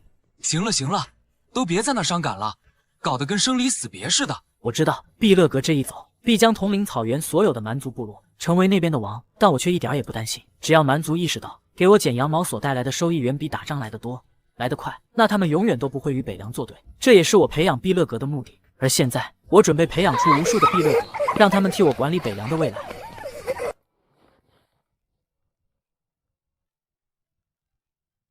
安静，都给我安静！老师，我们学这些根本没用。我爹说了，他说你是只会读书的老酸儒。你爹是谁？我爹是黑龙营的百夫长。要不还是把他们送去军营吧。我看这帮小子骨骼惊奇，是个当兵的料。读书是不是太难为他们了？不行，将军，咱们北凉不能全是杀财，咱们需要会算账的、会画图的、会治病的、会造炮的。这帮孩子是咱们的火种，今天要是管不住他们，明天他们就能把虎头城给拆了。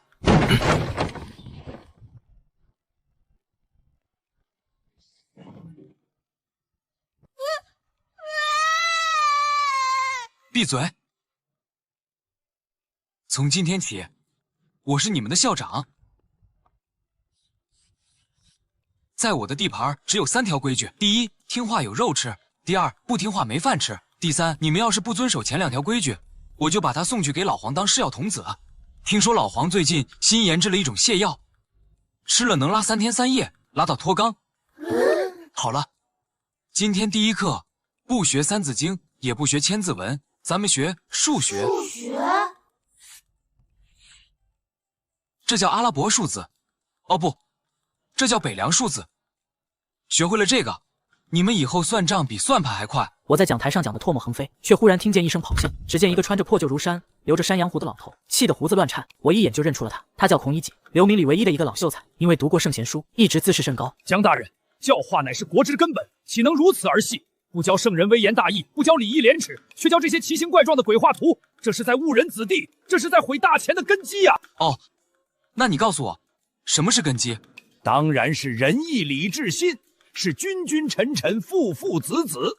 能吃吗？什么？我说你的仁义礼智信能当饭吃吗？能挡住大晋的铁浮屠吗？能让这帮孩子冬天不挨冻吗？等蛮子打过来了，他们能用子曰把蛮子骂死吗？但我教他们算术，教他们格物，教他们化学，他们就能造出大炮，造出水泥，造出让蛮子不敢南下的武器，这才是经世致用。你这是歪理邪说，是有辱斯文。圣人云，圣人云个屁！孔夫子，既然你不服，咱们比比。比什么？就比算术。假设一支运粮队有50辆大车，每车装粮20石，从大楚运到北凉，路程1000里，每走10里，每车消耗粮食1升。请问运到北凉还剩多少粮食？50乘20乃1000担，1000里10里1号，还剩950担。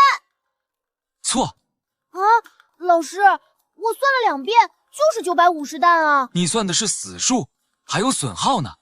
路不好走，粮食会不会漏？下雨会不会没变？还有押运的士兵要不要吃饭？你算出个950石，那是给神仙看的账。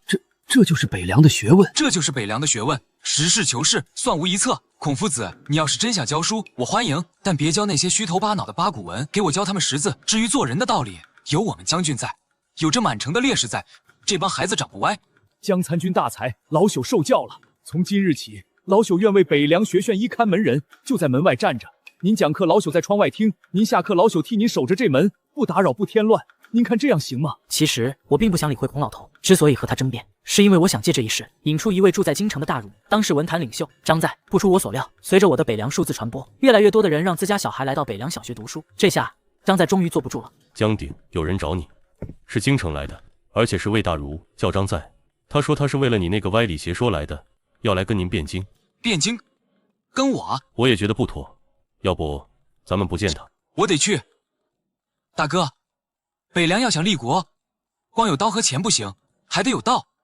而他，就是能让天下读书人闭嘴，让百姓死心塌地的道。江鼎，你这是在教书吗？你这是在教唆杀人！这些是孩子，是白纸。你不教他们圣人训诫，不教他们仁义礼智，却教他们怎么算计人命，怎么把杀戮当成生意。你这是要把北凉变成修罗场吗？张先生，您终于来了。哼，我再不来，这些孩子就都毁了。您是大儒，是圣人，那我请教您，这修罗场是我江鼎造的吗？这天下蛮子杀人，大晋杀人，甚至大钱的官兵为了冒功也杀良民，这满世界的修罗场有哪一个是读《论语》读没的？强词夺理，圣人教化只在人心，若人人只知利害而不知由于道义，那人与野兽何异？你今日教他们杀人赚钱，明日他们若是为了更多的钱杀你，你待如何？那就让他们杀。狗生，把衣服解开。狗生，把衣服解开。张先生，您看清楚了，这道疤是3个月前这孩子在逃难路上被野狗咬的。那时候他在雪地里爬，他在死人堆里跟狗抢那半个发霉麻利的馒头。那时候您的仁者不两爱在哪儿？您的恻隐之心能让他吃饱吗？我教他杀人，是为了让他下次不用再被狗咬，是为了让他能护住他手里的馒头。在北凉，活着就是最大的道理。没有命，你的仁义礼智信就是个屁。可是江参军，人活一口气，若是只为了活着，若是孩子只知杀戮和算计，若是教出无父无君、唯利是图的虎狼，这天下还有救吗？救！张先生，我这身伤有一半是蛮子砍的，有一半是为了给百姓抢粮食被大钱的官兵射的。在您眼里，我是禽兽吗？为了让这10万流民活下来，我们抢过大晋，骗过大楚，甚至威胁过朝廷。我们确实不讲规矩，不讲道义。那是因为北凉太穷了，穷的只剩下命了。先生，您是圣人，您可以饿死是小失节是大，但这帮孩子，他们只是想活着，想有尊严的活，这有错吗？张在沉默了，他看着那些孩子，那些孩子也在看着他，那眼神里没有对圣人的崇拜，只有一种带着点畏惧的打量，就像是在看一个不懂人间疾苦的怪物。那一刻，张在心里的那座象牙塔裂开了一道缝。或许你是对的，活下去才有资格谈教化。但是江参军，你只教了他们怎么变成狼，谁来教他们怎么变回人？既然你教不了，老夫来教。真香啊！严爱卿，你说这江鼎到底是个什么东西？回陛下，是个唯利是图的商贾，也是个无法无天的兵痞。不，都不是。依我看，他是在收买人心。有了钱，他去修学堂，去搞什么户籍。现在他又把张载这个天下读书人的领袖给弄过去了。有了钱，有了兵，还要有道统名分。他这是想在朕的眼皮子底下立国啊！陛下，那张载不能留，但他名望太高，朕不能杀他。杀了他也无用，反而成全了他的清明。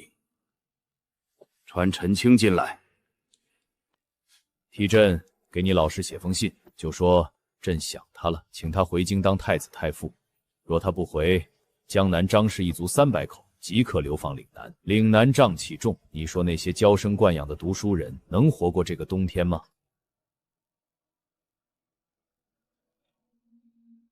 参军，将军，出大事了！皇帝下旨封锁北凉，断绝一切商路。还有，朝廷征召张先生回宫任太子太傅，旨意是陈清大人亲自拟的。上面说，若张先生不回，便是从贼，不仅要剥夺功名，还要抄江南张家全族，流放岭南。先生，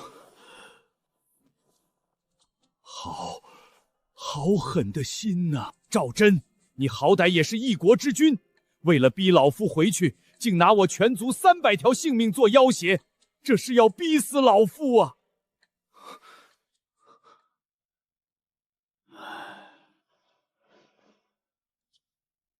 李将军，老夫回去。慢着，张先生，您读了一辈子书，就读出了个认命，那是我全族300条人命，你让老夫怎么办？怎么办？来人，把地老鼠叫过来。参军，您找我。耗子，咱们天上人间赚了多少钱了？30万两。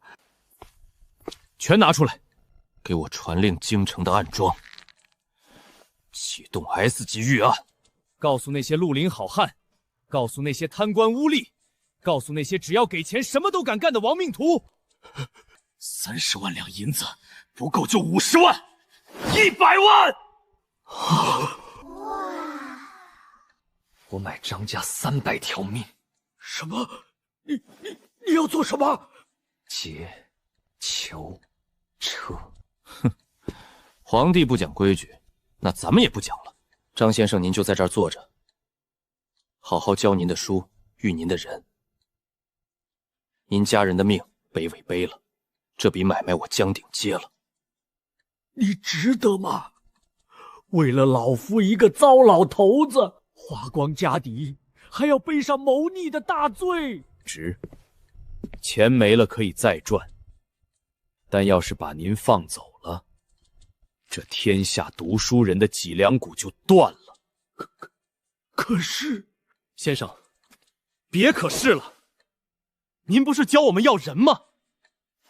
这就是北凉的人，自己的人，就算是把天翻过来，也得护着。一个满身铜臭却义薄云天，一个杀伐果断却尊师重道。我这辈子的圣贤书，好像在这一刻读通了。好，既然你们敢拼命，老夫又何惜此身？这京城，老夫不回了。为天地立心，为生民立命，为往圣继绝学，为万世开太平。今天这课，咱们讲讲什么是骨气。只要这4行字还在，咱们北凉就永远塌不了天。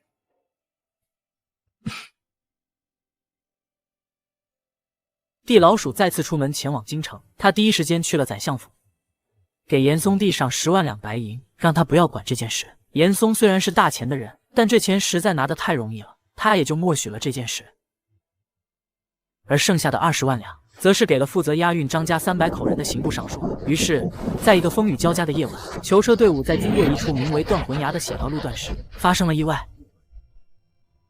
哎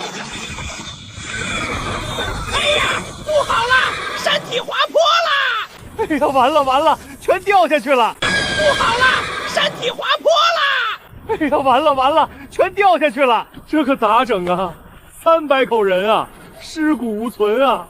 头儿，这雨太大了，咱们也下不去啊！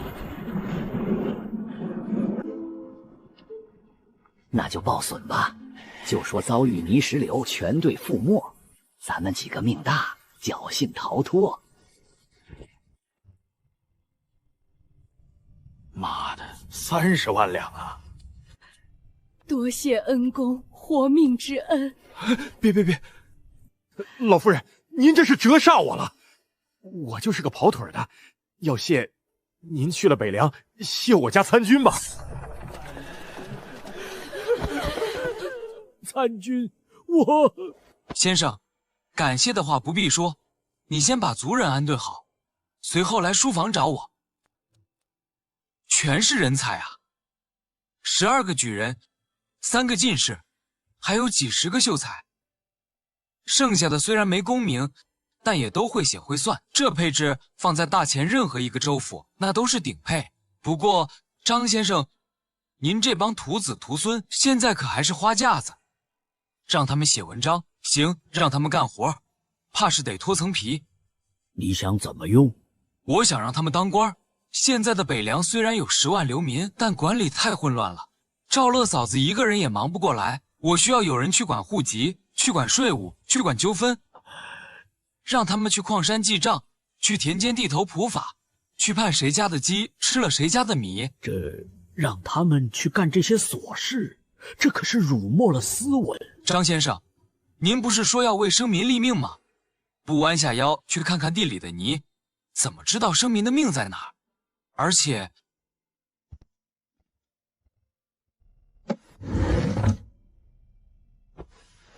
从今天起，北凉的官员不穿长衫，穿这个。告诉他们，谁能穿着这身衣服，在矿山或者田里干满3个月，还没被老百姓骂娘，我就让他当那个地方的镇长。哈哈哈哈哈！好一个弯下腰，参军，你这是要把这帮读书人的傲气给硬生生的磨平啊！北凉的路不需要傲气，只需要地气。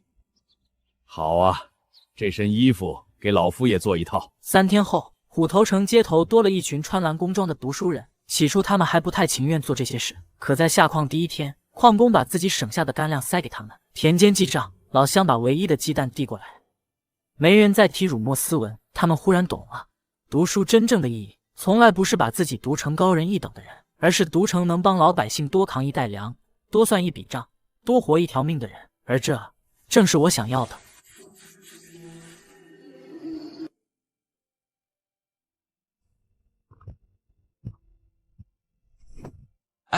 仗打完了，书教完了，人救回来了，后勤也管好了，可逼勒格那小子不在，真的好无聊啊！不知道他现在到草原了没？草原的春天，风像刀子一样割脸。黑山部落是王庭外围最大的一个部落，拥有5000空闲之士，但此时营地里一片死寂，牛羊兽的皮包骨头，牧民们的眼眶深陷，那是饿的。忽必带走了壮丁，带走了粮食。最后却输了个精光，现在这里只剩下老弱病残，等着在春寒中慢慢死去。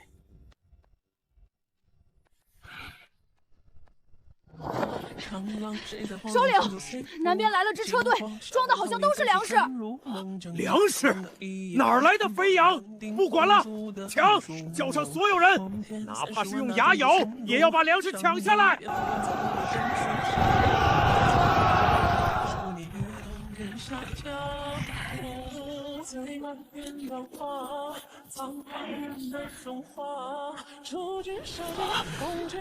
那是大汗，忽必大汗！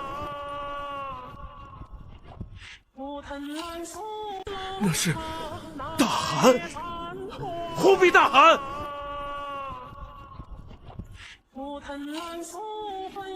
眼力不错。你这个叛徒，你还敢回来？叛徒，巴特尔叔叔，几年不见，你的记性变差了。我才是老韩王亲封的继承人，而笼子里那个才是弑父杀兄的叛徒。放屁！你勾结男人，你是草原的耻辱！勇士们，杀了他，救出大汗，抢光他的粮食！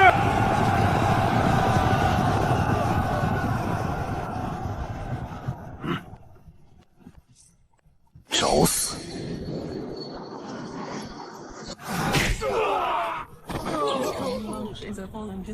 北凉黑龙营在此，谁想去见长生天，老子送他一程。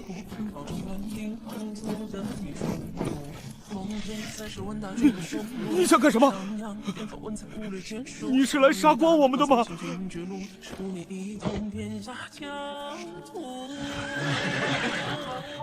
杀光你们！杀光你们！谁给我养？巴特尔叔叔，我问你，你想活吗？什么？我问你，你想不想让你的族人吃饱饭？想不想让你的孩子这个冬天不被冻死？想。想就跪下，向我这个真正的韩王宣誓效忠。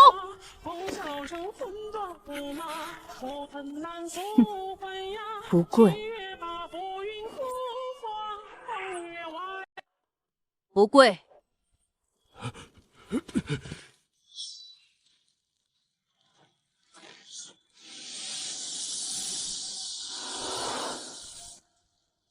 那是盐，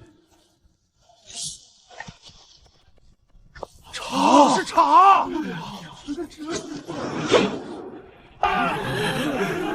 我这一次带了100车东西，只要你们听话，这都是你们的事。如果你们不听话，那我就把他们全烧了，然后让黑龙营把你们杀光，再去下一个部落做生意。别烧，别烧啊！殿下，我们服了，我们服了。黑山部落，巴特尔，拜见大汗。巴特尔叔叔，既然是一家人，那咱们就谈谈生意。生意？这是啥？这是你们的范围。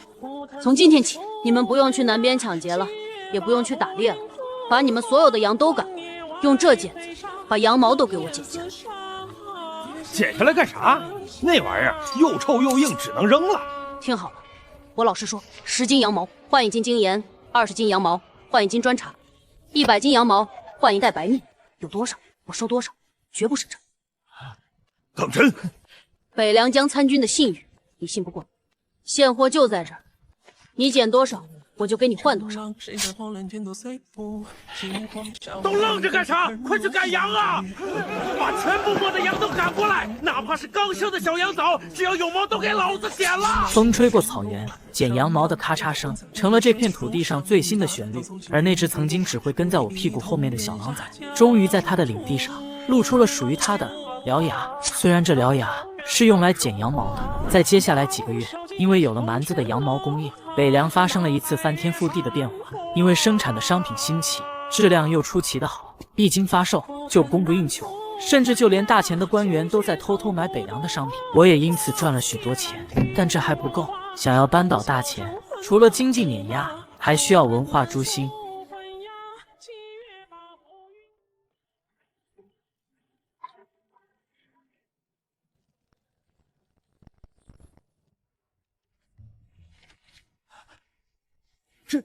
这写的不就是李将军和您吗？张在说的没错，这小说里写的就是一个叫李大锤的将军，如何为了守护国门，在冰天雪地里跟蛮子拼命，而京城里的奸臣严老狗却为了私利断了他的粮草，逼得他只能带着百姓吃树皮。故事跌宕起伏，感人至深，尤其是写到李大锤为了救百姓，不惜背上骂名也要劫富济贫时，简直让人热血沸腾。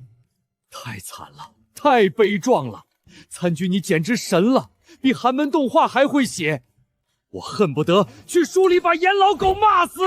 先生，这叫文化输出，刀枪杀人只能杀肉体，但文章杀人能诛心。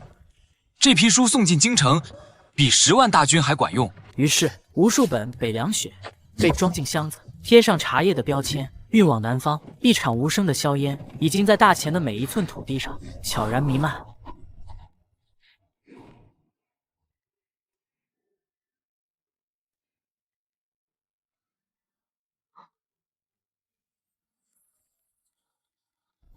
这北凉怎能不亡啊？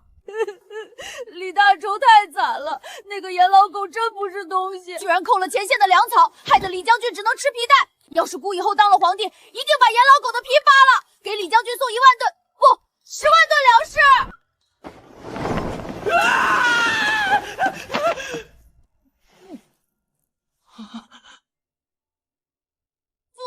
父皇，儿臣再读圣贤书。圣贤书？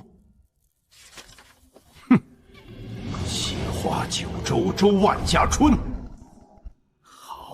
好一个万家春！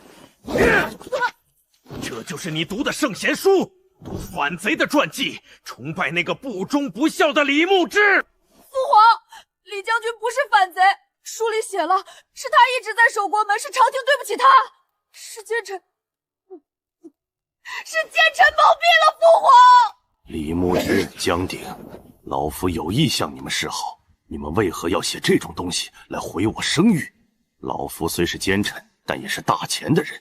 既然你们如此行事，那就别怪老夫了。逆子，逆子，那是小说，是编的，是江鼎那个流氓用来骗人的。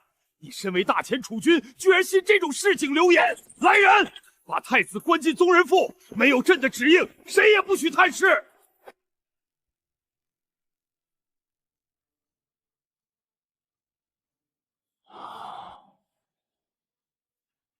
严爱卿，你说朕是不是真的老了？陛下正值春秋鼎盛，别说这些废话了。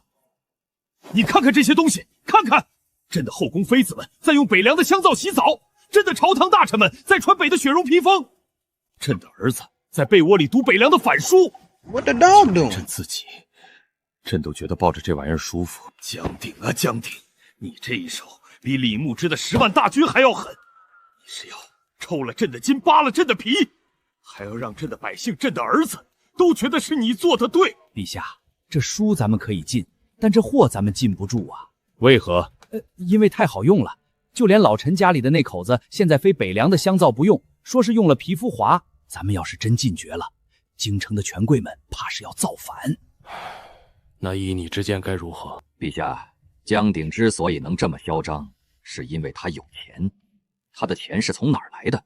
是从咱们大晋和大钱赚去的。但他有个致命的弱点。什么？他没有铜。北凉产铁产煤，但唯独不产铜。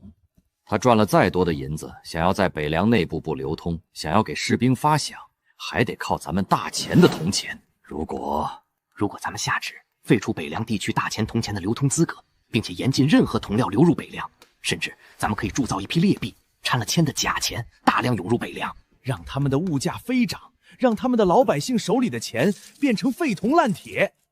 到时候不用咱们打，北凉自己就得乱。好，就这么办。传旨户部，即刻铸造劣币。朕要让江鼎那个奸商知道，玩钱，朕才是祖宗。赵祯和严嵩不知道的是，他们想到的这招，我早就想到了，而且想在了前面。不行，绝对不行！江鼎，你拿一张破纸画个圈，就说它值1两银子，这不就是骗人吗？这不就是明抢吗？你拿一张破纸画个圈，就说它值1两银子，这不就是骗人吗？我也觉得有点悬。老百姓认的是真金白银，这纸片子万一湿了、破了，或者是大家不认，咱们的信誉可就崩了。先生将军，你们说的都对，但咱们北凉没有铜矿，用大钱的钱，脖子就被赵祯卡着。万一哪天他往咱们这儿灌假钱，或者不让咱们用铜钱，咱们的经济瞬间就得瘫痪。所以咱们必须有自己的钱。你们担心的那些事，百姓不认，湿了破了，信誉崩了，我都想过了。那你怎么解决？明天发军饷，全用这个北凉币。告诉士兵拿这个去供销社买东西，打9折。城门口设兑换点，任何时候1块钱纸币换1两真银子，有多少换多少。让他们换几次，他们就知道了。这纸比大钱掺了铅的铜钱硬多了。罢了罢了，老夫不说了。但是江参军，你要记住，这钱既然印了，就是承诺。若是有一天这张纸变成了废纸，那你欠下的就是这30万百姓的血汗，到时候不用大钱来打，老夫第一个带着学生造你的反。放心，只要北凉在，这钱就永远不会倒。您瞧好了，3天后自见分晓。哎，你们听说了吗？北凉现在不收铜钱了，非要用那种花花绿绿的纸片子结账。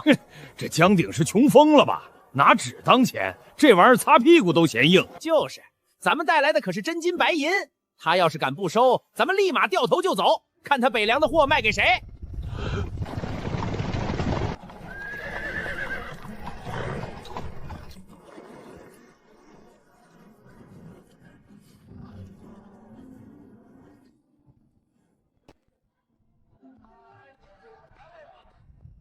老师，大伯，黑龙营碧乐阁归队。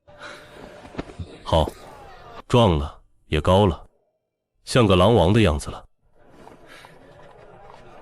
货都带来了，带来了200万斤羊毛，10万张牛皮，还有5000匹战马。这是草原上18个部落，攒了一冬天的家底。鄙人是江南审计商号的，这批羊毛我全包了，我出黄金现换。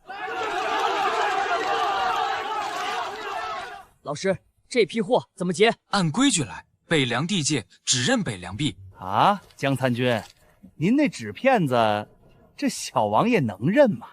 谁告诉你我不认？老师，算账吧。所有人都看向毕乐格，认为这小子肯定傻了，因为在他们看来那种擦屁股纸都没有一点价值。但没想到在接下来拿到钱的毕乐格带着200万元巨款，直接冲进了北凉供销社总社。这个，还有这个，全要了。那个带镜子的大衣柜，给我来500个。那个暖水壶，要那种印着牡丹花的，来1万个。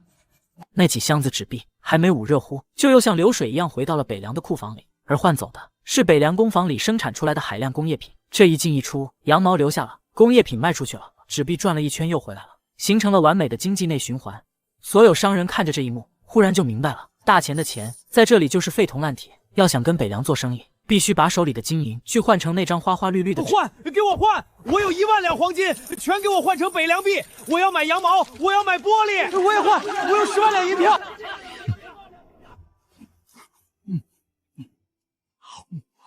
慢点吃，没人跟你抢。草原上是不是没啥好吃的？有肉，但是没味儿。我想死这一口红烧肉了。老师，这本书在草原上可火了。以前部落里的人只崇拜忽必，现在他们都崇拜李大锤，连那些小孩子打架都要喊一声为了北凉。我这次回来带了几个部落首领的儿子，他们吵着要来横渠书院读书，说是要学学怎么造神臂弩，怎么算账。哦，这是好事啊，来了都收。谢谢老师。不过还有一件事，最近草原上有点不太平。怎么？西边来了一群红头发绿眼睛的人，他们手里也有火器，而且他们好像在找什么东西。红头发，绿眼睛。历史的车轮是不是因为我的到来转得更快了？他们在哪儿？在黑水河上游，他们跟忽必的残部勾搭上了。我这次买这么多军火回去，就是准备干他们的。这帮红毛鬼想抢咱们的羊毛生意。好小子，有出息，你就替为师把他们的爪子剁了。要是打不过，回来摇人。你大伯的黑龙营随时准备去西边旅。这上面盖着户部的大印，是朝廷的钱，你敢拒收？刺史大人，您就别蒙我了。户部这半个月印了800万两这种票，现在京城里连买个烧饼都要2000文。您拿着废纸想买我这1仓的粮，做梦呢！你这是造反！来人，把这奸商抓起来，查封粮仓，强征！慢着，刺史大人，您要是强抢，我这粮仓里早就埋了火油，大不了一把火烧了。但如果您肯行个方便，这1万元北凉币就是您的。现在大钱的官票已经成了废纸，金银又被严格管控，只有这北凉币。就这样，因为大钱滥发劣币和官票，导致内部物价飞涨，百姓手中的钱瞬间变成了废纸。在这个大钱的领土上，大钱的货币却先死了，北凉的货币成了真正的王法，但也导致了那些没有北凉币的百姓，因为买不到粮食，他们就想北上前往北凉，但关卡全被大钱封了，导致几万流民堵在关口，饿殍遍野。开门啊！让我们过去，我们要去北凉找活路。官爷行行好，给口吃的吧。都给老子退后！谁敢靠近关墙30步，杀无赦！大人，那边有个孩子饿晕了。呸！晕了就埋了，少废话！一群刁民，饿死拉倒。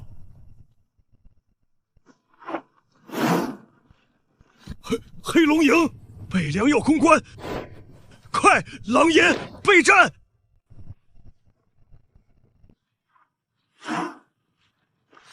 黑龙营，北凉要攻关，快，狼烟备战！全军备战！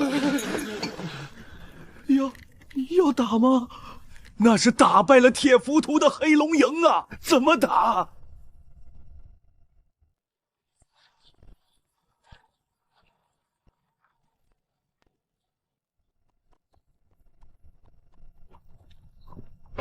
上面的大钱兄弟们听着，我是北凉江鼎，我今天不是来打仗的，我是来做善事的。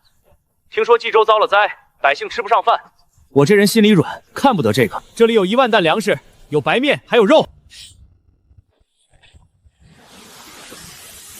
菩萨保佑，有粮食了！有粮食了！江鼎，你想干什么？这是大钱的地界，你这是收买人心，你这是造反，谋逆。赵将军，你也别装了，我知道你手下的兄弟们也饿着肚子呢。我现在给你们2个选择：第一，打开城门让我进去赈灾，这些粮食，百姓一半，你们守军一半；第二，我把这城门轰开，自己进去发粮。至于你是死是活，看运气。我数3声，3、2、1。将军，对不住了。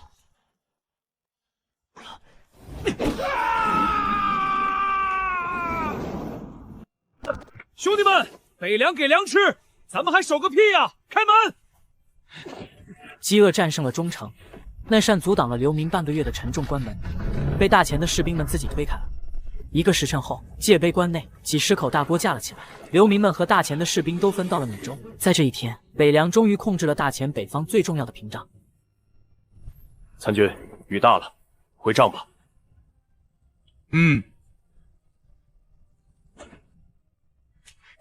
大人，行行好，奴家3天没吃饭了，粥棚的粥发完了，求大人赏口吃的。慢着，3天没吃饭，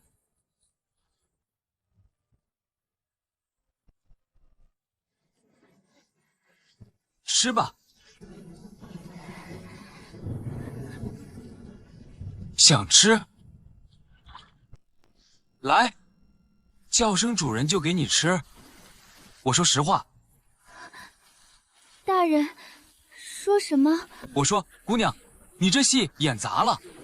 3天没吃饭的流民，看见吃的，眼神是绿的，手是抖的，动作是抢的。而你，太稳了。你的手虽然涂了黑灰，但虎口上有老茧，那是常年握剑磨出来的茧子，不是握锄头的。还有这么大的雨，这么臭的流民营，都盖不住你身上那股子若有若无的酥和香味儿。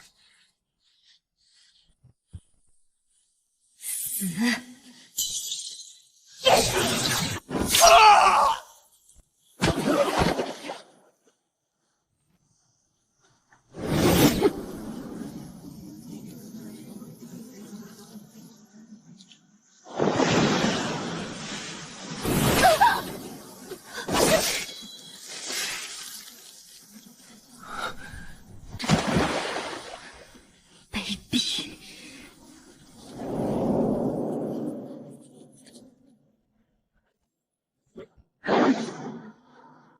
靠！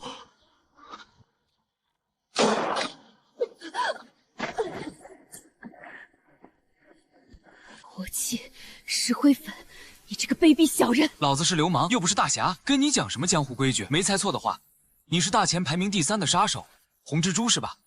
严嵩那老狗还真看得起我。江鼎，你赢了，但严阁老不会放过你。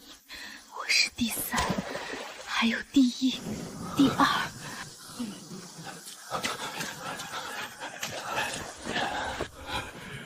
我该死，我不该离开您半步。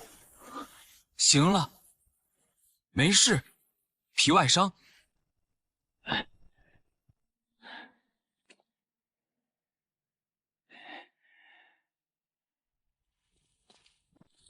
这严嵩是真急眼了，冀州丢了，民心散了，他就开始玩这种下三滥的斩首行动。参军，要不我带人冲进京城，把严嵩那老狗……不急，杀了他，大钱就乱了。咱们现在还需要大钱这个壳子，替咱们挡住其他国家的视线。那这尸体挂出去，挂在咱们那面替天行道的大旗下，让大钱那边的探子都看清楚，这就是来北凉做客的下场。还有，告诉严嵩不要再试探我的底线，再有下次，我就不是站一个关口这么简单了。废物，都是废物！阁老息怒，这江鼎十分阴险，他随身带着石灰粉，袖子里还藏着火器，这种人不好杀呀。我当年还被他……老夫活了这么久，第一次遇见这种人。阁老，我有一事不明。这江鼎有钱有粮有兵，连张载那样的天下大儒都死心塌地跟着他。北凉那块地方被他搞得铁土一般，咱们为什么非要跟他过不去？派人去示个好，两家相安无事，甚至联手不好吗？苏文，你跟了老夫这么多年，这点道理都不懂。老夫不是叛臣，大钱再烂，那也是老夫的根。老夫的功名是大钱给的，老夫的权势是大钱给的。老夫这把老骨头去了北凉，江鼎能给我什么？一个前朝降臣的名号，还是李牧之手里那碗剩饭？罢了。传令下去，把派去北凉的刺客都撤回来吧。已经打草惊蛇了，再派去也是送死，反而长了他的威风。咱们得等等。等什么？等天时。马上就要入冬了，今年的冬天比往年都要冷。北凉虽然有了粮有了钱，但他们有几百万流民，我就不信他江鼎能让这几百万人都穿上棉袄，都活过这个寒冬。只要冻死一批人，发生暴乱，不用咱们动手，北凉自己就会崩。江鼎，咱们冬至见。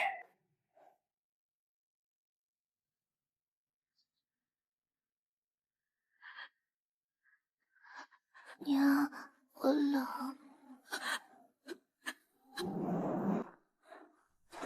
江鼎呢？他不是说有办法吗？怎么这时候消失了？参军在洗煤厂呢，说是正在捏黑丸子。啊，黑丸子，这时候还有心情搓丸子？走，带老夫去看看。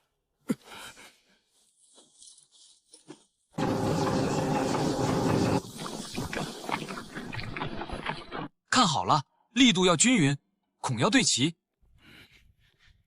江鼎，外面都要冻死人了，你在这玩什么泥巴？柴火呢？木炭呢？先生，这方圆百里的树都让咱们砍光了，也不够烧一天的。至于木炭，那是贵族用的，几百万人怎么用得起？那也不能眼睁睁看着人冻死啊！谁说要冻死了？这玩意儿一块能烧2个时辰，无烟，火旺，便宜。最关键的是，来点火。这好东西呀！那就劳烦先生了，把这10万个炉子、500万块蜂窝煤，全部拉到难民营，亲自教他们如何使用。娘，好暖和。暖和，真暖和。参军万岁！北凉万岁！参军万岁！北凉万岁！北凉万岁！苏文，苏文，这雪下了3天了，界碑关那边应该已经是人间地狱了吧？阁老，消息是来了，但是但是什么？死了多少人？10万、20万？没死人。探子回报，界碑关热火朝天。什么热火朝天？几10万人挤在荒野里，没柴没炭，怎么可能热火朝天？阁老，江鼎弄出了这个，据说叫蜂窝炭，配合一种铁皮炉子，火力极旺，而且极其便宜。现在界碑关的流民，家家户户都烧这个，不仅没冻死，还在屋里吃火锅。吃火锅？而且阁老，现在京城的百姓也在偷偷买这个，大家都说这玩意儿比银丝炭还好用，还便宜。反了，都反了！江鼎，你是要把大钱的钱都赚光吗？这好像不对呀。石炭有毒，他们不怕死吗？他们有烟囱，江鼎把毒气排到了外面。烟囱？有烟囱也没用。我说蜂窝煤有毒，它就是有毒。最多明天我要让那些流民亲自把江鼎给砍了。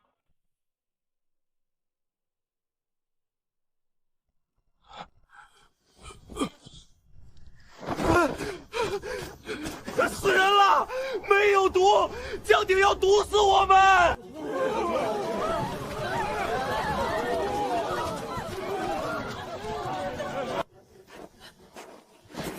我家娃也不行了，口吐白沫啊！这哪里是神火，这是鬼火，是吸阳气的！砸了！把这些炉子都砸了！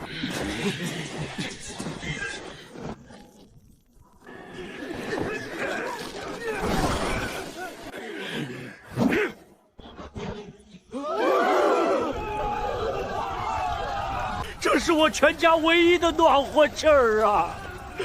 你们砸了它，我们怎么活？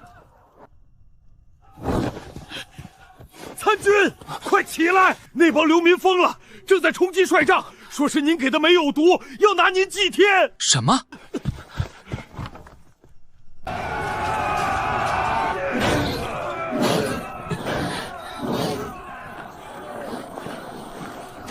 杀江亭，祭死者！将军，下令吧！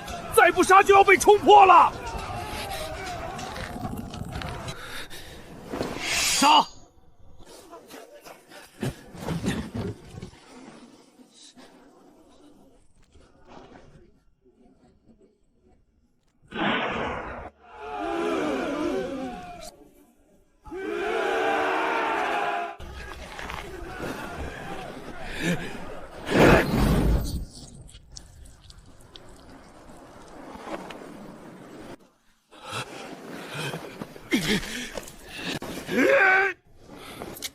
放下！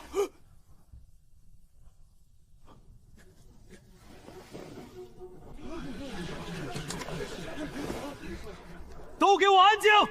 把说中毒死的那几人抬上来！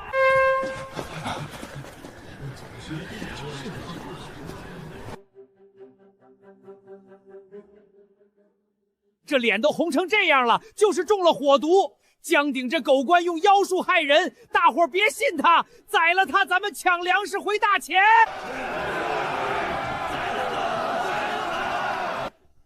瞎子，去把那个死人家里的烟囱给我拆下来，拿过来。是。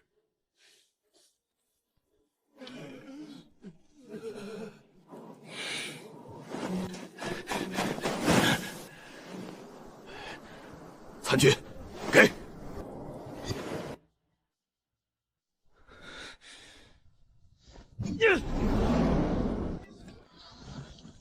都给我睁大狗眼看清楚！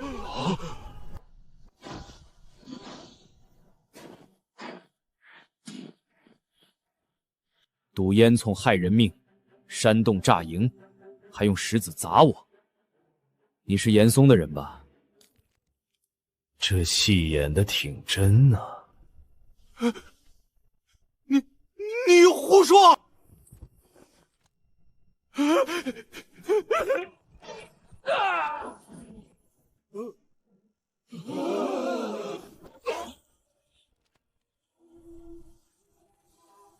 刚才谁喊着要杀我？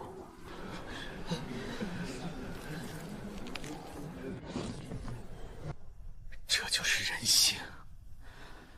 我给了你们粮，给了你们煤，想让你们活过这个冬天。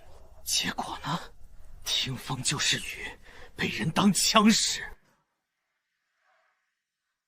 哼！参军，我们错了，是赖三儿，是他说我们要是不闹，就找人杀了我们。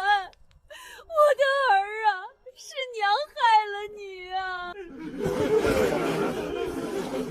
参军饶命，我们是猪油蒙了心，我们不是人，我们是畜生。将军，杀人吧。杀谁？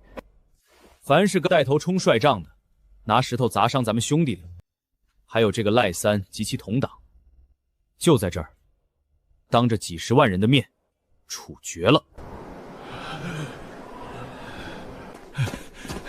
这法不责众啊！先生，这就是您教我的立命：乱世用重鼎。今日不杀，明日咱们就会被生吞活剥。我救的是人，不是养不熟的狼。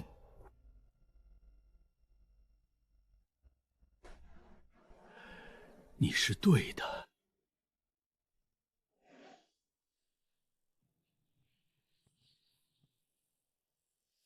记住了，我江鼎能给你们饭吃，也能要你们的命。想活命的，老老实实听话干活；想搞事的，想当墙头草的，这就是下场。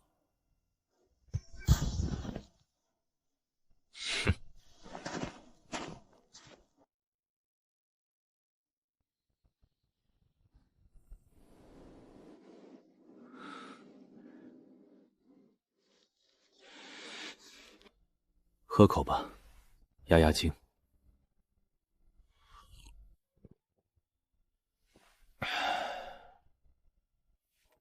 老李，你说咱们救这帮人，到底图什么？图个心安吧。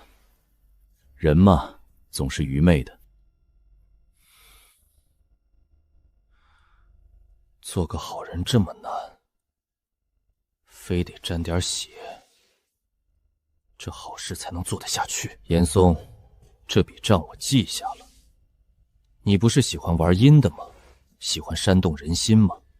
那我就让你看看，什么叫真正的群众运动。3天后，在界碑关广场搭起了一个大舞台，下面黑压压的坐着10万流民，他们不知道我要干什么，只知道今天不仅发粥，还能免费看戏。随着沉闷的鼓声响起，戏开始了。这部剧叫《白毛峰》，没有名角，演员就是难民营里挑出来的。临时搭建的高台上，那出《白毛峰》刚唱到最惨烈的地方，饰演恶霸的冰痞一脚踢翻了赵大娘的药罐，黑乎乎的药渣洒了一地。没钱交租，就把这老不死的扔出去喂狼，这就是大钱的王法。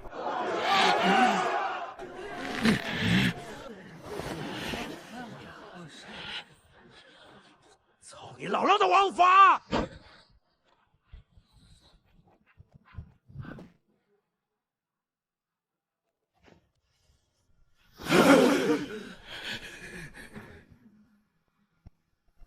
弄死他！弄死他！先生不得不说，您这写剧本的能力真好。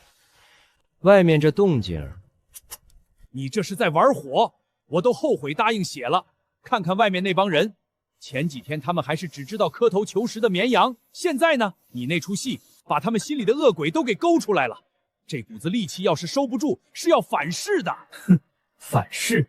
先生，对于这帮想杀我们的畜生，还要什么德？我就要这股戾气，我就要这股火。可是，没有可是。将军，那100个种子已经挑好了吧？挑好了，都是家里死了人，恨官府恨得牙痒痒的。刚才看戏的时候，有几个差点冲上去。真把那个演恶霸的兄弟给咬死。好，把他们带进来，我有话跟他们聊聊。参军，给俺们做主啊！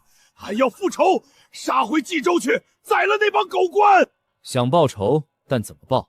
拿牙咬，还是拿你刚刚往台上扔的那草鞋？那俺也去，死也得沾他一身血。起来吧。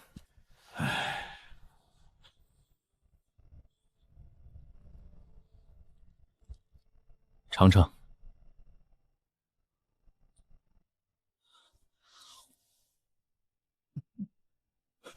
咸不苦，这盐不苦。我给你们每人发10斤这种盐，再给你们每人10斤白面，还有，把这个带上。参军，这是啥意思？我要你们回家，回到冀州的每一个角落，把这盐分给乡亲们尝尝，告诉他们这就是北凉人天天吃的东西，然后把这出戏讲给他们听，再讲讲你们在关外差点被冻死的事，讲讲严嵩那个老狗是怎么让人毒你们烟囱的。我要让每一个大钱的百姓都知道，要杀他们的不是天灾，是人祸，是坐在京城金銮殿里的那些狗光。参军是想让俺们去放火？星星之火可以燎原，你们就是那火种。回去告诉乡亲们，谁要是活不下去了，谁要是想吃这不苦的盐，想烧那暖和的煤，就拿起锄头等着。等到北凉的旗子插过去的时候，给我把那些狗光的门从里面打开。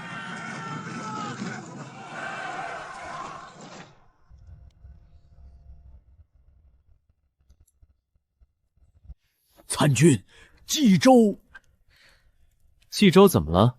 前几天你把那几万流民放回去，说是让他们回家，可这才几天，那边的探子汇报，冀州各地烽烟四起，县衙被烧，大户被抢，这哪里是回家？这是把一群狼放进了羊窝里啊！而且咱们手里明明有10万精锐黑龙营，既然界碑关都拿下了，为何不趁势南下，一举拿下冀州城，平定乱局？非要在这关口蹲着，看着百姓遭殃。先生，不是不想打，是不能打。界碑关是咱们拿下的，这没错，但那是咱们用粮食骗开的门，没动刀兵。赵祯虽然气，但也只能捏着鼻子认了。毕竟咱们打的是赈灾的旗号，但如果咱们现在带着大军杀进冀州城，那就是造反，那就是入侵。朝廷无道，天下共击之，造反又如何？先生，你还是不懂。咱们现在是只要活命不要地盘的北凉，大晋觉得咱们是雇佣兵，大钱觉得咱们是割据军阀，虽然恨，但还没到举国之力来灭你的程度。一旦咱们真的攻占了冀州这个大州府，那就是称帝的先兆，到时候赵祯就算再怂，也会调集全国兵马跟咱们拼命。大晋也会觉得咱们威胁太大，搞不好会跟大钱联手。咱们北凉若是真要跟两国同时开战，那就这么看着，看着冀州乱成一锅粥，看着那些回去的流民跟官府厮杀，这叫排毒。咱们要是现在进去，不仅要养活几百万张嘴，还得替大钱收拾这个烂摊子，所以得让火烧一会儿，让那些被压迫的百姓自己去把那些贪官污吏清理干净，把旧的秩序烧个精光。等到冀州的老百姓发现自己打烂了旧世界，却建不起新世界的时候，咱们再带着粮食，带着秩序，以救世主的身份进去。到时候，咱们不是入侵者，咱们是解放者。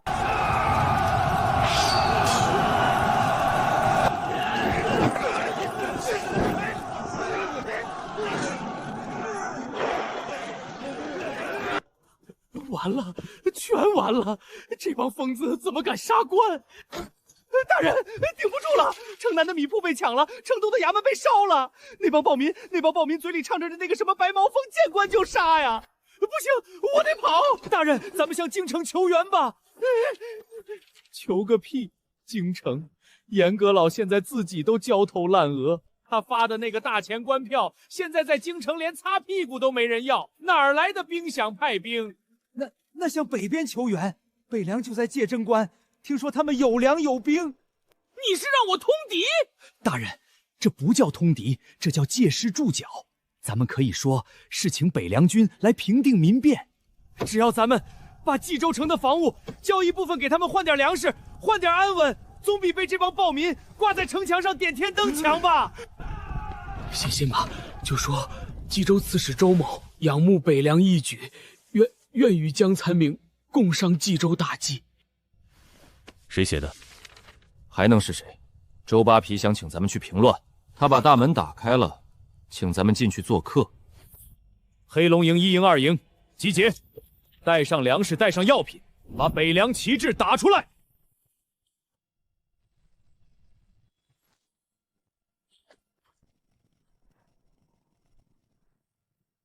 大人来了！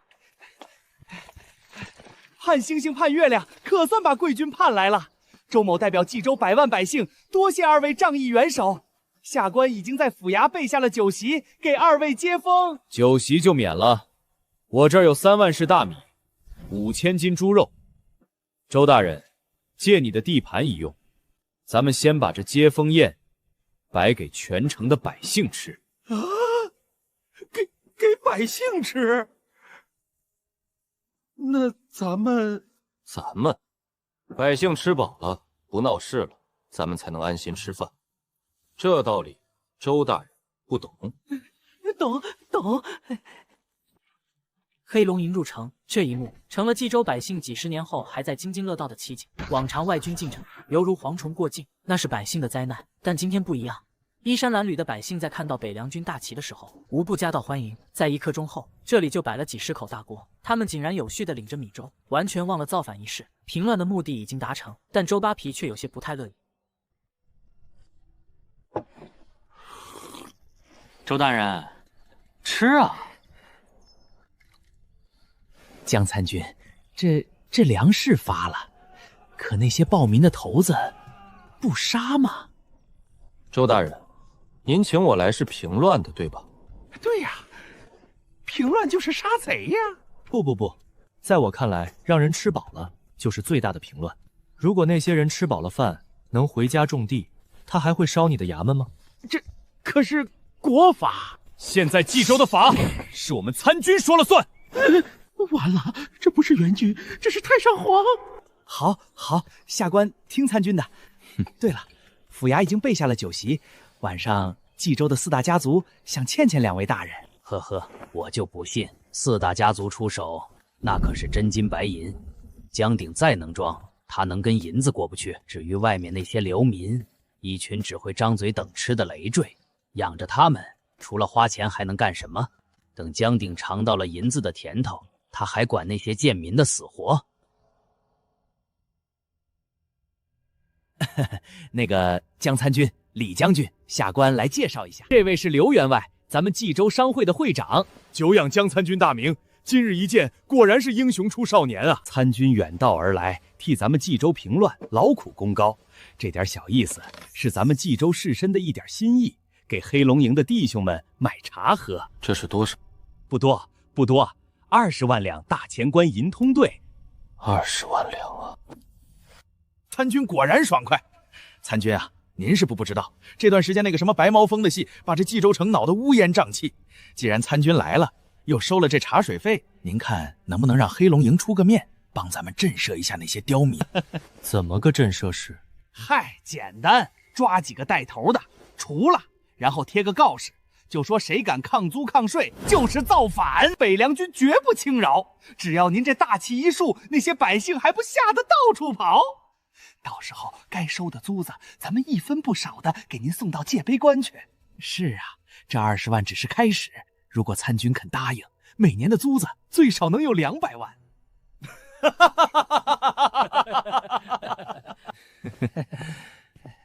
哎呀，参军，这事儿就……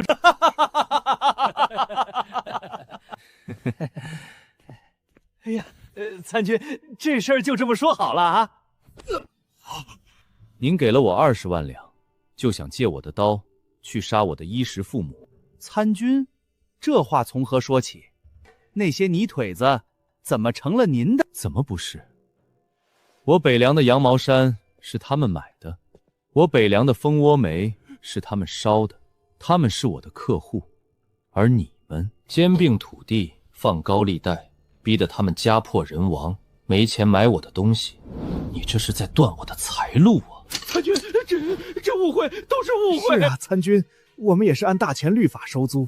大钱律，凡民间代代月息不得过3分，过3分者为高利贷，债权作废，杖80，流放3000里。刘员外，您的利息是多少？不说。去，把刘员外带来的账房先生请进来，顺便把他们的账本也带进来。江鼎，你这是坏规矩！你收了我的钱，你不能……坐好。好家伙，借1斗米，半年还3斗，还不上就拿地抵地，没了就拿女儿抵。刘百外，您这不是做生意，您这是吃人啊！江参军，这是冀州的规矩，大家都这么干，周大人也……以前的规矩我不懂，也不想懂，但从今天起，这冀州城得按我的规矩来。第一，刚才那20万两我收了，这叫补税，你们这几年偷逃的税款加上罚金，这点钱勉强够。第二，从明天起，废除所有的驴打滚高利贷，百姓欠你们的钱，一律作废。你这是明抢，朝廷不会放过你们的。你还没看清形势吗？京城离这儿有1000里，这是为何？而我的黑龙营就在你眼前。明天早上，我要在府衙门口看到你们开仓放粮，每家出5000担，少1斗，我就剁你们1根手指头。周大人，这告示还得劳烦您来写，就写冀州4大豪绅感应百姓疾苦，自愿捐粮，那20万两也是捐给百姓修桥补路的。您看这名声多好听。你把他们逼这么狠，不怕他们狗急跳墙？他们的牙已经被我拔了，钱被我抢了，债被我烧了，现在的他们不是狗，是肥猪，而且是一群只能乖乖听话，等着被咱们慢慢宰的肥猪。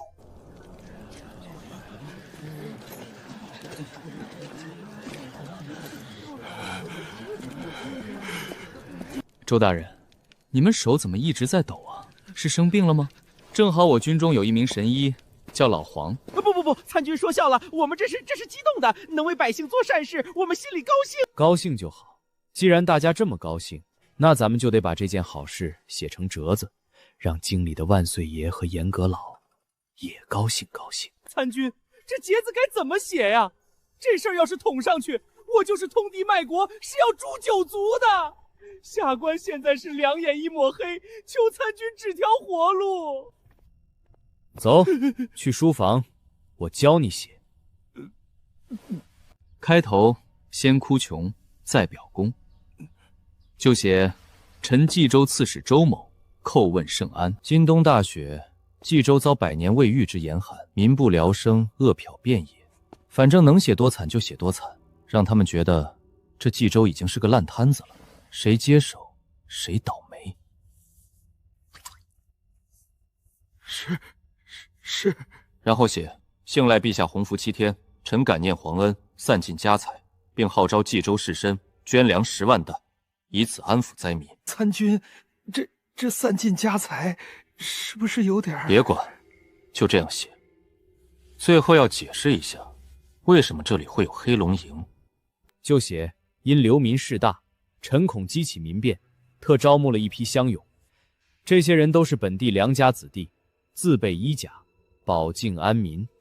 这要是这样写，严阁老不仅不会怪罪，搞不好还得给我表彰。只是参军纸包不住火啊！哎，你怕啥？我又没造反，城防还是由你们接管，被查到又怎么样？难道正常的做生意也不行？搞定了，搞定了。咱们在冀州真的只做生意，不扩军。咱们现在还不能接管冀州，接管就得开战。冀州是平原，无险可守，不适合做基地。那你打算怎么做生意？冀州有300万人口，就是300万个劳动力，也是300万个兵员。我要在这里建分厂，建水泥厂，建纺织厂。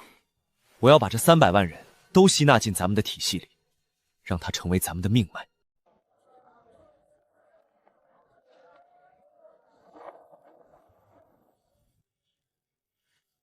真的给钱，不是抓壮丁。以前官府招工那都是去修河堤，自带杆上还得挨鞭子，去了就回不来。老乡，那是大钱的规矩，看清楚了。北凉招工，去修路，去挖矿，管吃管住，1天3顿干的，工钱日结。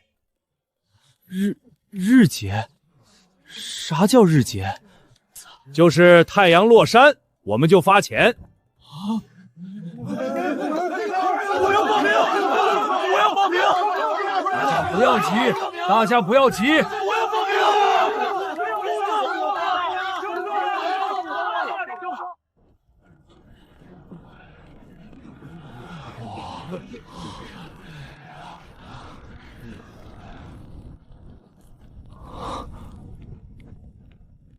二哥，这真是给咱们吃的？该不会是断头饭吧？吃，就算是断头饭，做了饱死鬼也值了。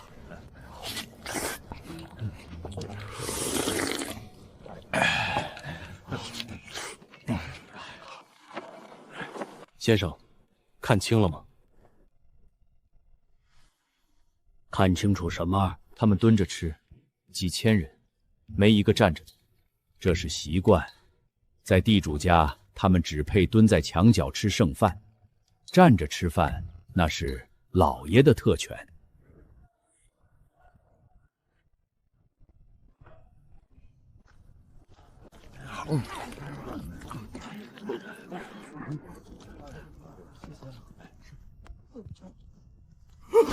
参军饶命！小人没偷懒。参军老爷！参军老爷万岁！参军老爷万岁！给老爷磕头了。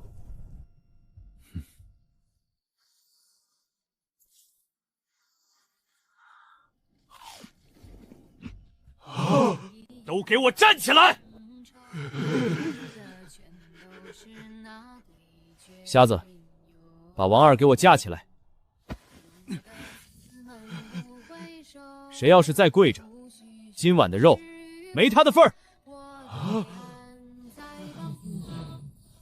王二，我问你，这碗里的肉是谁给你的？是参军老爷赏的。错，这肉是你用手印换来的。你签了字，卖了力气给我干活，我给你发工层，给你饭吃，这叫交易。咱们是平等的，我不欠你的，你也更不欠我的。平等？这世上哪有跟老爷平等的事？给我挺起胸膛来，端着碗站直了，看着我的眼睛吃。乡亲们，老夫张才，以前是个教书匠，今天老夫给你们上第一课。一撇一捺，相互支撑，顶天立地，这就是人。朝廷把你们当牲口，士绅把你们当奴隶，但这里江参军把你们当人。既然是人，就得有人样。从今天起，忘掉你们以前学的那些磕头作揖的规矩。人站不直，跪着就是乞。你们是想当人，还是当乞丐？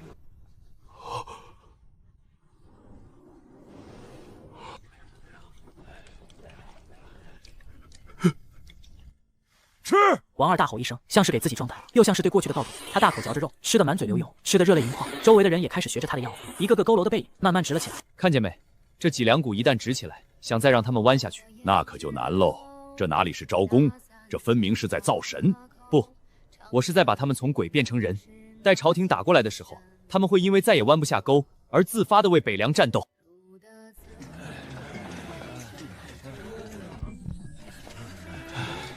都排好队，不要挤，按顺序领钱。王二，碎石2车，超额半车，基本将1元，奖金5角，合计1元5角，拿好。1元5角，在供销社的物价表上，这就意味着5斤白面，或者2斤肥肉，或者1瓶给老娘治腿疼的药油，而这只是我1天的工钱。以前给刘家当牛做马1年，年底也就能见着几百文铜钱啊！真的给了，真没拖欠。二赵四，李大狗，都给我滚出来！谁让你们在这偷懒的？家里的地不种了，猪不喂了。刘员外，您来干什么？我是你主子，不回去干活，跑来这儿干嘛？反了你！你别忘了，你生气还在我这儿。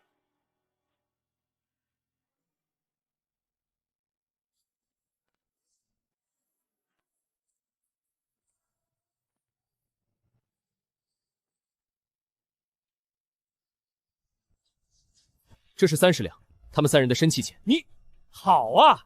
既然参军如此慷慨，那咱们算个清楚。这里大部分人以前都是益州4大家族的佃户，若是要赎回他们的生气，至少也得要40万。参军，要不我们回去吧？回去，是得回去啊。不过不是你们。瞎子，回去库房取40万两来，咱们一次性全清了。刘百万露出不可置信的表情，在他看来，我无疑是个冤大头。那生气当时买来甚至连10万都不到，而我竟然给出了40万。于是，在半个时辰后，他就把所有的生气都带来给我。有了这笔钱，他能去隔壁州再买几千亩地，能再招几百个佃户。他盘算着这买卖不亏，可他不知道的是，从这一天起，冀州城再也没有人卖身为奴了。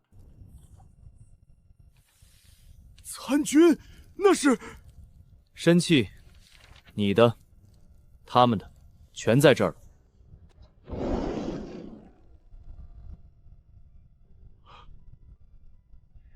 站着！如果你还想在这继续干活的话，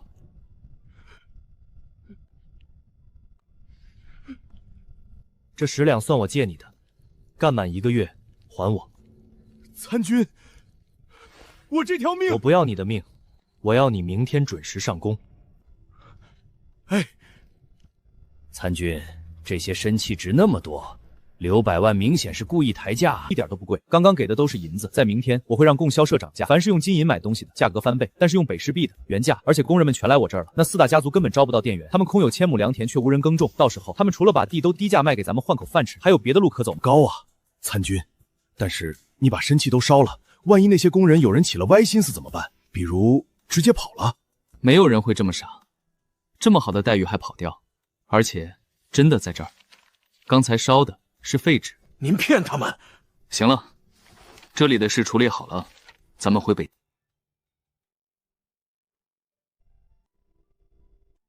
冀州平了。平了。这大钱真是烂到了根儿里，咱们都不用开战，冀州就被拿下了。唉，无敌，太寂寞了。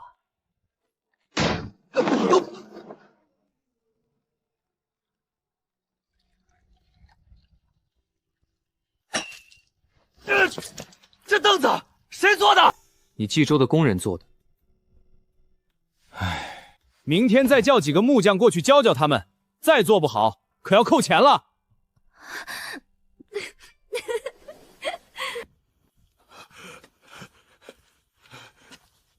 参军，出事了，出大事了，出事了，出大事了！是铁墨，毕勒格送来北凉读书的学生，怎么回事？毕勒格呢？老师，救大汗，红毛鬼有炮，全是火枪，黑风谷被围了3天了。他们说要把大汗剥皮做成标本。老师，快！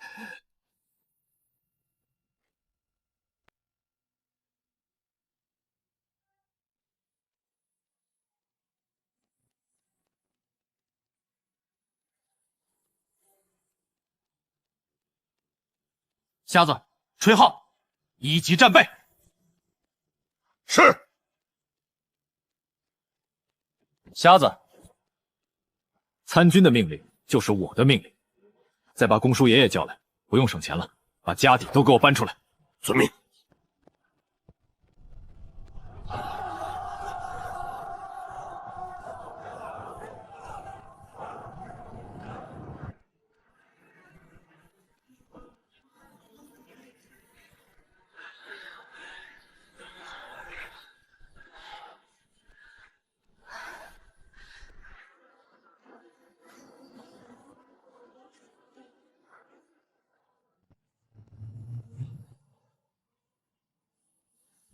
大汗，没水了。不能拼，老师说过，只要活着，就有翻盘的机会。可是，咱们的信鸽都被他们打下来了。铁马儿也，北凉就算知道了，赶过来也要3天，咱们撑不到那时候了。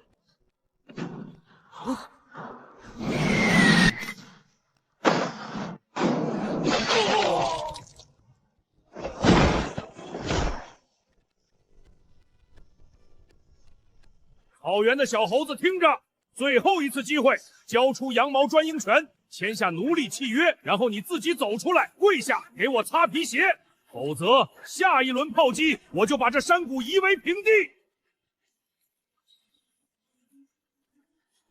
尊严是在剑锋之上。老师，现在剑断，尊严还能保住吗？大汗！大汗！大汗！拼吧！准备冲锋，就算是死，也要咬下他们一块肉！